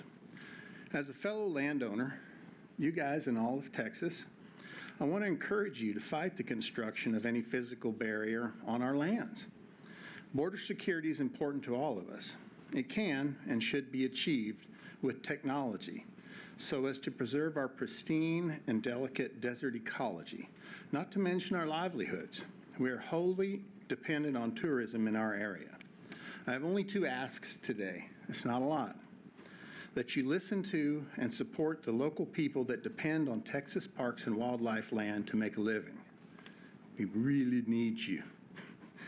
And that you stand shoulder to shoulder with examples like Don Buckingham from the General Land Office, and use private landowners and us private landowners in opposition to any physical barrier in the Big Bend. So we're not against technology. Together we can defeat archaic 10th century technology before it is implemented and secure our border along with our futures, those of our children, with modern technology and respect for our Texas public lands. Thank you. Thank you. Mr. Ferguson. First of all, Lico Miller saved my hind end when we broke down in Terlingua and helped us get a tire changed out. So he's a good man. Good man. I hope you'll. So good afternoon, Chairman Foster and Commissioners. My name is John Ferguson, and I am the mayor of Presidio, Texas. We're fortunate to call our town home to the west entrance of Big Bend Ranch State Park, and just 20 miles up the Rio Grande from Presidio is Chinati Mountain State Natural Area, which is slated to be open in 2032. We are grateful for Texas Parks and Wildlife's presence in and near our community. With the planned construction of a border wall in much of the Big Bend country, and specifically in Presidio County, I caution you that Big Bend Ranch and Chinati Mountains are both at risk. Chinati Mountain State Natural Area promises to be amazing for the visitors of the future. It will feature mountain and valley vistas that often include Mexico as a backdrop. But there's no way that a border wall will do anything but diminish those breathtaking vistas.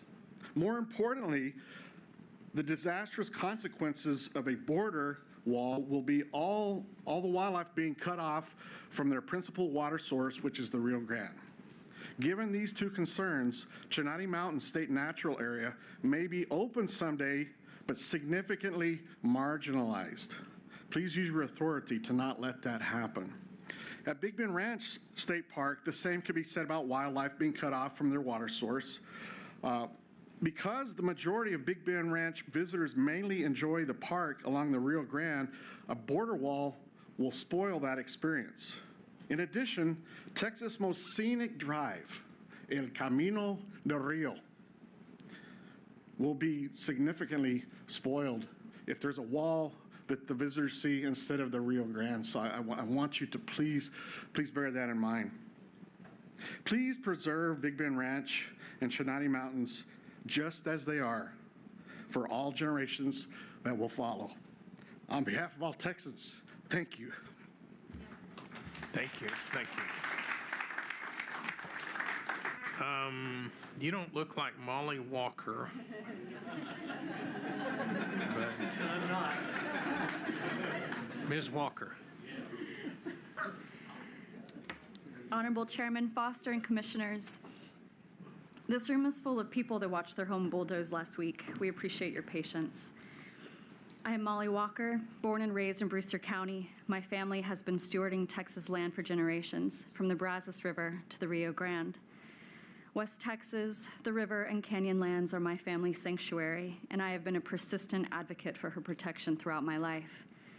On behalf of Big Bend Ranch, Seminole Canyon, Black Gap, and Chinati Mountain, I present to the Commission, Executive Director, with attention to Governor Abbott, the signatures of over 26,000 individuals that call on the Commission to fulfill your responsibility to Texas and assert the Commission's authority to protect public lands and large-scale border barrier infrastructure. We urge the Commission to boldly use your tools and assert the authority that you have been entrusted with. Your mission is to manage and conserve the natural and cultural resources for present and future generations. Does building border infrastructure serve that mission or work against it? We ask the Commission to protect Texas' right to its own regulatory law, a cornerstone in protecting Texas sovereignty. Uphold Chapter 26. It's not on Texans to prove there's a better way. It's on the project to prove there isn't one. Alternatives clearly exist. Consider economic impact.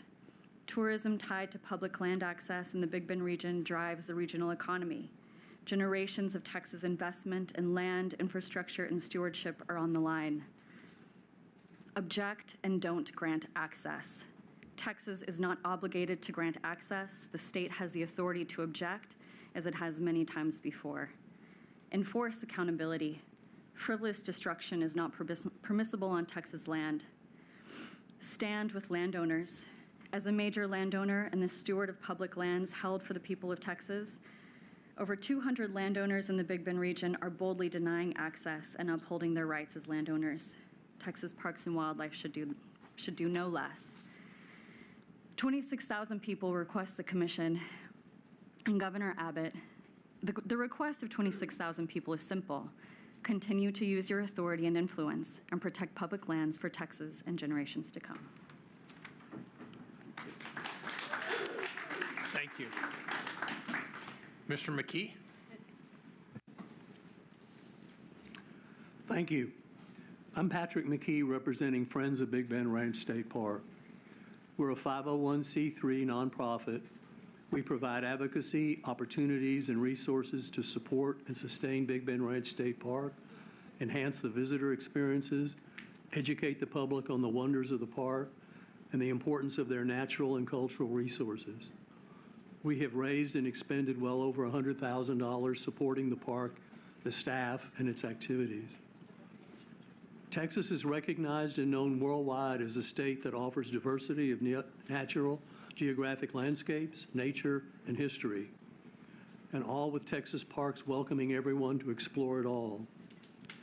The challenge we face today is one of federal incursion into the state park system.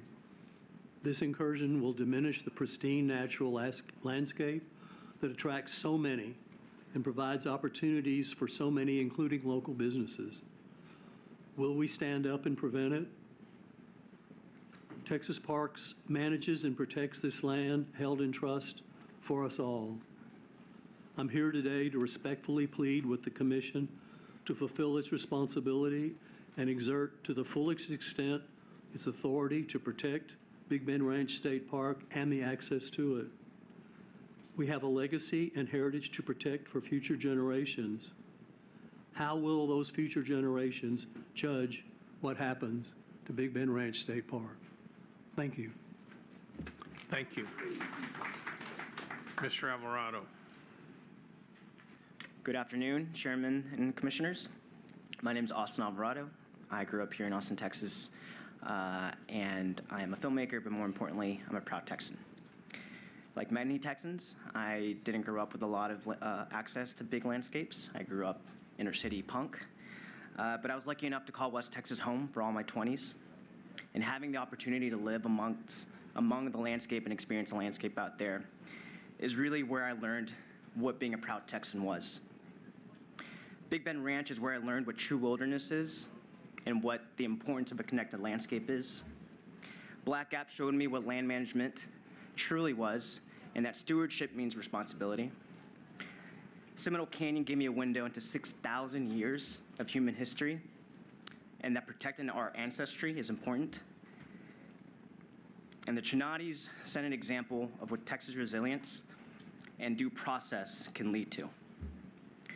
When you spend time out west, you realize that these public lands aren't just about access, they're about identity, about Texas identity.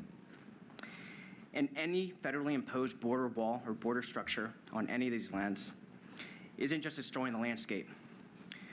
It is permanently damaging the identity of Texans. It's the sanctity of our state and public lands that's at risk, and for future generations to have that opportunity to experience those landscapes untouched. I urge you to stop any sort of border construction on any of these landscapes, and I thank you for your time and thank you for your consideration. Thank you. Mr. Wallace. Howdy, y'all. My name is Christian Wallace. I'm here today as a West Texan, but also as a storyteller. I worked for 8 years at Texas Monthly Magazine. In 2019, I did a podcast called Boomtown about West Texas and the Permian Basin and also the Big Bend region. And that podcast became the TV series Landman, which I co-created. I grew up in a small town in the Permian Basin oil patch. It's an incredibly important place, but it is not the type of place that people go for scenic drives or natural beauty. You have to go a little further afield for that. And in my early 20s, when I was a teenager actually, went down to Big Bend for the first time and have returned many, many, many times. I've slept in its dirt. I've motorcycled down the highways. I have hiked its trails. I have paddled its waters. I have made some of the best friends of my life, including the man who just talked and many others here in this room and who have come before. Most importantly, I have been inspired by this landscape As y'all know, true wilderness is hard to come by these days, and it's getting harder and harder to come by. Y'all are guardians of our public spaces. Y'all aren't here for the money. I'm assuming most of y'all are here because you care about public lands in Texas. That's why all of us are here as well. I know you've heard a lot of the same thing, and there's more to come. But everyone here is doing the most that they can do personally. And I urge y'all to do the same. You have power and influence that people in this room don't have.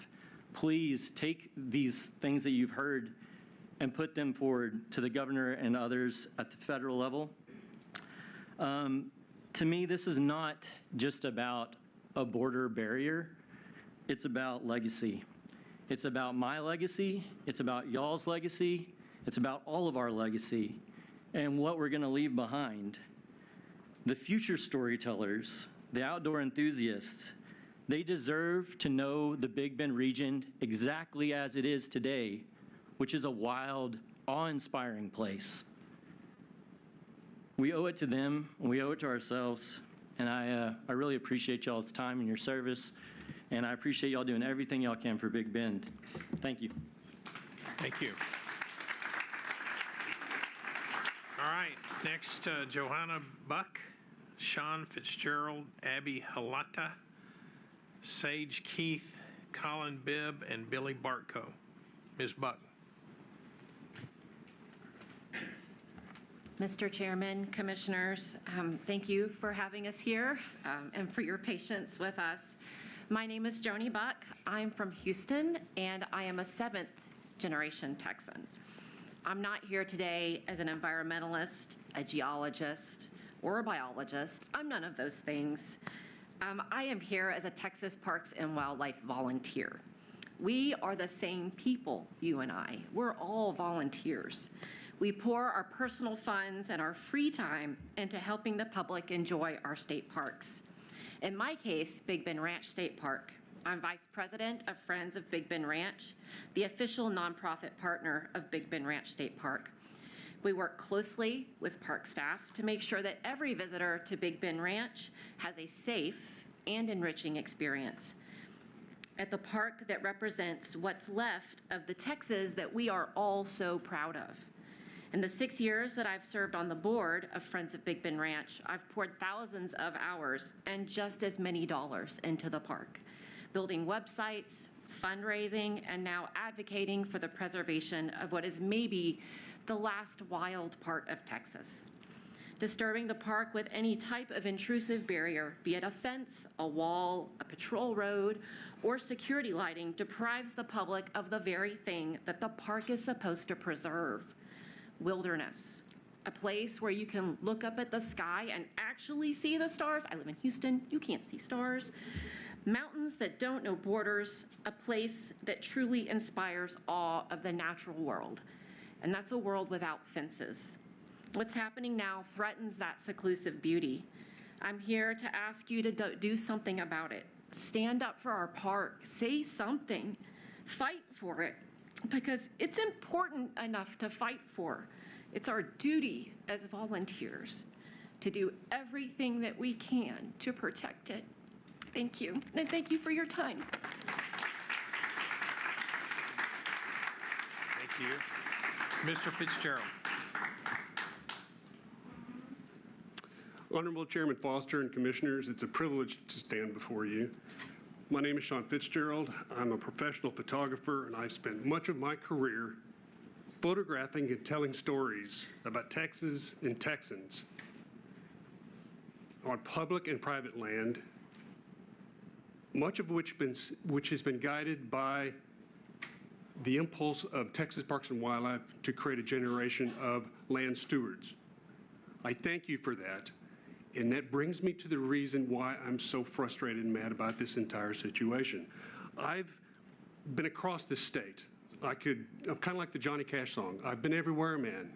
I've been everywhere. When it comes to Texas, I've covered every ecosystem here.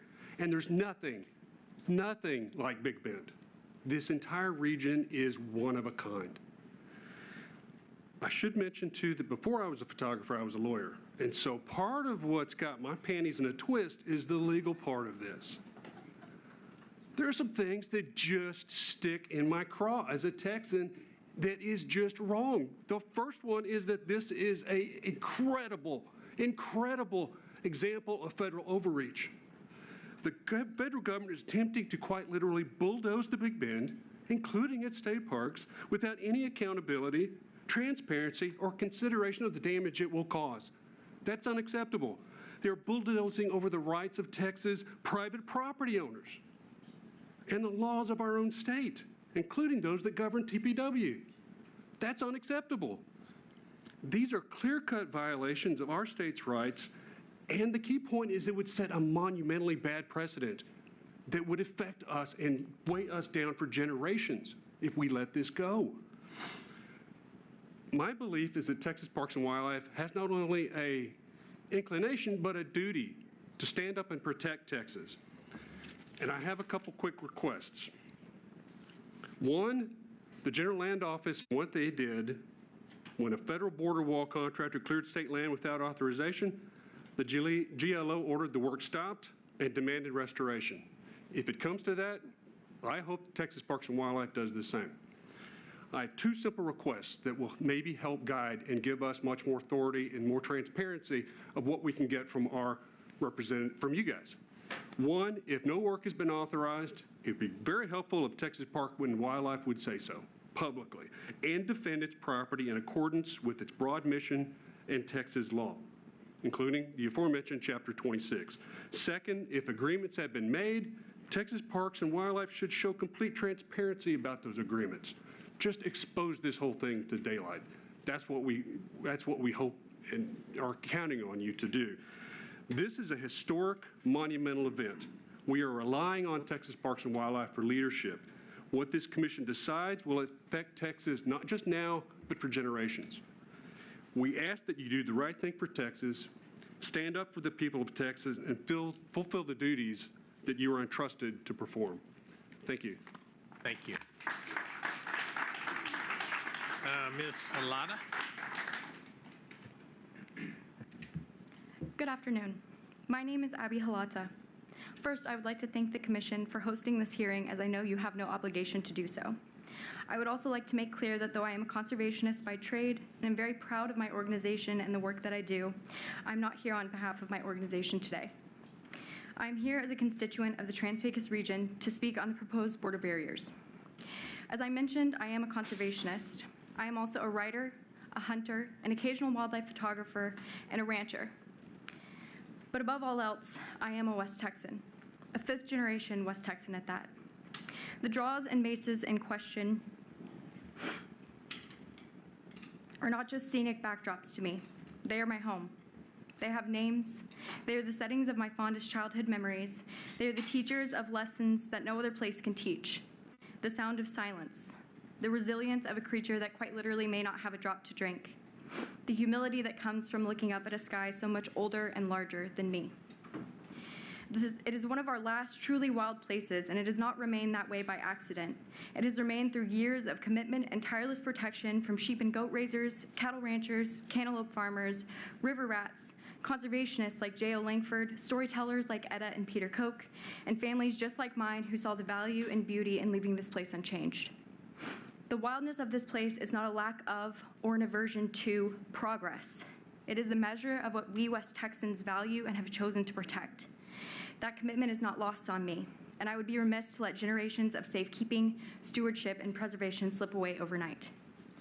Protecting our borders and protecting our landscapes are not mutually exclusive. In a place as unique as this one's, our solution must reflect the character of the land itself. The Big Bend and surrounding regions are not places that can simply absorb the same approach used elsewhere. They deserve and require careful consideration, transparency, and a location-specific understanding of need. I'm particularly concerned about the impacts that the barrier would have on wildlife habitat and movement. The Chihuahuan Desert is not an empty expanse. It is a connected, living system. The proposed roads, barriers, and surveillance infrastructure, staging areas, and associated disturbance risk fragmenting habitat that has remained intact for millennia. They risk altering migration routes, disrupting wildlife behavior, preventing wildlife from seeking other water and food sources during drought, and diminishing a landscape that so many West Texans have worked diligently to protect. The Trans-Pecos region is more than a spot on the map. It is home to people and wildlife that deserve our attention and our respect. I urge the Commission to protect the natural beauty of the borderlands for this and future generations. Thank you. Thank you. Mr. Sage, sorry, Ms. Keith.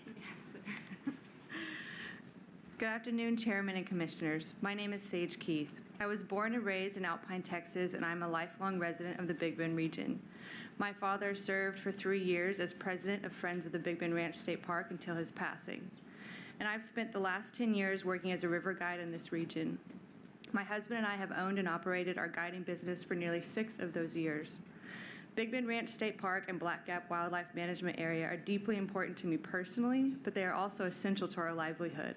We operate as concessionaires in partnership with Texas Parks and Wildlife Department in Big Bend Ranch State Park, Black Gap Wildlife Management Area, and Devils River State Natural Area. The contracts we hold with TPWD specifically describe our relationship as a partnership. We take that partnership very seriously. We work alongside TPWD to protect these lands, the Rio Grande, and the natural and cultural resources that make this region so extraordinary, while also helping many people experience and appreciate them each year. And as partners, we believe we are owed honesty, transparency, and communication. Right now, there are a lot of questions about the future of these places and the decisions being made that could affect the people who work in and depend on them. We want and need to hear directly from TPWD about its plans and its commitment to preserving these public lands for future generations. I'm here today asking a simple question. What does TPWD plan to do to preserve the lands and resources that has been entrusted with? We are asking for clear communication about the future of the places we all have responsibility to protect. Thank you for your time. Thank you. Mr. Bibb. Honorable Chairman Foster and Commissioners, thank you for hearing from us today. My name is Colin Bibb. I understand that we're likely all on the same page here. I had written this whole statement. I'm just, not going to beat your head over the wall with it, so I'm just going to kind of skip. And I want to mention a few points. Much like Sage, I came here to talk about the business impact to the area. I own 3 historic hotels out in the Big Bend region, in Alpine and Fort Davis. This depends. The whole reason that we're out there really depends on this landscape staying whole. So I thought the quote that the young lady earlier said from her great-grandfather's letter about this land not supporting a big population of people, but a big wildlife population, which was written, I think she said it was 100 years ago, was just so timely. Almost all these businesses out there are dependent in one way or another on tourism, these parks that are just such a treasure. Even with all of this fencing and surveying going on that just started recently, you see these huge heavy trucks, bulldozers, all these man camps out there now. This has already had an impact on our infrastructure. So, they're tearing up potholes, they're dumping cars over. There's these man camps out there. There's razor wire floating down the river. This is already having an impact. There's lights ruining the protected dark sky area. I understand as, commissioners of the Texas Parks and Wildlife that there's probably considerations in politics that we're unaware of down here. I think that all of us are simply asking that you guys just do everything in your power to kind of stop what's going on. I know it's a responsibility that you guys don't take lightly. We really appreciate you guys being here and hearing from us. So thank you for your time. Thank you. Mr. Barco. Good afternoon, Chairman Foster and all the commissioners. Thank you guys very much for your time today. My name is Billy Bartko. I'm the owner of Far Flung Outdoor Center located in Chilingwood, Texas. As a CUA holder in Big Bend Ranch State Park, I consider all of you guys partners. We couldn't do what we do without you, and I hope that we add significant value to the park system. I echo everything everyone said today about the wall. I think that's pretty clear from my hat, if nothing else. But I would like to point out a few things. The outdoor recreation space accounts for roughly $60 billion to the state of Texas GDP. And that's number 3. We rank number 3 in the country on outdoor recreation space. Texas Parks and Wildlife and everything that you guys do is a massive contributor to that. So I know you guys have a great responsibility, and I know you won't take that lightly. So I'm asking you, as a business partner, to help protect the businesses that we have contributing to that $60 billion to the state economy every year. I would like to also offer you guys some encouragement. We've been obviously in this predicament since February 17th of this year, and I have been told numerous times the wall is coming and you can't do anything about it. Well, I would like to report that as of right now, they are moving equipment out of Big Bend National Park, and that is because of some courageous activity from a pretty small town and a pretty small group of people with far less resources than you guys have. So if you be courageous and you stand up, we can accomplish anything, and I'm asking you all to do that. Thank you for your time. Thank you.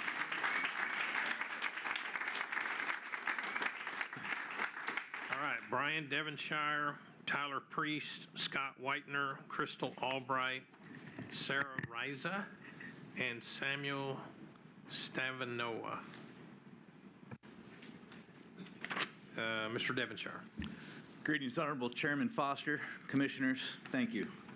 My name is Brian Devonshire. I am a Texas Parks and Wildlife volunteer. I'm also the Dark Sky Steward for Big Bend Ranch State Park. I'm here to ask that while you consider the land, you also consider the sky. Black Gap Wildlife Management Area is the darkest place in Texas. Visitors to Big Bend Ranch State Park cite the night sky as their favorite thing and the reason that they come. Ruining the night sky would devastate visitation to Big Bend by about 50%. Personally, both of my businesses depend on the dark sky. Astro Mucho hosts astronomy tours for thousands of guests annually. Big Bend Remote Observatories host telescopes that are operated globally. People mail their telescopes to Big Bend because of its sky. That's pretty awesome. I ask that y'all continue to protect that dark sky. Big Bend Ranch State Park, Black Gap, and many other Texas state parks are certified international dark sky places. I ask that we hold the contractors to the same dark sky lighting practices that we hold for ourselves. Thank you. Thank you. Mr. Priest.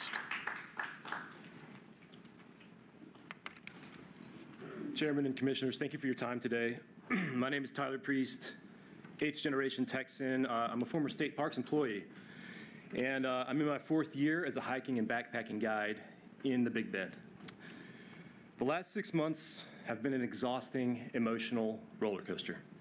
I've come here to speak for my livelihood and for the land that I love, both of which are on the line.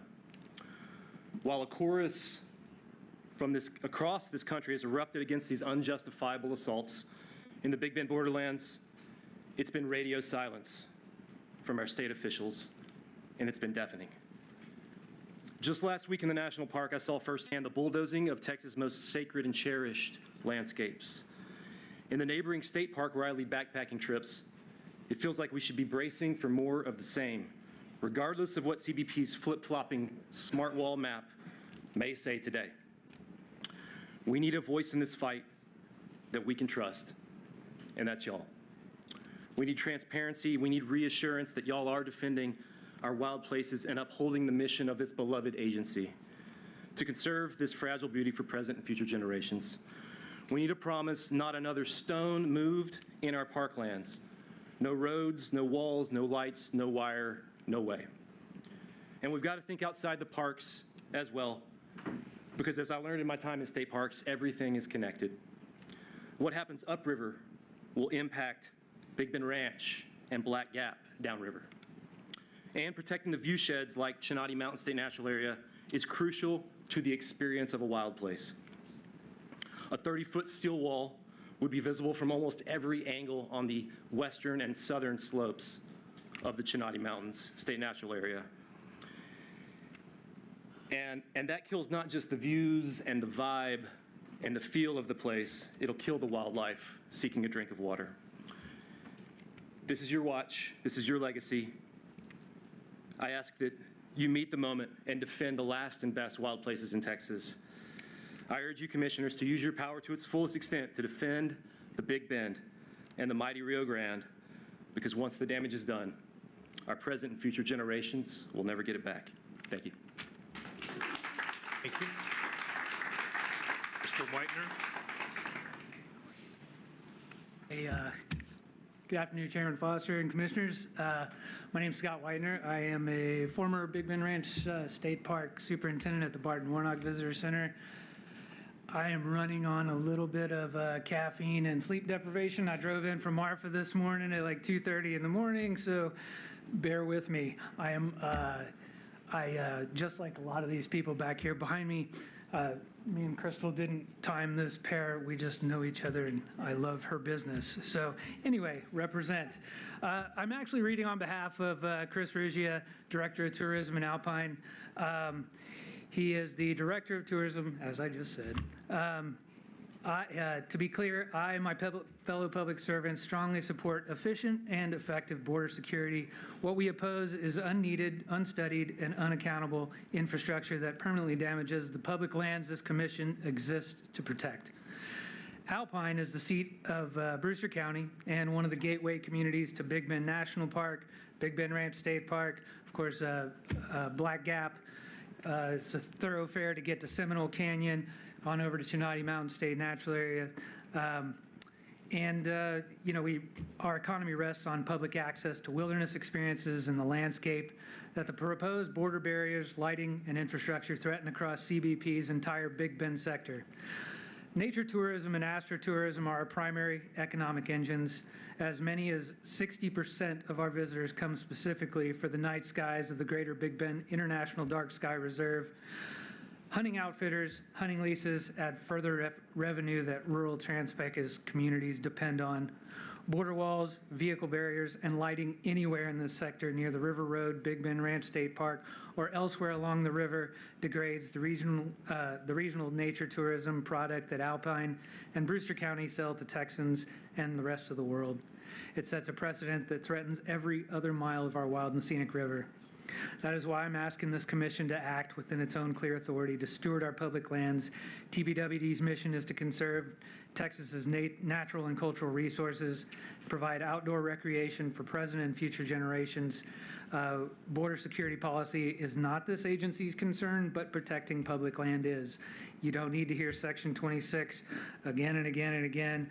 But literally, the Department of Homeland Security has waved in its haste to break ground. I'm asking you to enforce the standard here, require real environmental and economic impact assessments covering wildlife corridors, dark skies, water, and cultural resources before any access or consent is granted, and demand oversight and accountability from any contractor operating on Texas public land.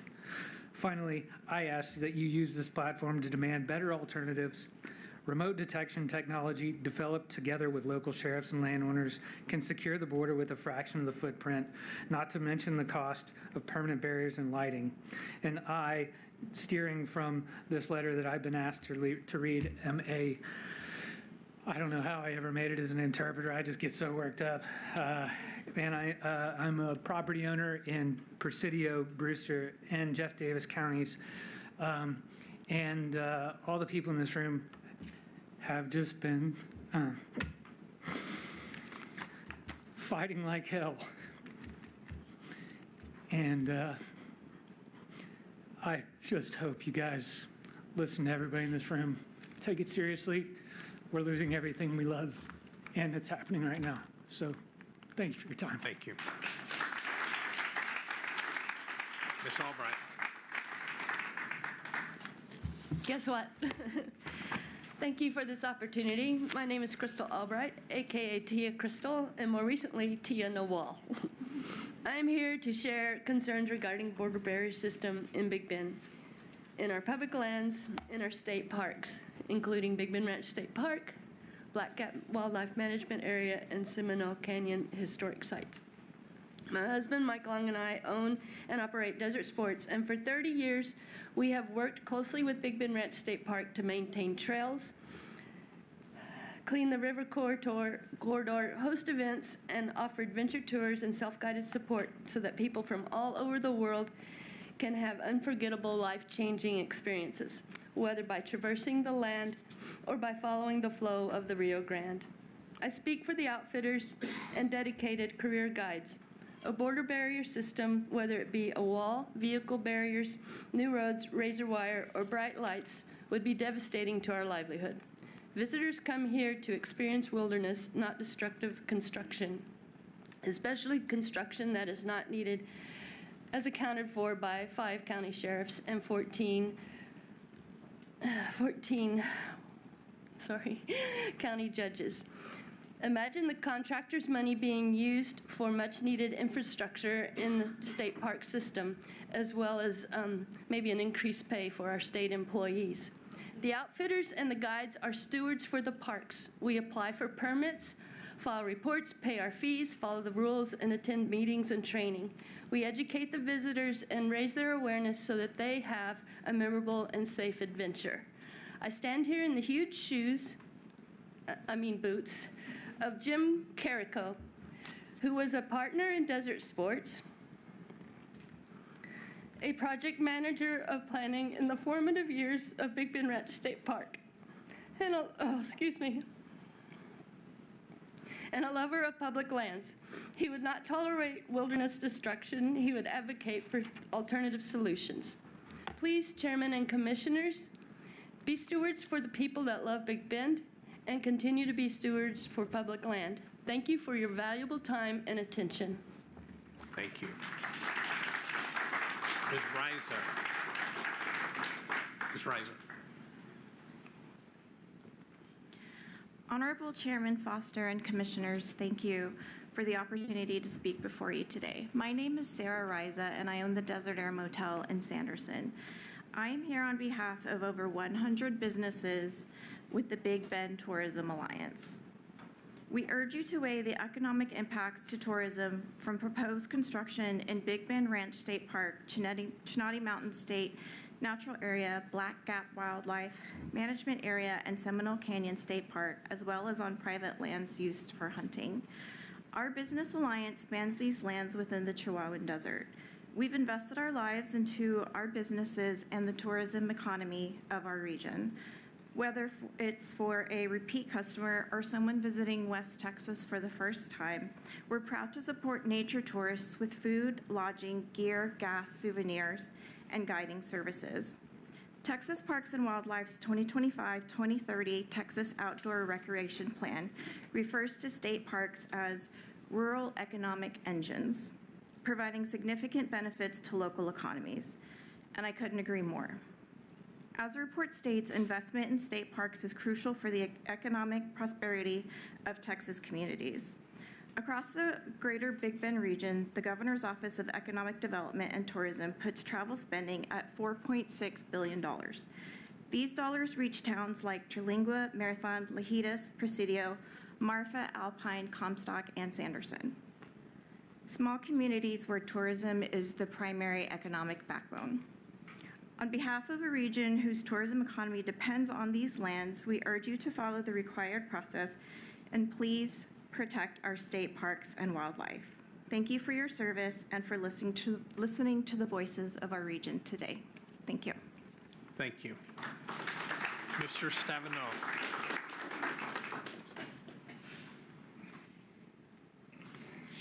Afternoon. I'm going to go kind of fast, so. Good afternoon, Chairman, Commissioners. Thank you for your patience. I'm speaker 61 minus 1, perhaps, and so I apologize in advance. I will not be near as entertaining as Jerry Patterson, but like Scott Whitener, I'm running on caffeine sleep deprivation. I drove in last night from Marathon. I got here at 3 o'clock in the morning. My name is Sam Stavinoa. I'm a native West Texan. I first ran Santa Elena Canyon when I was 8 years old in a canoe with my father. Our gear in Rubbermaid containers wrapped in duct tape. When I was 20, I guided for Far Flung Outdoor Center in Terlingua. Colorado Canyon and Big Bend Ranch State Park was our go-to stretch. Today, and for the last 7 years, I own and operate the grocery store in Marathon, Texas, which is the last one on the road to Black Gap and the Heath Canyon River access. Your department, in fact, licenses my store every August so that I can sell frozen fish and bait. That land is the economy of my town, and Marathon is where I will most likely be buried. Like many dozens of others who have spoken before me, I'm here to ask the Commission to fulfill its responsibility to Texas and assert its authority to protect Texas public lands from large-scale border infrastructure. CBP's published map proposes about 14 miles of bollard wall on Big Bend Ranch State Park tracks, 30 miles of patrol roads through Black Gap, and vehicle barriers at Heath Canyon, which is the only takeout from Boquillas Canyon and the Lower Canyon's launch. If that access closes or is diminished whatsoever, the outfitters will be harmed and unlikely to sustain those businesses. Many of them are my very best friends, and out where we live, those are my lifeline. We should listen to those guides and outfitters. They have some of the greatest insight that there is into the river in this country. Marathon would feel that in the very same season that they were impacted. The hoodoos of Big Bend Ranch State Park stand in the way of this path as well. And as many previous speakers have said, many of the rural border counties implicated here have been dinged in the state by past appraisal years and are under immense pressure to show rising property value. A wall would, of course, do the opposite, which is worth worrying about, not just for landowners' prosperity, but for the public programs those tax rolls fund. And we are not asking you to fight Washington. We're asking for the Commission to follow Texas law. The young attorney who spoke earlier just had laid out Chapter 26 and the pipeline findings that the Commission made in May. I echo that statement in full. The same law governs any access for barrier construction. So we'd like to know if that process has started, who is responsible, and that the Commission will commit that no access is signed before it's complete. Commissioners, when you assert that authority, just know that the people of Texas have your back, hands down. Whoever is left in the minority, they sure will not fight you over that land, and they are nowhere near as noisy or as influential as the folks you have heard from today.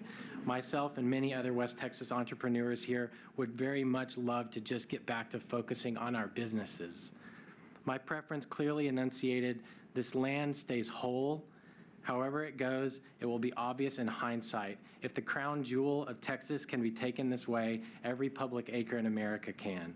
What Texas decides here is the precedent. The eyes of Texas and the world are upon you. Let us be the state that stood up, not the cautionary tale. Thank you. Thank you.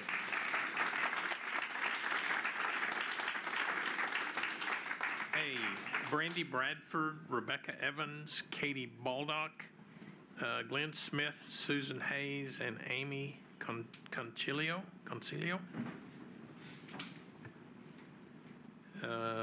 Ms. Bradford.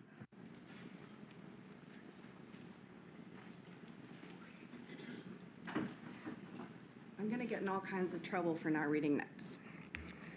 I was instructed to by Darcy earlier. She said, read your notes.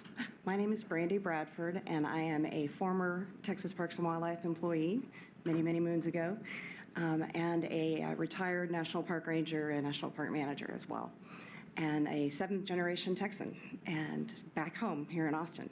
And I want to thank you all for giving us this opportunity to come talk.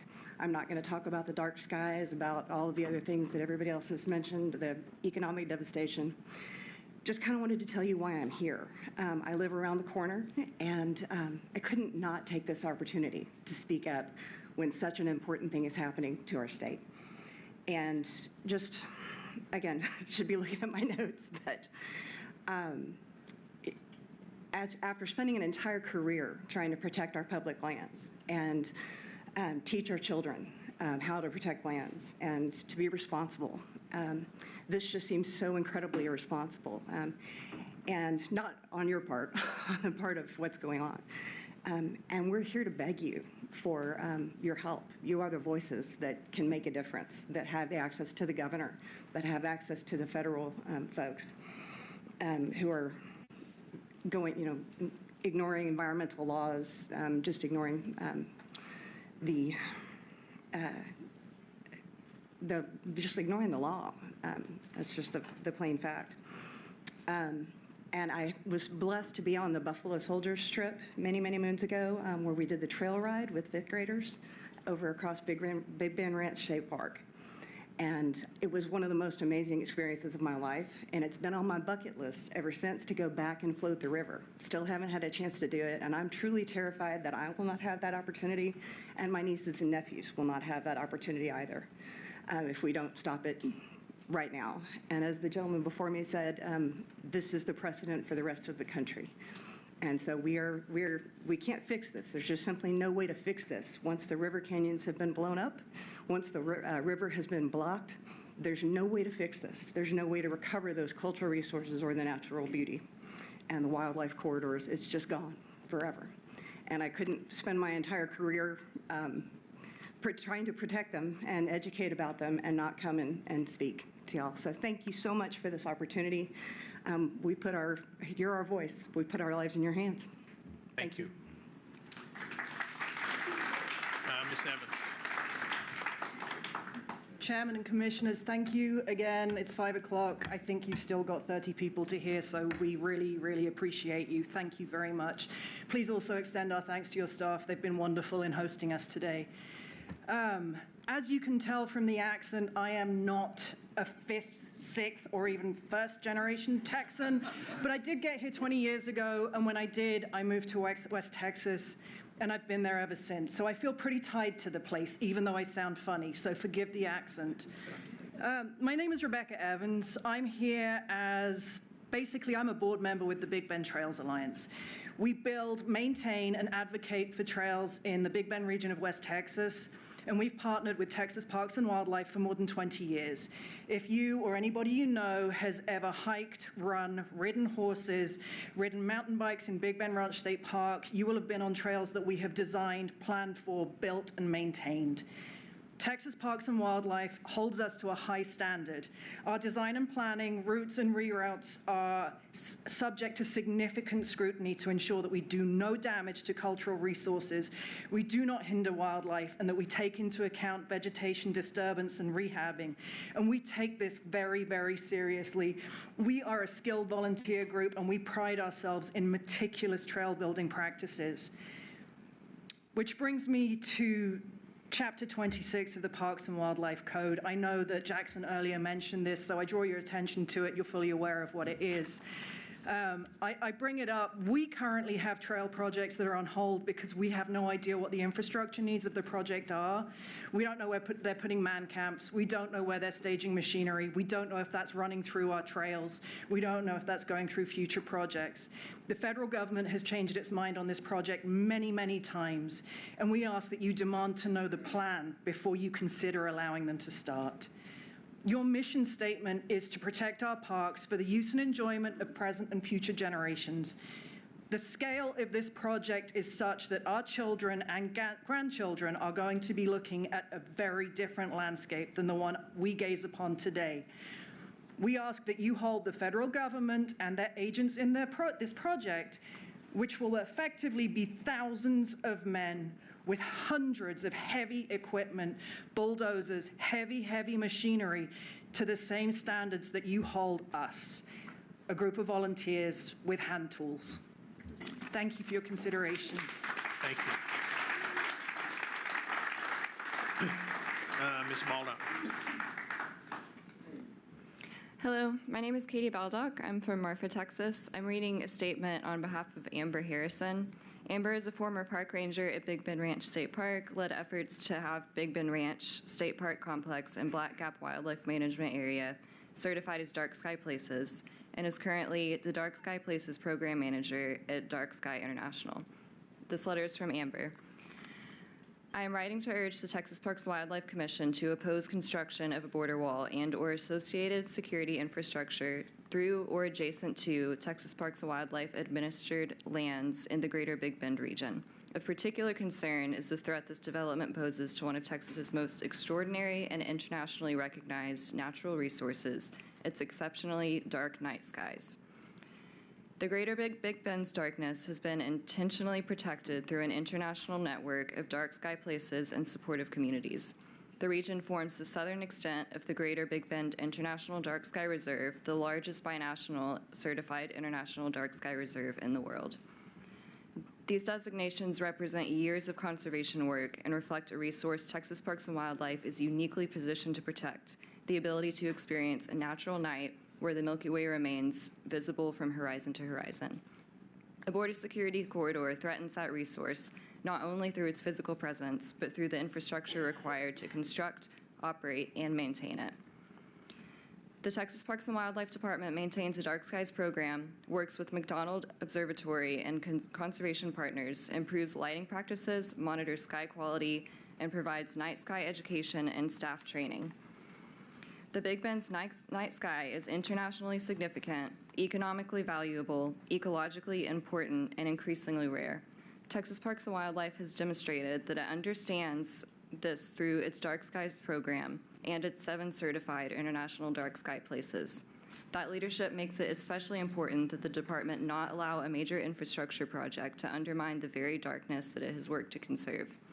I urge the Commission to use this authority and voice to oppose construction of a border wall and/or associated security infrastructure that would permanently compromise this irreplaceable resource.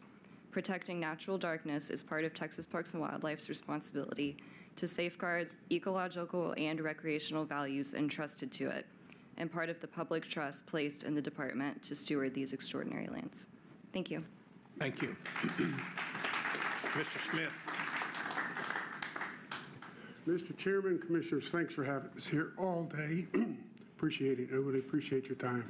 I represent 2 boards that are committed to the preservation of the Big Bend region, the Rio Grande Institute and Keep Big Bend Wild.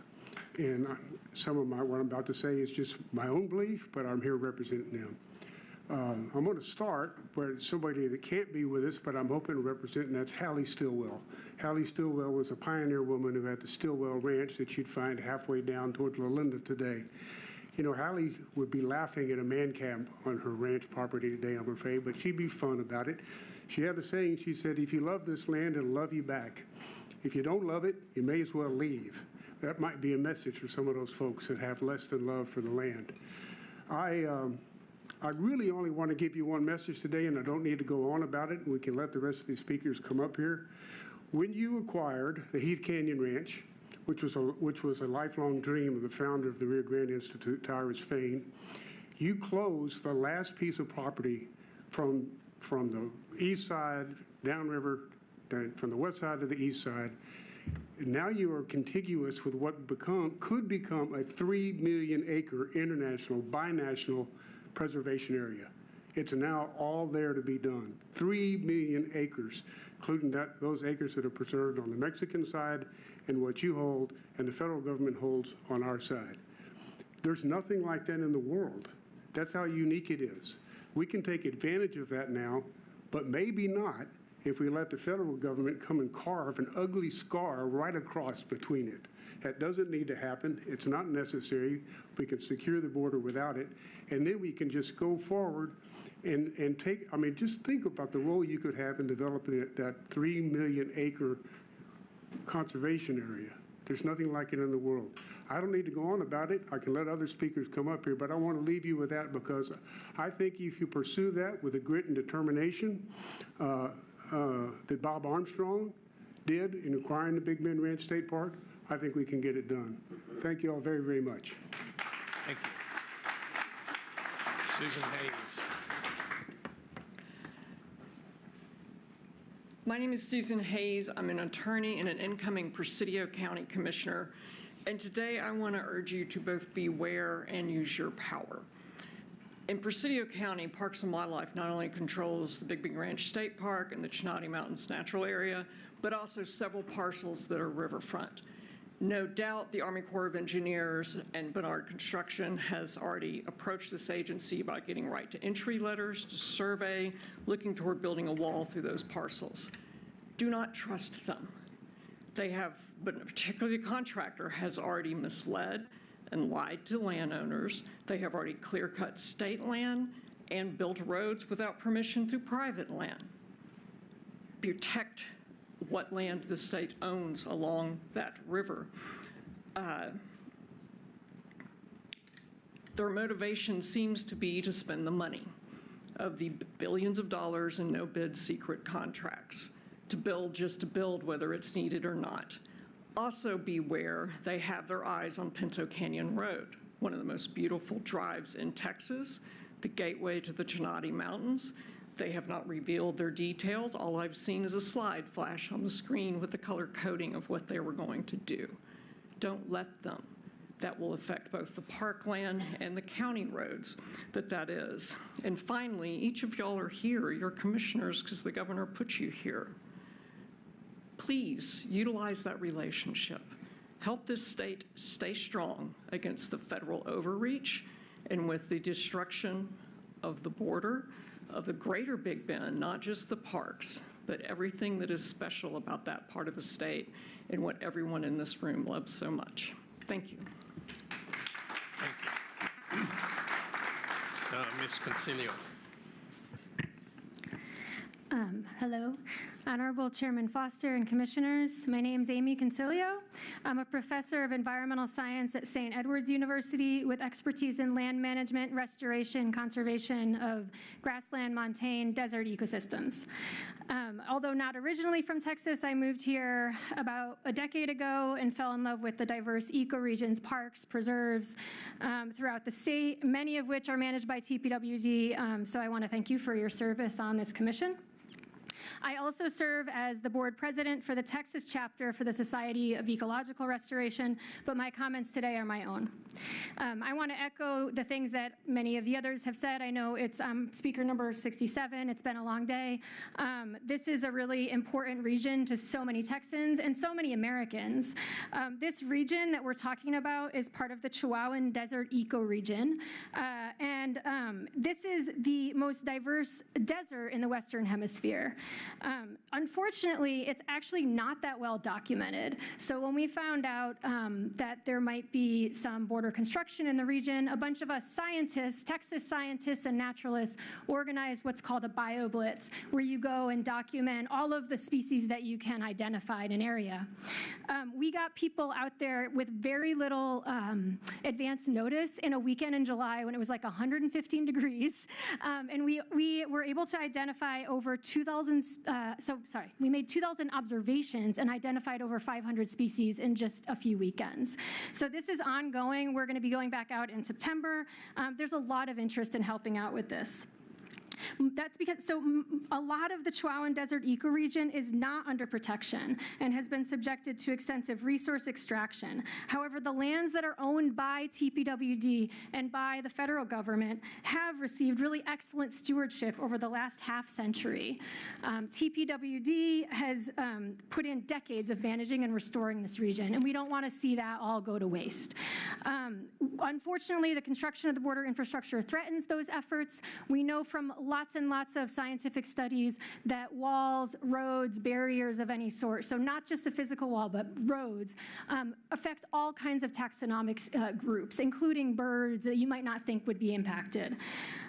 Some systems can, the other thing, so I'm a restoration ecologist, some systems can be restored, but desert ecosystems are notoriously difficult, and some might argue impossible over a reasonable time scale. So little high-quality arid habitat remains. Much of it is under your control as Texas's stewards of Texas's parklands.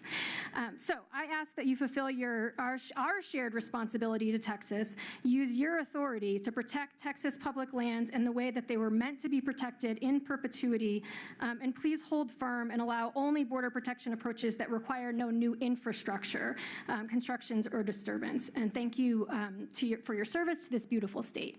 Thank you. All right. Mike McClab, William Chase Peeler, Allison Peeler, Weston Keenan, Colleen O'Brien, and Darcy Montempo. Yes, I'm Mike McClab. I'm on the board with TRPA, Texas River Protection Association. I've been here multiple times for other river events. I've never seen a crowd like this, ever. So that tells me a lot of people really love Big Bend in that area. I was a guide.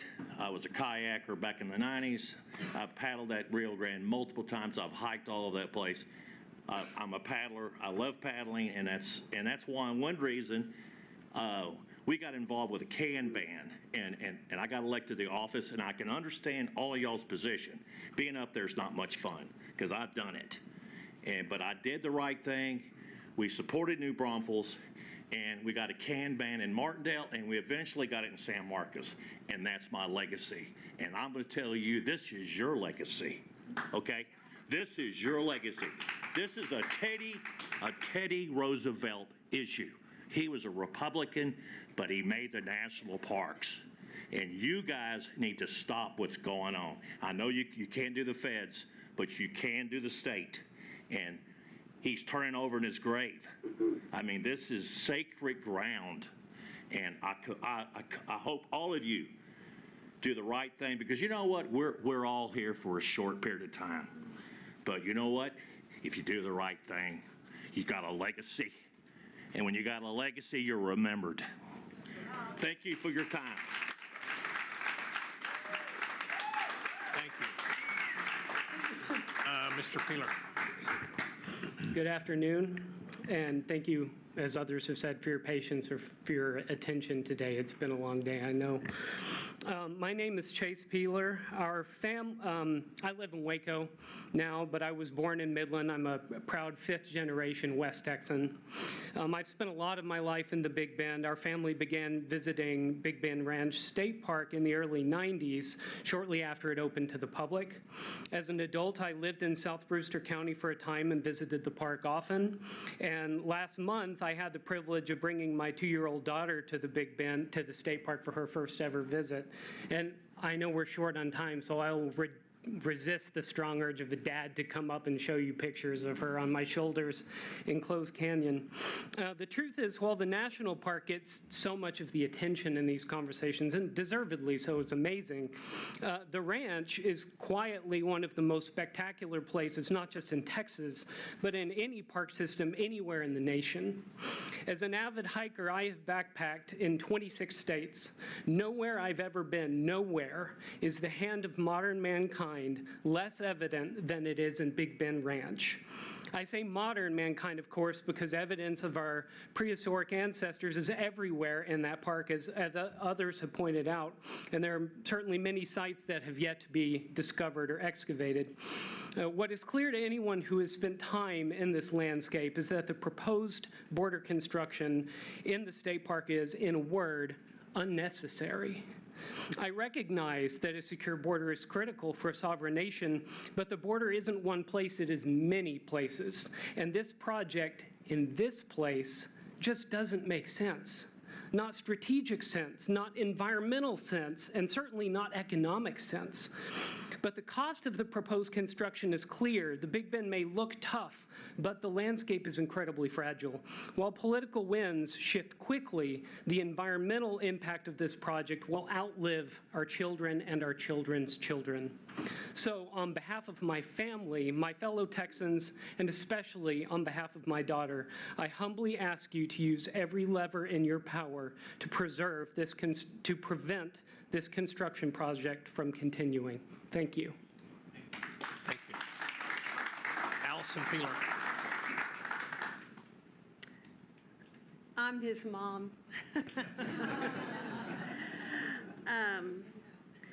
Good afternoon, and again, thank you for your time and patience. I'm Allison Wright Peeler of Georgetown, Texas. And first, I wanted to thank you on behalf of my family for our hard work in adding all the new wonderful state parks that are coming our way. And we're grateful for the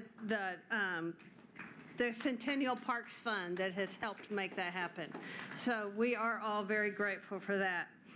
As John Steinbeck famously wrote in Travels with Charlie, Texas is a state of mind that allows each and every Texan to think big.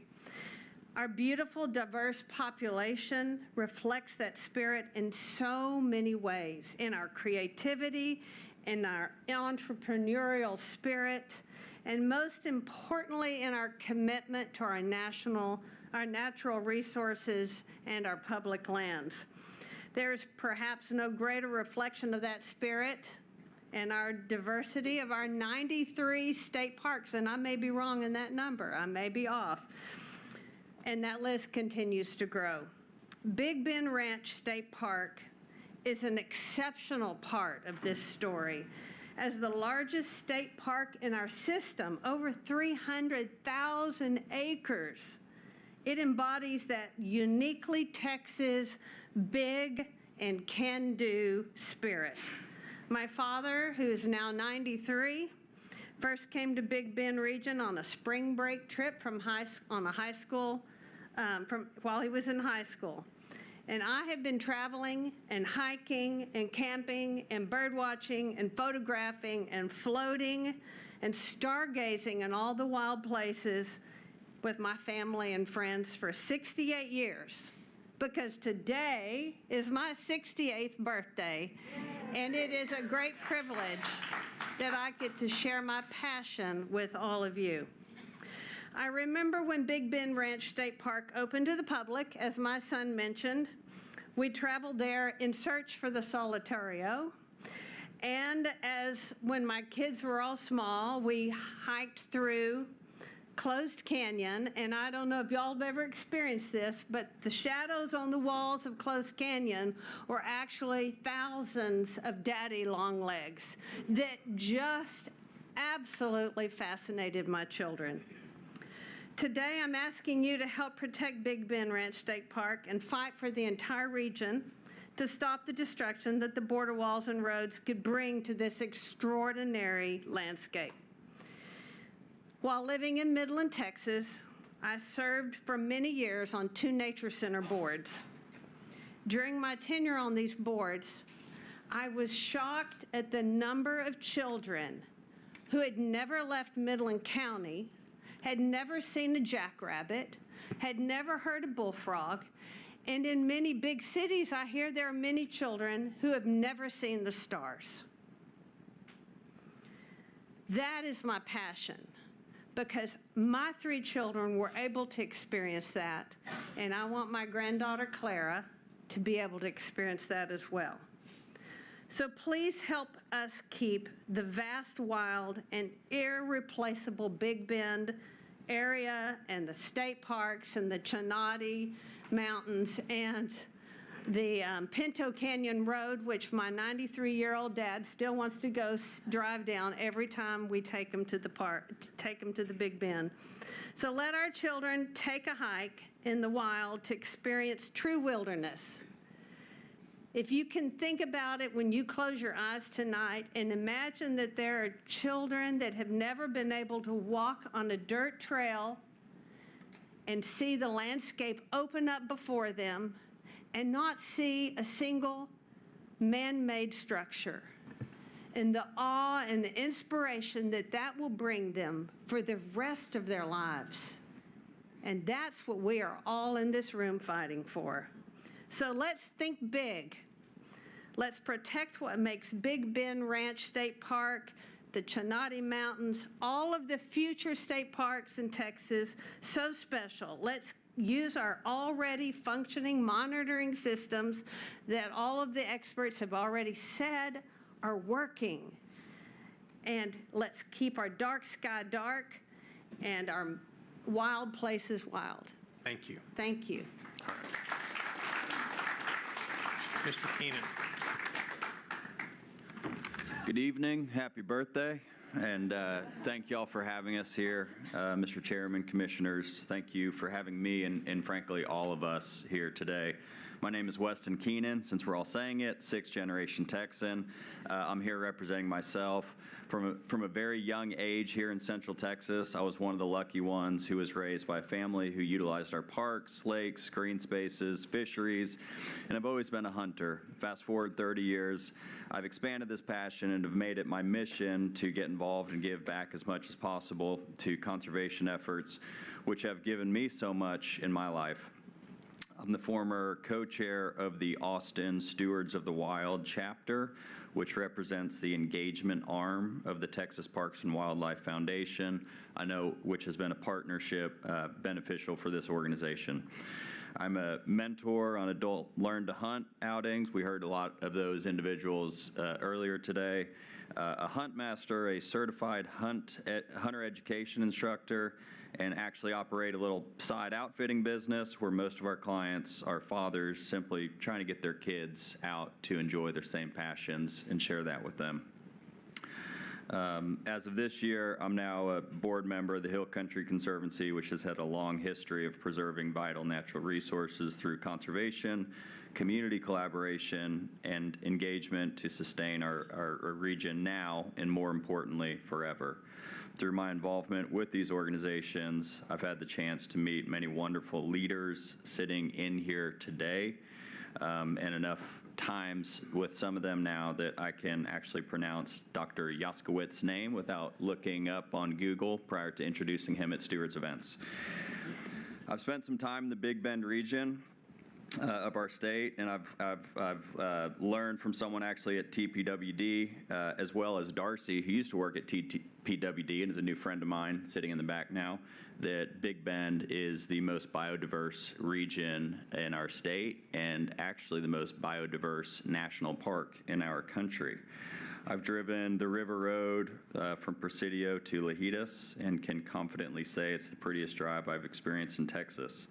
In the spring of 2025, a small group of friends and I paddled 33 miles through Boquillas Canyon stretch, although it was admittedly a pivot from low water conditions in the Pecos, and I was upset I couldn't fish. It turns out that I would not have been able to focus on fishing due to the absolutely stunning views of this truly wild place. What was even more special during that trip was we shuttled up from Heath Canyon Ranch, which was 1 month later acquired by the state to expand Black Gap. On the 2-hour ride up to Gravel Pit Road from Heath Canyon Ranch, just above the hot springs, we learned about the family members' history there and how they were approached by developers, which was all put on pause after the state as well as private entities reached out to make that transaction happen, and I thank y'all for making that happen. I was relieved to hear about that and just happy that that can be an access point for generations to come. As a board member of Hill Country Conservancy, in addition to other nonprofit organizations, I was proud to rewatch just last night Foreverland, the untold story of how a group of the hippie redneck breed that Austin attracted back in the day worked together with private and public entities to save Barton Creek watershed, our vital aquifer recharging zones, from mass development. This was the area I grew up exploring. These are the things that make our city and our state so special. These are the stories that make us realize how close we were to losing some of the things that matter most to us. Everyone in this room today, Gonna have to wrap up. all right. Everyone in this room today has a voice, regardless of political backgrounds. You know, we just, I can say that everyone I've spoken to is very against the issues at hand here, as you've heard. So I appreciate y'all and you using your voice to try to stop what's going on. Thank you. Thank you. Ms. O'Brien. Hello, I'm Colleen O'Brien. I'm an artist and Texan. I live within Big Bend Ranch State Park. I've also been an artist in residence in Big Bend National Park. The work I've been making the last 10 years are site-specific paintings that record the path of water and the geology of the Rio Grande and its major tributaries and watershed. I have paintings in the Museum of the Big Bend. 30% of these paintings are from sites along the Rio in Big Bend that would be destroyed by border infrastructure or we would lose access to due to a border wall. Many generations of Texas artists and musicians have been inspired by the wild spirit and beauty of Big Bend. It is a cultural gem of Texas. Please continue to protect it. I live on Highway 170, arguably the most beautiful highway in Texas. I live about 200 feet from the banks of the Rio Grande within the state park. Most days, the only people I see are Border Patrol. We do not need border infrastructure or an additional patrol road. 170 is the last highway in the U.S. There isn't even room to add a road between the highway and the Rio Grande. It is unnecessary destruction. With border barrier infrastructure comes added light pollution and a threat to our dark sky status. I can't tell you how many times I've stood on the porch of the Starlight Bar in Terlingua, Texas, outside the national park, and have had to explain what the long white cloud is in the sky. That's the Milky Way. It's the galaxy we live in. This is why these natural spaces are important. We have to understand how we live and operate within the natural world, or we lose our humanity, and the built environment takes over, and people start making dangerous decisions like walling off a river in the middle of the Chihuahuan Desert. It's up to Texas Parks and Wildlife to protect this for Texans. Thank you. And Ms. Bontempo, followed by Alexander Neal, by the way. Go ahead. Good afternoon, Commissioner, Chairman. Thank you for giving me the opportunity to be here today to speak with you.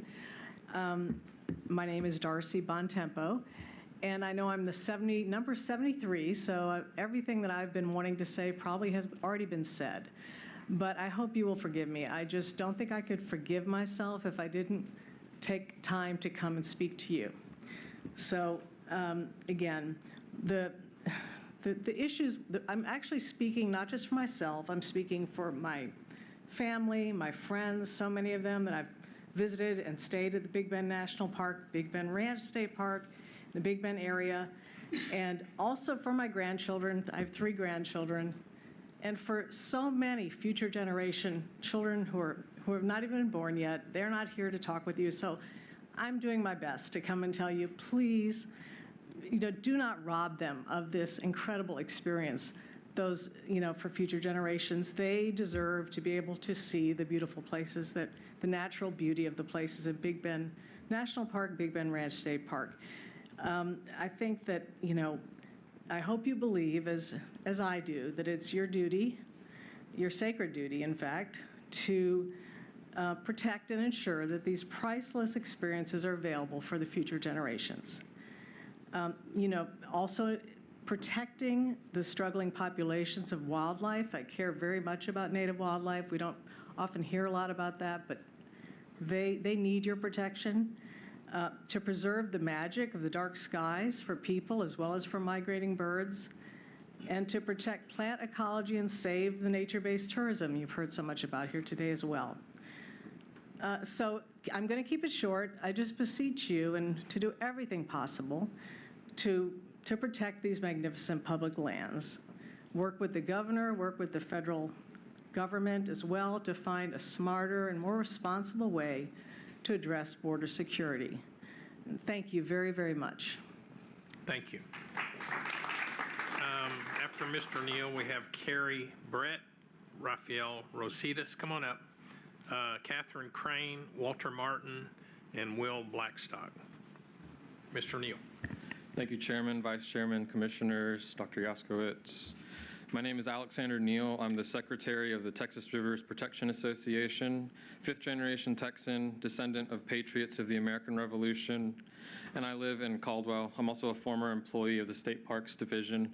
I didn't know that my mentor and former professor was going to be here and make me cry in front of my most toughest friends in Texas. Those are my friends from west of the Pecos and my friends that I have met west of the Pecos. But I actually have a different topic to discuss this evening now. From my hometown on the Trinity to the Rio Bravo at my former workplace of Big Bend Ranch, I've found that Texas rivers are some of the most threatened waterways within the nation. One tier of threat that alarms me the most is the loss of public access to our rivers. This agency here has a chance to thwart a disastrous precedent that is being set by lawless actors on the banks of my hometown river. Just before the Pine Curtain in East Texas, in Navarro and Henderson counties, lies a 10-mile stretch of the Old Trinity River, known as the Cutoff. During the Great Depression and after levee projects rerouted the Trinity, the 42nd Texas Legislature granted Texans permanent access to the cutoff of the Trinity River. And for nearly a century, hunters and fishermen like myself enjoyed the bounty of the waterway, which has been stalked and patrolled by this agency. In 2022, an unfettered adjacent landowner blocked the cutoff's access point along Farm to Market 1667 near Trinidad, Texas, with an unpermitted steel pipe fence within state right-of-way. TxDOT regulates state right-of-way but has failed to enforce the law. For over 1,600 days, Texas has neither restored access nor made an example of an individual proudly bent on breaking myriad state water law and code because, to quote the landowner himself, he is politically untouchable. The lack of action has tarnished the public's perception of state functionality and the rule of law. However, this agency's legal division, under the guidance of the Office of the Attorney General, has an opportunity to file an amicus brief to the 12th Court of Appeals in Tyler, where a lawsuit is underway to restore access. If lost, I fear that our constitutional right to fish will not be honored, that stream navigability law will be tarnished, and that our right to use waterways across the Lone Star State will go by the wayside. So I ask that you please consider supporting the legal division and the AG's office as an amicus brief is considered, developed, and submitted to ensure that river access is conserved and restored for the people of Texas and to stop the steal. Thank you. Thank you. Ms. Brett?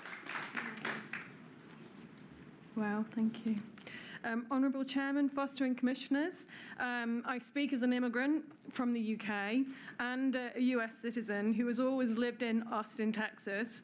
And while there's some irony in my presence here today, this is my home and I care deeply what happens here. Firstly, thank you for all you do to protect Texas lands and parks and wildlife. Through your work, we've had the privilege as a family to stay at some of the most beautiful places in the state. Over the years, we've camped, hiked, floated rivers, wandered ancient historic sites at Enchanted Rock, Davis Mountains, Goose Island, etc., just to name a few. But of all the places we've pitched our tent, none is as spectacular as Big Bend Ranch and the National Park. Star-filled skies, gorgeous flora, wild deserts, stunning rock formations, breathtaking canyons, and ancient art. There is nowhere quite like it, but you have to see it to believe it, and you must be present to soak it in its wonders. It is remote, and it's a remote and difficult terrain. So I urge the Commission to listen to all of us here today, whether eighth-generation Texans or more modern transplants like me. We all share the same concern. We all appreciate the beauty of natural places and being outdoors. We all want to protect our public lands for future generations. We all want to secure and flourishing economy. We all want our homes to be respected and our personal histories to be preserved. A wall in Big Bend is a misguided, ill-formed, and a waste of public money. A wall is not needed. Nature has provided a natural barrier here. A steel wall is not needed. It will permanently disfigure a place of outstanding natural beauty. We all feel the impact and ultimately all pay the price.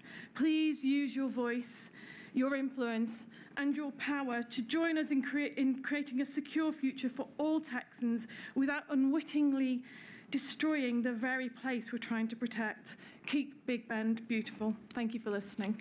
Thank you. Mr. Rositas. Thank you, Commissioner and Chairman Foster. My name is Rafael Rositas Jr. I don't have a fancy title. I'm just a veteran who kind of sells his labor, and I'm enjoying my life here in Texas in your Texas State Park, so I appreciate all that y'all do. I don't have, you've heard everything y'all need to hear say, but the numerous testimonies I had. I just can give my experience and my plea to y'all to do what you can to exercise your authority. After the Navy, after going out to Big Bend National Park and the state parks, it was truly a healing moment for me. After that, I dragged my family, my friends, my fiance. We all enjoy the lands out there. We all enjoy the people, the culture, everything out there. To me, Big Bend is probably the most accessible freedom one can get at this point, being from the city, growing up in the city. So getting out there is just truly incredible. I just hope they all can protect that and keep it pristine as it is. Another ask is that y'all stay ahead of the federal projects that harm the pristine land in the Big Bend region. you've heard time and time again that permanent infrastructure will scar this land.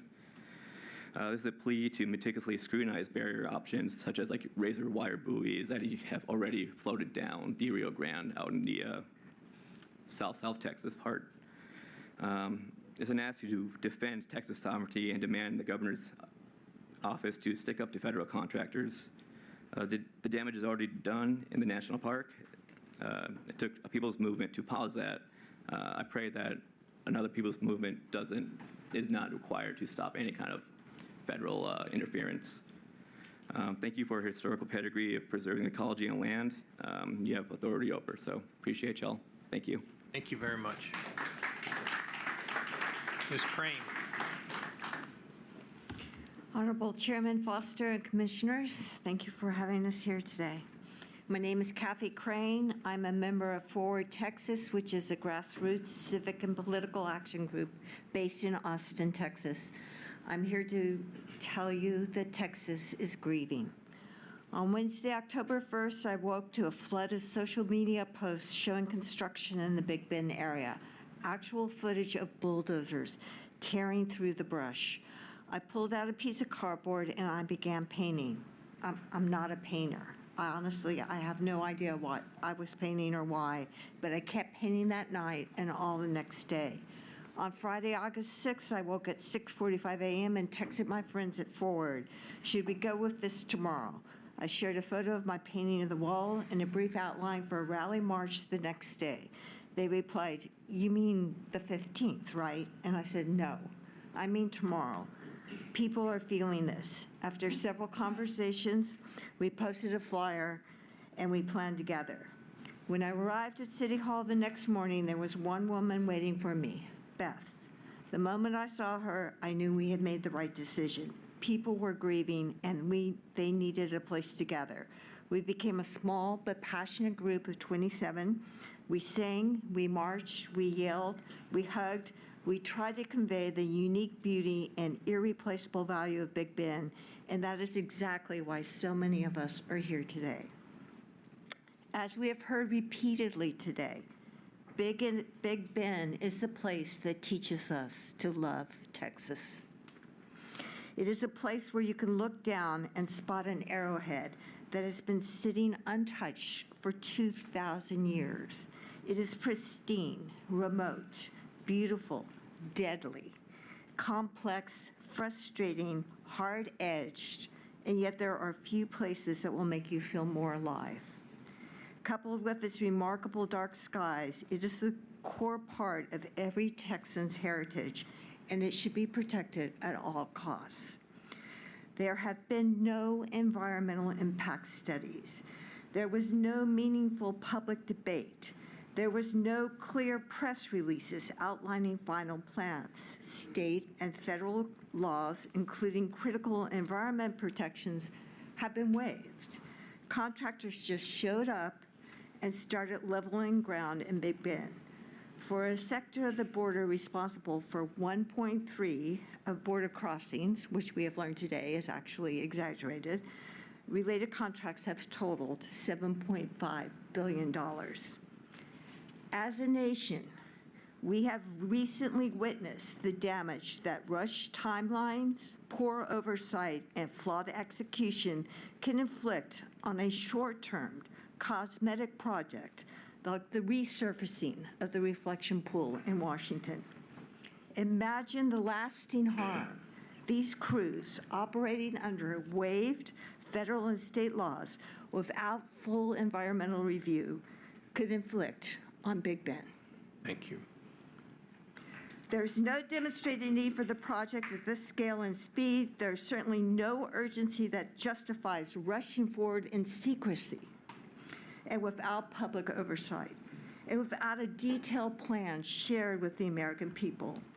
And so I ask you to call for immediate halt to all construction until thorough environmental studies have been completed, a detailed plan has been drafted, and a plan has been made public for all Americans to see and debate. Thank you so much. Thank you very much. Mr. Martin. Chairman Foster, Vice Chairman Bell, Commissioners. For the record, my name is Walter Martin, a landowner representing my family's Westwind Ranch in Zavala County, Texas. Our ranch is facing two serious threats to the wildlife and outdoor heritage. Excuse me, New World screwworm and CWD. First, New World screwworm. Westwind Ranch was ground zero for the first two cases confirmed in the state of Texas.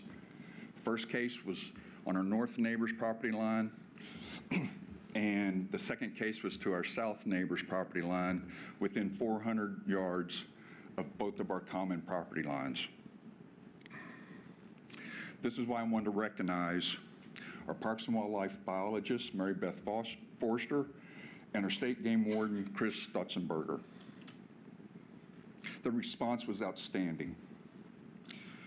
They communicated promptly, are available whenever needed, and have worked closely with Texas Animal Health Commission and all stakeholders.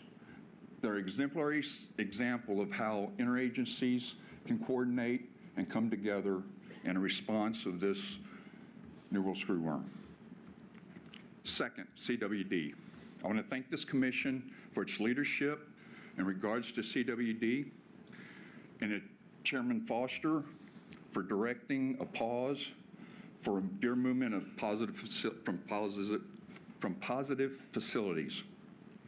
The Westwind Ranch's situation is particularly concerning because our west boundary is the Nueces River. Our northeast fence line is approximately 3 miles from the Leona River. During last month's historic flooding, approximately 3,000 acres of our ranch was flooded, and we lost nearly 1.5 miles of high fence. This creates legitimate concerns about deer movement and loss of containment. There are numerous deer breeder facilities and release sites in Uvalde and Zavala County on or near these river systems, including facilities and sites with positive CWD tests. In light of the flooding and documented fence damage, I respectfully ask Texas Parks and Wildlife to assess facilities and release sites in both counties, determine whether containment was compromised, and communicate your findings.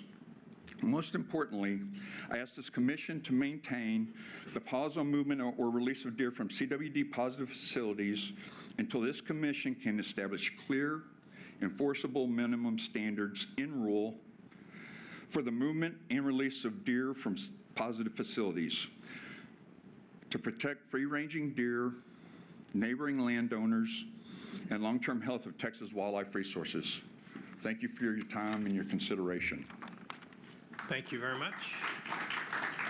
Mr. Blackstock.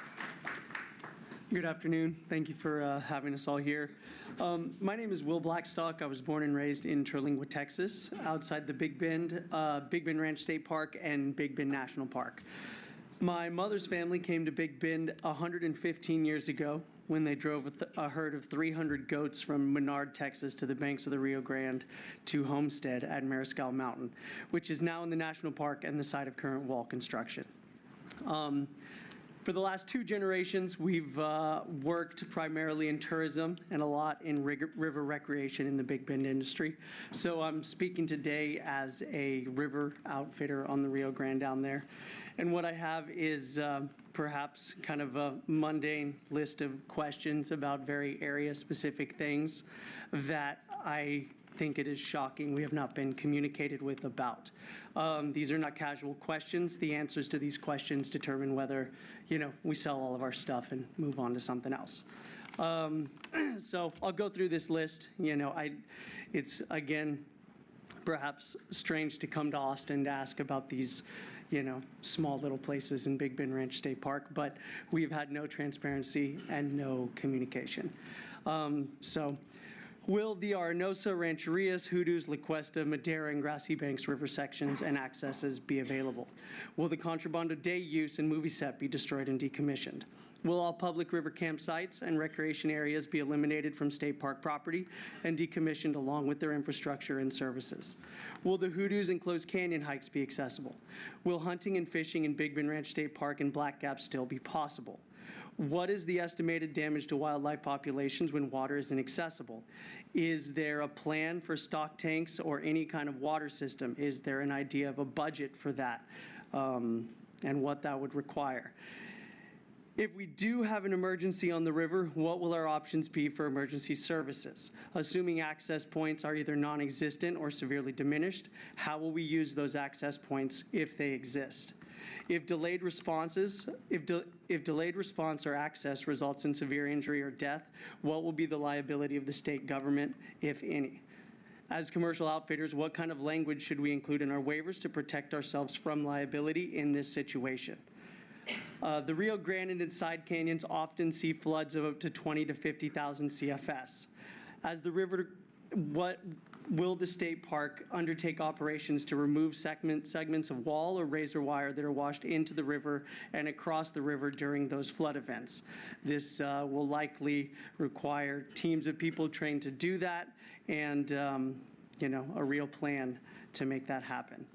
I think that if you do not have answers to those questions or do not try to find answers to those questions, what I worry, and I think what everyone worries, is that this board and just the organization is relinquishing all control and protection of Texas state lands, and that you have foregone the fundamental purposes of this office, your job, and this department. Thank you. Thank you. All right, Cameron Kozak, Monica Morrison, Michael Talavera, Cassidy Douglas, Sienna Brown, Laura Grimm. Mr. Kozak. I'm going to go ahead and say a lot more of what everyone else already said. I got a statement from a good friend of mine, Billy Miller, who is a 20-year resident of Terlingua and a river guide out there. And here's what he wanted me to say. We are all here because we love Texas. Our land is being stolen by the federal government in a multi-billion-dollar scam. Dozens of long-standing laws have been waived which were meant to forever protect our land, air, water, and our heritage. The entirety of the land adjoining the Rio Grande is being separated from Texas and our half given to Mexico without them even asking for it. The administration is telling us about an emergency that requires billions and billions of taxpayer dollars to be paid to contractors who donated millions to a campaign fund, so they can take our land and our water and demand we stand down so they can protect us with useless walls and dangerous razor wire, even though local governments are begging them not to. Their own statistics show that this emergency is a fabrication, that vast mountains, desert, and extremely rugged terrain and giant canyons and the lack of roads already create a border barrier system. CBP has the technology to track everyone who attempts to cross in the Big Bend region, and anyone is detained once they get to an easily patrolled road. In fact, the plan for building new roads in our parks, remote areas, will actually benefit any would-be border crossers and would be a gift to the cartels who currently ignore Big Bend completely. We must not roll over and let them do this to us. We are here to urge you to stand against this and fight for Texas and for all Americans. If we can come together from all sides and defeat this, we can save our parklands for future generations. And that is what Texas Parks and Wildlife was created for. Don't turn the Big Bend into just another sad story about the way things used to be. Longtime residents of the region are telling you that there is no border problem in the area. Listen to them. Thank you. Ms. Morrison. Good afternoon. Thank you, Chairman Foster and Commissioners, for allowing me to speak to you today. My name is Monica Morrison. I'm the founder of Texas Native Cats and a coalition member of Texans for Mountain Lions. A brief recap of progress regarding our mountain lion. In 2022, Texas A&M published the results of its survey, Texas Residents' Attitudes Toward Mountain Lions and Their Management. 71% of respondents indicated that harvested mountain lions should be reported to public officials. Texans for Mountain Lions submitted a petition to conduct research, establish mandatory harvest reporting, implement 36-hour trap checks, manage by region, ban canned hunting, and form a working group. The petition was denied, but Parks and Wildlife convened a working group that evaluated policies and advised on a management plan. Outcome of that, need for data. 2024, the commission voted unanimously to ban canned hunting and implement 36-hour trap checks. More than 7,500 Texans, 91% that voted, were in favor. The commission also asked Texas Parks and Wildlife to prepare materials on mountain lion mortality reporting. The department established voluntary harvest reporting, but the results were not effective. Texas Parks and Wildlife published the Mountain Lion Research and Monitoring Plan, developed with input from stakeholders and researchers.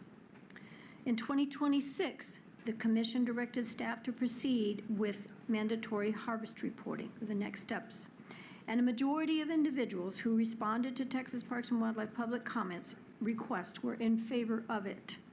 Just before the May Commission meeting, Chairman Foster announced that the mountain lion harvest reporting had been withdrawn from the agenda and directed Parks and Wildlife to work over the next year to improve the data collection approach. How do we know what we have if we never quantify it? Commissioners and department, please put a timeline on the harvest reporting issue that will be clearly communicated to all stakeholders and adhered to. Without a firm time commitment, harvest reporting and our cap will languish. Thank you. Thank you. Mr. Talavera. Yes, sir. Okay. Good afternoon. Thank you guys for your time and your patience today. I know you've heard a lot. My name is Michael Talavera. I'm a proud multi-generational Texan, and I'm here because I'm deeply disturbed by what's going on in Big Bend. Big Bend changed my life as a young adult and shaped my passion for nature and conservation. I've stood on the South Rim, admired its beauty, and even named my dog Emery after the peak in Chisos. Paddling into Santa Ana Canyon is the fondest memory I have of a friend that's no longer here today. Big Bend is where my love for the natural world and where my pride as a Texan fully evolved. There are not many places left in Texas that still feel truly wild, and Big Bend is one of them.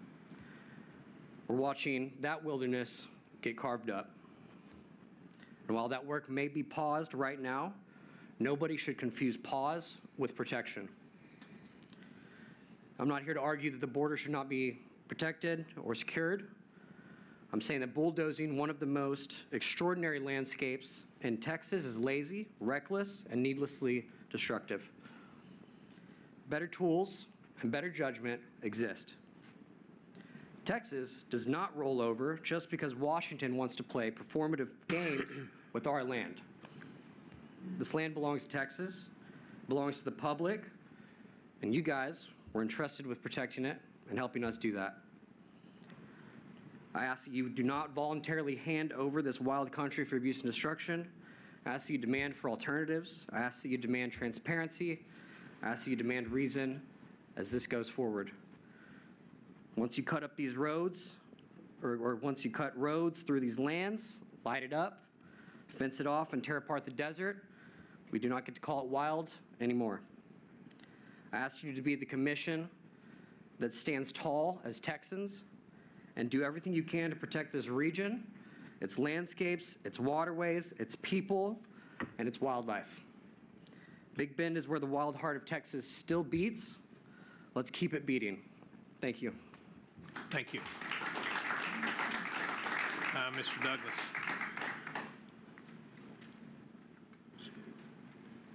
Are you Cassidy Douglas? Yes, sir. Okay. Hi, thank you all for your time today. I know it's been a long one. I'm fortunate enough to have grown up in Terlingua and spent a lot of time in the state park growing up, but I'm here on behalf of Ranger Mike Ryan from the park, so I'll start off with that. My name is Michael Ryan. I've lived in either Presidio or Brewster County my entire life. For more than 35 years, I've worked on the Rio Grande and the Big Bend region of West Texas. I've guided, I've done ecology work, and I've worked in every aspect of emergency services in the Big Bend Ranch State Park, Big Bend National Park, Black Gap Wildlife Management Area, and the Rio Grande Wild and Scenic The last 23 years of my Big Bend career, I served as a federal law enforcement ranger for the National Park Service in Big Bend National Park. The river here between the upstream boundary of Big Bend Ranch State Park and the downstream boundary of the Rio Grande Wild and Scenic is over 270 miles long. None of our river access points are paved, and there is not a single boat ramp that you could call all-weather. Of the other river access points, there are only a handful, often 20 to 30 plus miles apart. This country is wild and remote. That's why it's loved by so many Texans.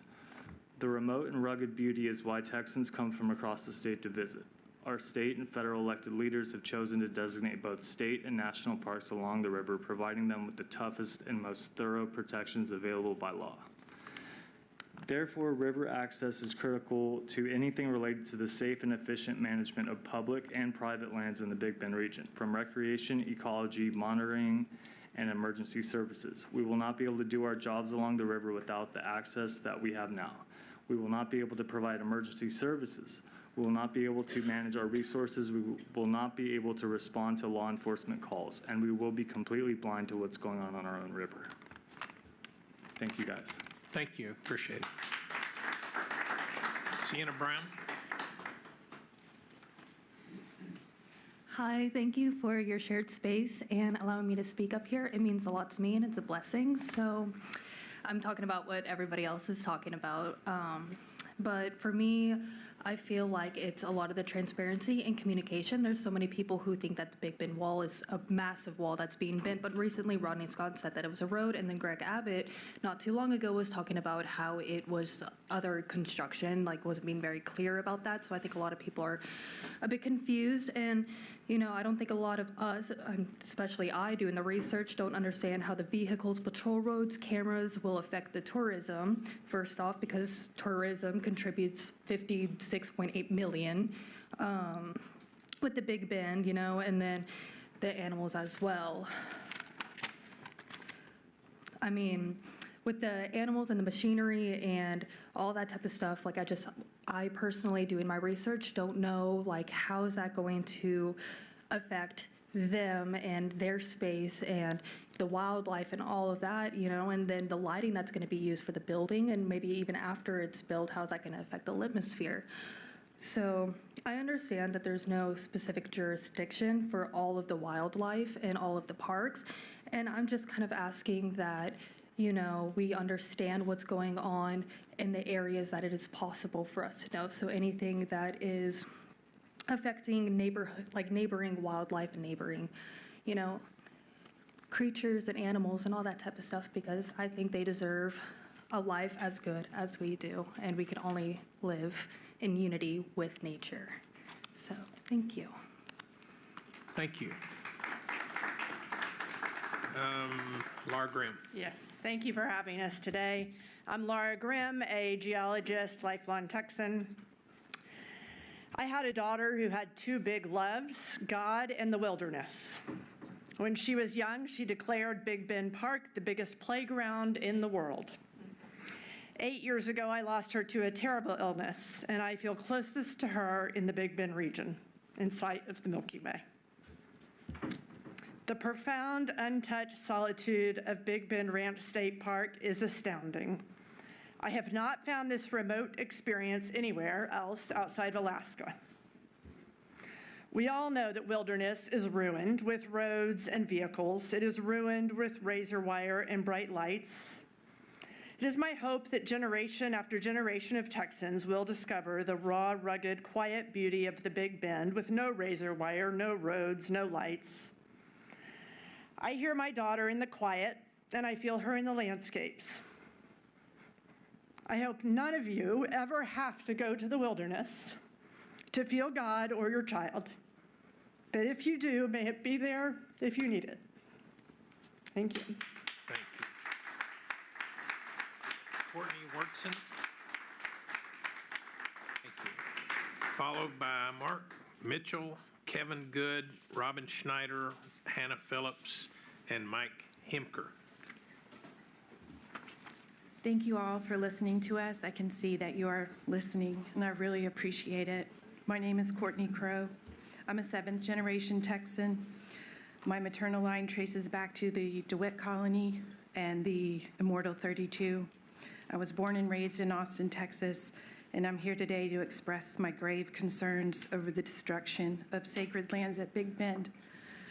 And I wrote a lot of the same things everyone said, but I decided to just pause and show you my emotion, because I think a lot of people wanted to get their facts out, but we are very emotional about this. We feel as Texans very powerless. You know, everyone says, go vote, and we vote. But you are not powerless. And that's why I stood here, you know, with everyone else for 6 hours. I can't reach the governor, but you can.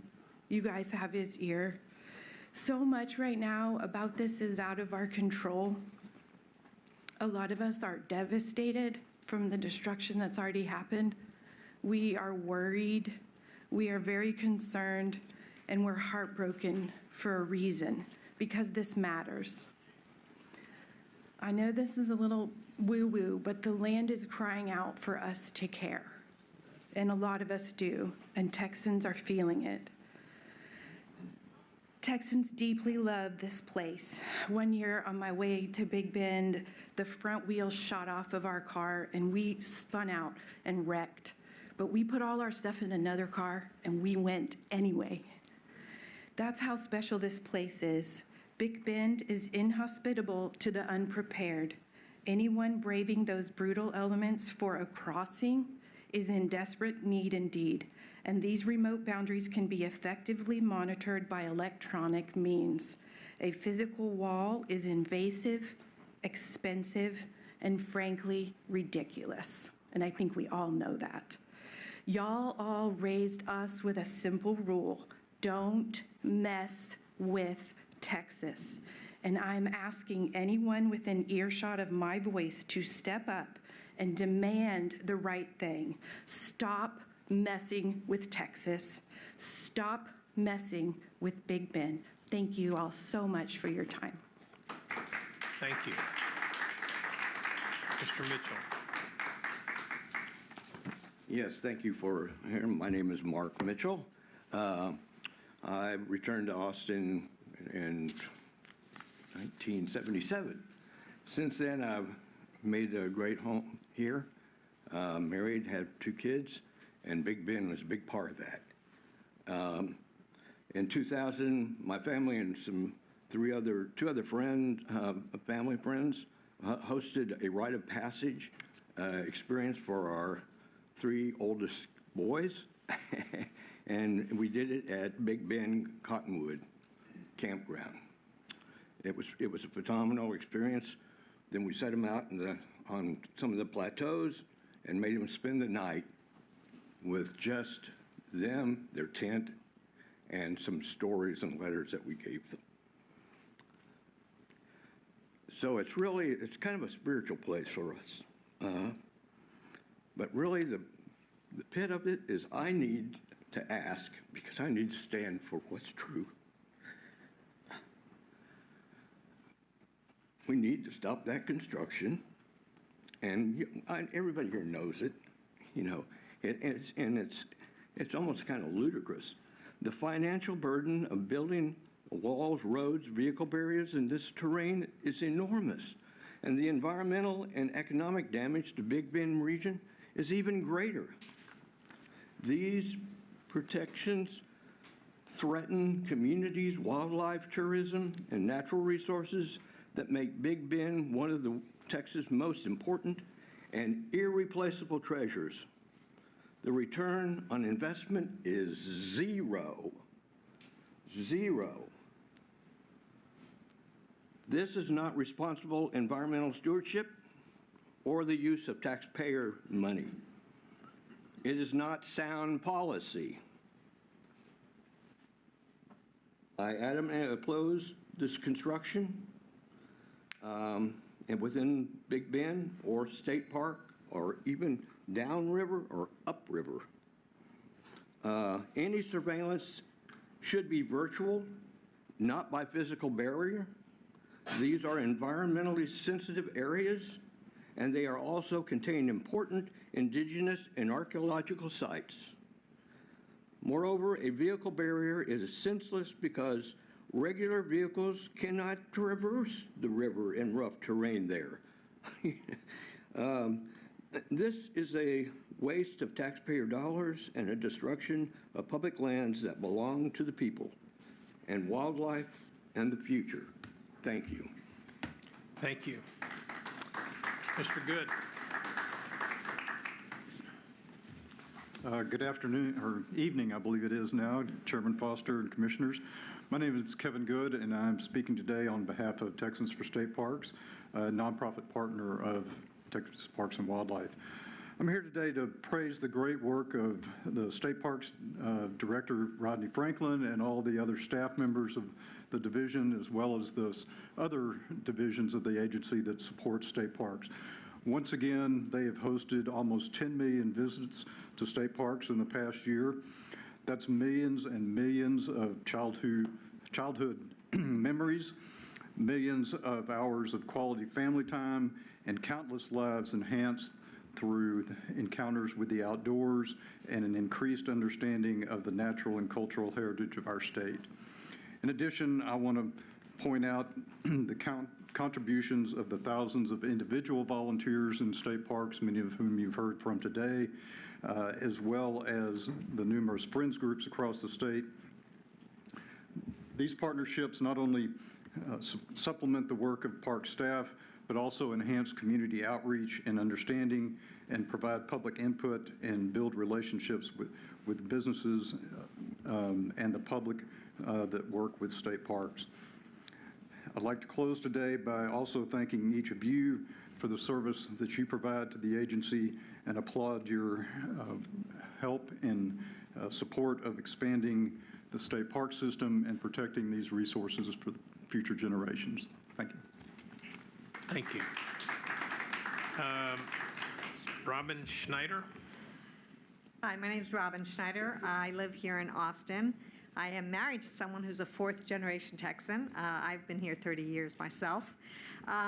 We've had the pleasure and joy of hosting exchange students from other countries, and pretty much we take our exchange student daughters to Big Bend. We have formed memories with people from Ghana, from Australia, and even from Afghanistan. And it's a very special place that I hope you will do everything in your power to protect. I just recently, in the last few days, rewatched the movie Boyhood by Richard Linklater, and the movie actually ends in Big Bend Ranch State Park and the canyon there. So I was inspired by that to come today. I'm so glad, Chair Foster, what you said earlier today, that you share, and each member of the commission, it sounded like, shares our concern. What we need now from you folks is leadership and transparency about what you're going to do with this situation. Using all your powers, your legal powers, your institutional powers, your personal connections, to be vocal, to galvanize people. You can see there's a huge outpouring of effort on this. We need you to help lead now and show Texans where each and every one of you stand. Take the passion expressed here today and amplify it far and wide. I hope you all leave here today with a to-do list of what you're going to do to help this effort out, and that together we can accomplish the goal of preserving this most special place. Thank you. Thank you. Hannah Phillips. Mr. Commissioner, members of the commission, I have good news. I think I'm one of the last 10 speakers, so hang in there. And thank you so much for hearing us all today and for listening and for your service to the state. My name is Hannah J. Phillips. I'm a freelance writer and a sixth-generation Texan. I'm also the proud mother of a second-generation Mexican-American, Samuel Frias, the toddler who was playing the ukulele in protest outside earlier today. And I don't think I've publicly spoken since my mock trial days in high school, so thank you also for your patience.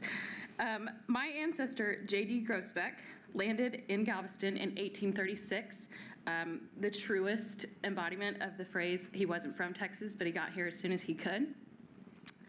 He was the first city engineer in Texas. He moved to San Antonio and established the first newspaper in San Antonio, just down the street from the Alamo, where he had a dry goods store. They have a model of it in the Woody Museum.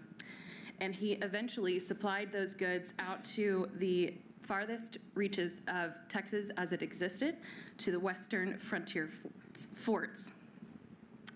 I first traveled to the Big Bend region myself, almost a decade ago, amazed at the vastness and wildness of that part of Texas, unlike any other part in our state, and so proud to claim it as one of our parks after seeing so many of the beautiful national and state parks around our country. But of all the places I've traced the footsteps of my ancestor around Texas, the Big Bend region is the closest I have ever seen what Texas might have looked like when he arrived and when he lived here in 1836, and what I hope it will still look like when my own descendants can travel to that region. Since that first trip, I have been back many times, celebrating a milestone birthday, hiking in the state park with my dog, bringing my now husband, and this past May, my son, who was here earlier today. Driving a 2-year-old 8 hours across Texas wasn't something I planned to do this year, but I wanted to at least have photos of him there before the landscapes that I love so much are ruined forever. Construction in the national park started exactly 2 months to the day after our trip, after we splashed in the Rio Grande and marveled at the night sky with him, probably the first time he had ever seen the stars as a city-born Texan. I am here today while he naps, or was napping when I was drafting this speech, because we have a duty to preserve this land for his generation and for generations to come. When we were there in May, we drove my favorite highway in all of Texas, FM 170, along Big Bend Ranch State Park between Terlingua and Presidio. My son will likely not remember that drive, or his first time seeing those matchless dark skies. But we owe it to him to preserve those views exactly as they are, untouched and unspoiled by any type of barrier or light structure. I know people today have already quoted your mission back to you, your mission to manage and conserve the natural and cultural resources of Texas for the use and enjoyment of present and future generations like my son. So if you'll allow me instead to be a little bit cheesy and probably apocryphal, because I know this is a legend, I will remind you instead of the story of William Barrett Travis standing at the Alamo, drawing the line in the sand for his men. Members of the commission, this is the line in the sand right now, this meeting, this moment, and I hope with all of my heart that you will cross it. Thank you. Thank you. Mr. Hemker, followed by Stephen Parks, if you want to get ready. Thank you. Thank you. Thank you, Chairman Foster and Commissioners, for your service today and to our state. I appreciate your time. And if you need a quick stretch, I know there's only a few left. I know you're getting up and doing things, but you certainly earned it today. My name is Mike Hemker, and while I'm not a native Texan, I married one, and we are the parents of 2 daughters and have a son-in-law and extended family members who are also native. I've been a state park pass holder, and I'm not a very good angler nor a hunter, but I am a super combo license holder as well. I hope at some point in the future to take my grandkids that aren't born yet to become a better angler and hunter to help them, and also visit Big Bend State Park and other state parks without unnecessary barriers such as the ones that are in progress or paused or hopefully soon canceled. I won't be here tomorrow, so I'd be remiss if I didn't congratulate Rodney on his 35 years of service. Quite an accomplishment to our state park system. He's a good dude. I, too, am a Parks and Recreation professional since the mid-'80s. Yep, I'm older than you think.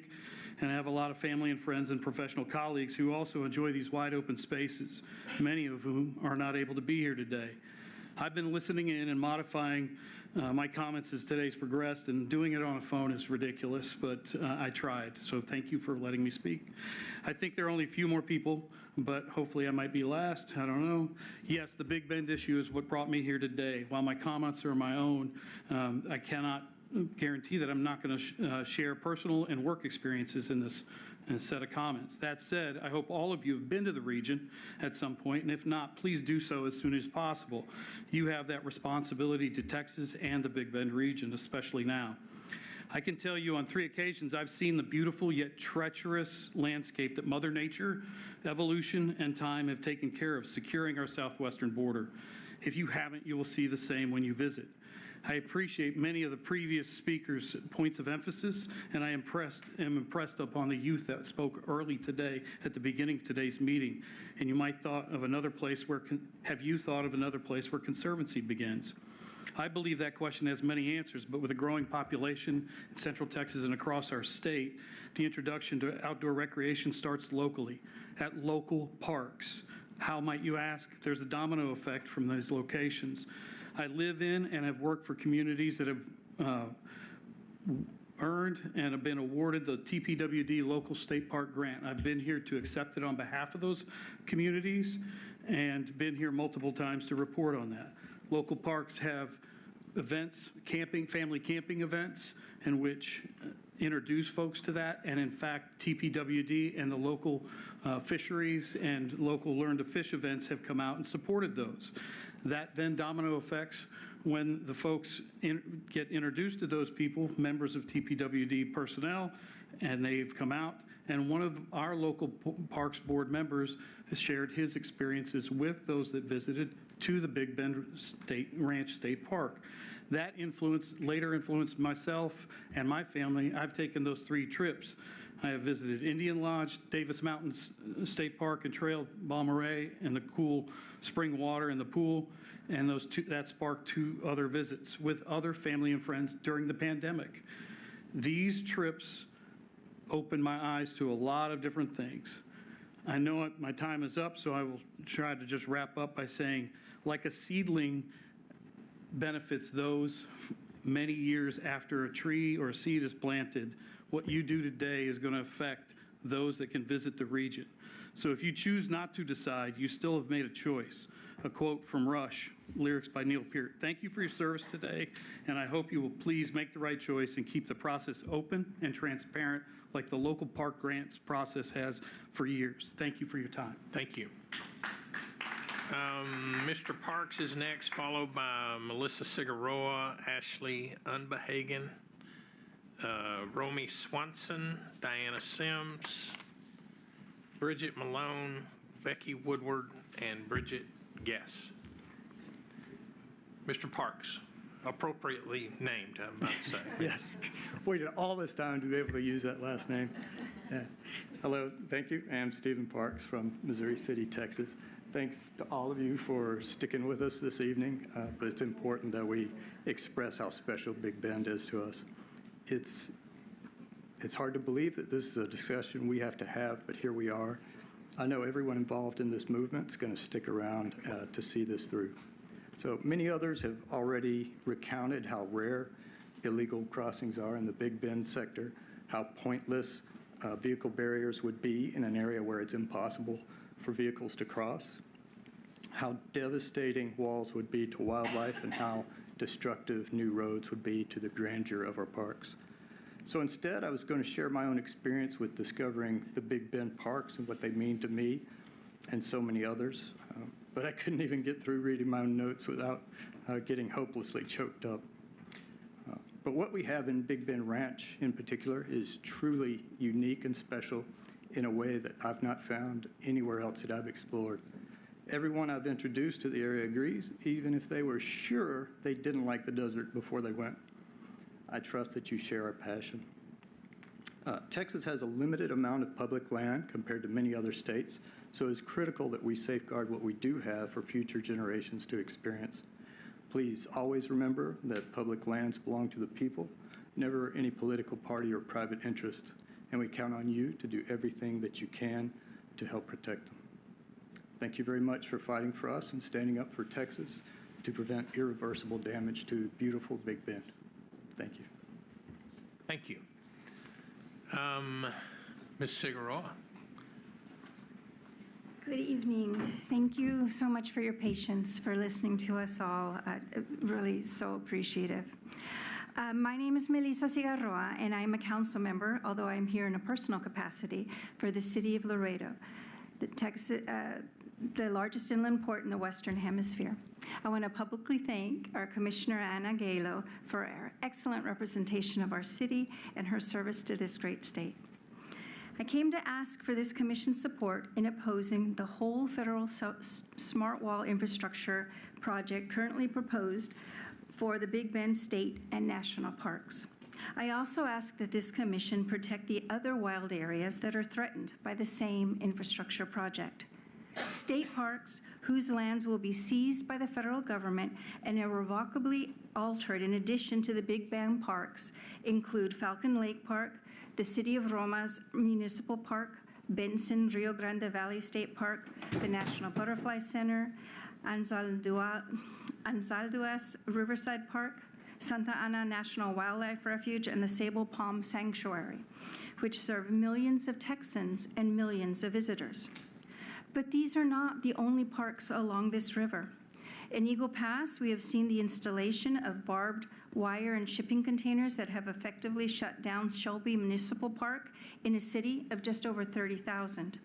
In my hometown of Laredo, the Max Mandel Golf Course, Father Magnobo Park, Los Martinez Park, the historic Paseo del Indio Trail, the Riverbend Nature Sanctuary, Tres Laredos Park, Las Palmas Nature Preserve with hundreds-years-old Washingtonian palms, the Zacate Creek Confluence, Slaughter Park, the Chacon Creek Back Park, and the Santa Rita Park all line the Rio Grande.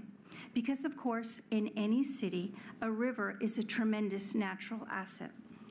The newly constructed Riverbend Nature Trails in the Riverbend Nature Sanctuary were built with $650,000 from TPW funds. This represents the type of government investment that communities are demanding, one that highlights the unique cultural, ecological, and historical features that our communities carry for the entire state.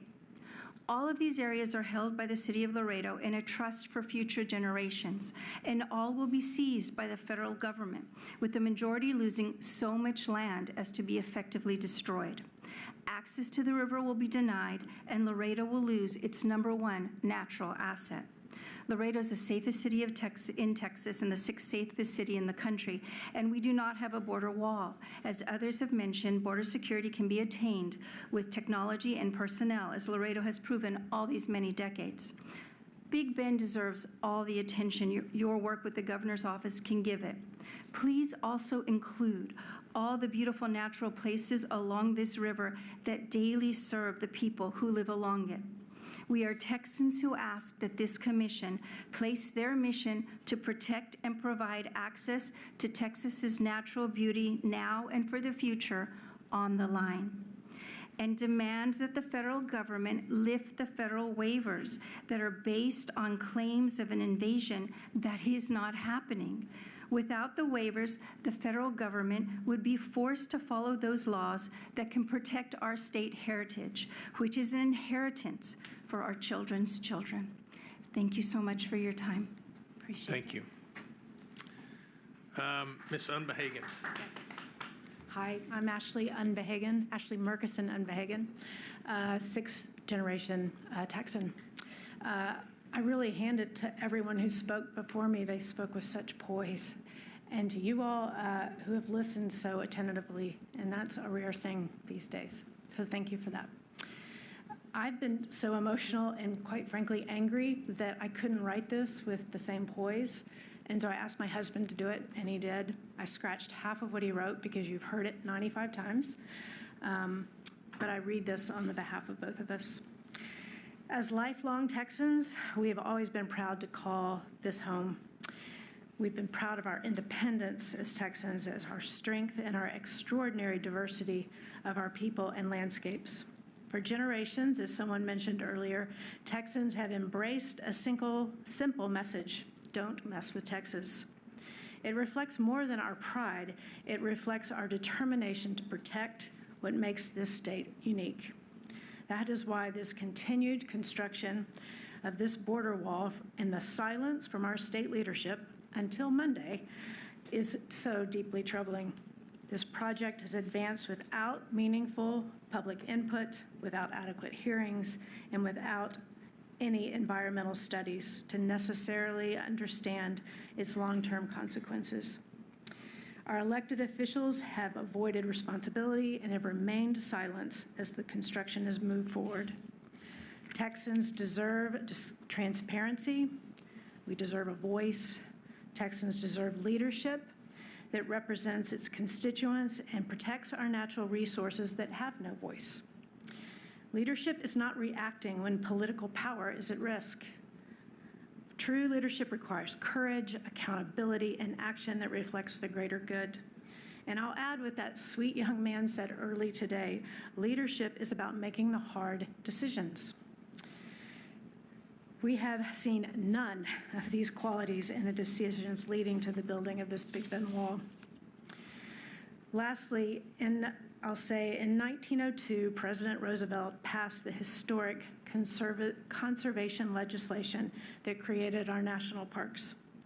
The writer and conservationist Wallace Stegner, in response, said this: "The creation and preservation of our public land is the best decision America ever made. I urge you, I plead with you on the behalf of Texans and Americans, fight to keep it that way." Thank you. Thank you. Mr. Swanson. Good evening, Chairman Foster, Commissioners. I'm Romy Swanson, Executive Director of the Devils River Conservancy. I served on the Mountain Lion Stakeholder Group this commission convened in 2023. You asked us to do the work at that time, and we did. Across 5 meetings, we agreed Texas lacks adequate data to responsibly manage mountain lions in Texas. The group did not reach a consensus on mandatory reporting at that time, but we did agree that existing systems were inadequate. Since then, Texas Parks and Wildlife's own mountain lion research and monitoring plan has made the science clearer. Voluntary reporting has not produced reliable harvest data, and comprehensive reporting is necessary for credible population monitoring. In May, the proposal was withdrawn, and I want to express that I support the continued landowner outreach. I work with landowners every day, but I implore you to use this time to engage landowners about implementation. Protect confidentiality, minimize the burden, and build trust, not to reopen whether reliable data is necessary. That question has long been answered. I also ask you to assert the same stewardship responsibility over Texas public lands along the border. In Val Verde County, Seminole Canyon protects globally significant rock art representing thousands of years of human stewardship. And today's ranchers, landowners, recreationists, and communities are asking to be heard too. Do not allow irreversible infrastructure to outrun Texas progress. Before TPWD land is committed, insist on Chapter 26 process, public involvement, consideration of local preferences and alternatives, and real planning to minimize harm. These issues may seem unrelated, but they ask the same thing of this commission. Protect the public trust through good process and good information before consequences become irreversible. Texas can protect property rights, hunting traditions, local communities, and mountain lions. Delay is itself a management decision. Please follow the science, follow Texas process, and be emboldened to lead. Thank you. Thank you. Diana Sims. Yes, I'm next. I think y'all all know how to do your jobs. I'm going to try to weigh in on why to do it and all the calculations and politics you have to consider, so it's story time. 2019, I had recently gotten out of the Marine Corps. Buddy I hadn't talked to in a while took his own life. I told my husband that I was going to stand honor guard for him, and on the way back to deal with all the complicated feelings suicide brings up, I was just going to wander in the wilderness. So driving back from El Paso, I just spent 2 weeks in Big Bend, and it was healing. That place is God's cathedral. There is nowhere else you can wander and not see people. If you want a curated park experience, those are available, but Big Bend is the wilderness. It's where you can go to be a Texan. But while I was out there, I rounded a corner and there was a sign that said bears in area. There have never been bears really in Texas in my lifetime, not in my dad's, he's 84. I got a little spooked. I'll admit that one night I slept in my car because I wasn't sure what to do about a bear. But the point was the wildlife corridors were working. I came back and we had wildlife we hadn't had here in forever. Ocelots, you name it, they've all spoken about it. If we seal those off, there will be no more bears. There will be no more places for us to go and wander, whether you're happy or you're sad. And we're going to have people one day taking future Texans to the Big Bend area. And they're going to be looking at the scars on the land, and they're going to have to explain that one day in the early 21st century, we were so afraid that we built a wall in the middle of nowhere to stop nobody. We were so scared of everyone south of the river, we ceded the river to Mexico. I don't want that to be the lesson that is taught to our future children. Big Bend belongs to all Texans. It belongs to everyone who will one day call themselves a Texan, and leave it alone. It should be here. It should be untouched. The first thing that we should be doing is conserving it. It does not need any attention. It is not insecure. We all know this. Leave it alone. The best thing we can give anyone is what I had out in Big Bend, a space to wander in God's cathedral. Don't desecrate it. Thank you very much. Thank you. Let's see, Ms. Malone. Hello. Thank you, Mr. Chairman, Commission. So my name is Bridget Malone. I came here today completely unprepared to talk, but upon getting here, I just felt like I needed to at least put in my 2 cents. I also chose to speak up because I know that there are people in Big Bend who were unable to make this journey due to the ongoing construction and destruction of their home. And so I just wanted to come here and have a voice for them as well. I know we've all heard all the evidence and comments today, so I really have nothing to add to that, but I do want to still draw y'all's attention to the mission statement of y'all's commission: to manage and conserve the natural and cultural resources of Texas, and to provide hunting, fish, and outdoor recreation opportunities for the use and enjoyment of present and future generations. So therefore, it is not only the necessity, but also the full responsibility of this commission as public servants to citizens of the state to protect Big Bend for all citizens and everyone else, and prevent this federal overreach and land grab of the public lands. Thank you. Thank you. Ms. Woodward.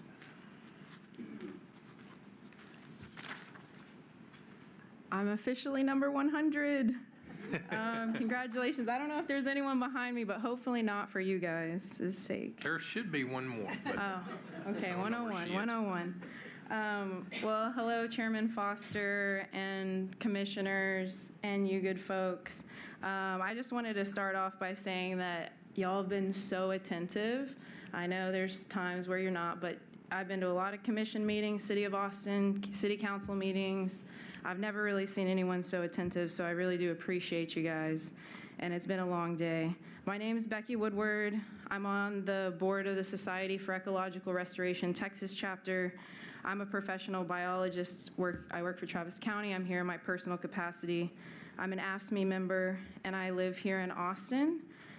I've nixed a bunch of what I was going to say, talking about the BioBlitz in Big Bend, how there's over 500 species of birds, which is more than half of all the species found in the continental U.S., or rather, all of the U.S.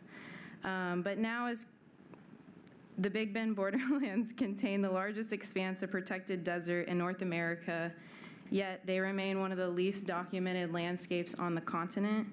Now, as construction begins, local nonprofits, scientists, and volunteers are racing to document species, establish pre-impact conditions, and rescue rare and endangered plants before they are destroyed.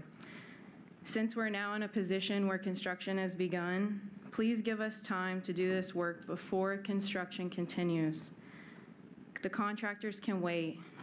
Once these plants and habitats are destroyed, we cannot go back and document or rescue what is lost. As a professional restoration ecologist, the desert region is notoriously difficult to restore. There's numerous scientific publications that share that.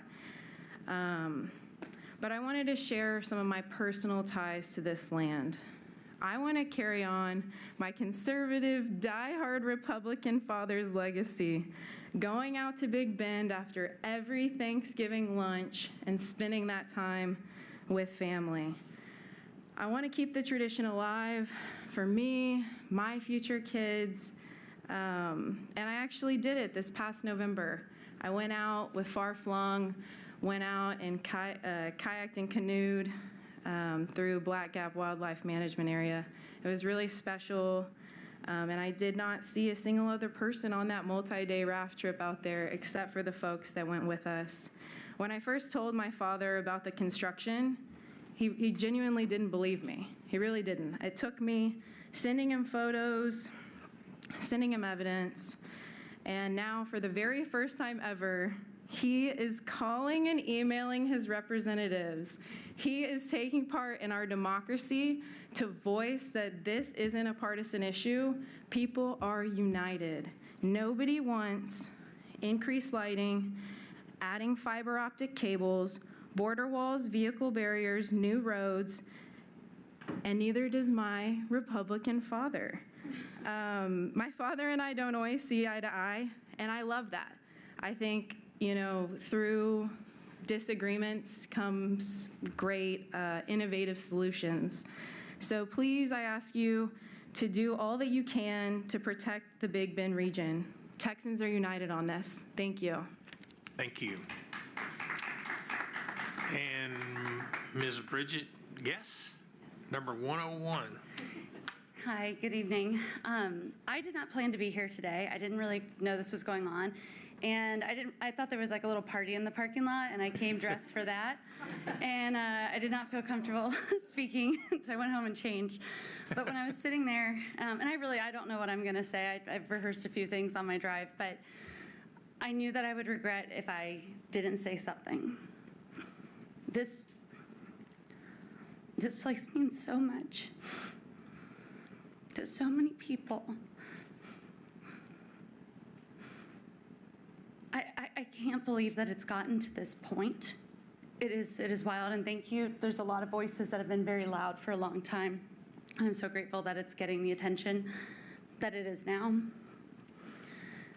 Like others have said, like, I know I would regret if I didn't come up here and say something and I wasn't brave. And I think this is time, like, all of us need to be brave. And I'm inspired by all the brave people here today. And I know there's a lot of people that wish they could be here right now that can't, to voice for the multiple reasons why this place is so special. I just urge all of you, please do the right thing.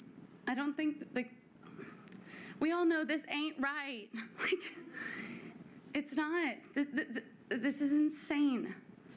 And, like, we are Texas. I feel like we should be proud. Like, we're the Lone Star State. Like, how could we let this happen? So please, I urge all of you, when you have the chance, please just do the right thing that you can do in your power and save this place. Thanks. Thank you. I am assuming, Ms. Halliburton, that we are through the list. Is that correct? Yes, sir, we're through. All right. I will ask if there's anyone else that wants to speak. Hearing none, this commission has completed its business today, and I declare us adjourned at 6:44 p.m. Thank you all very much.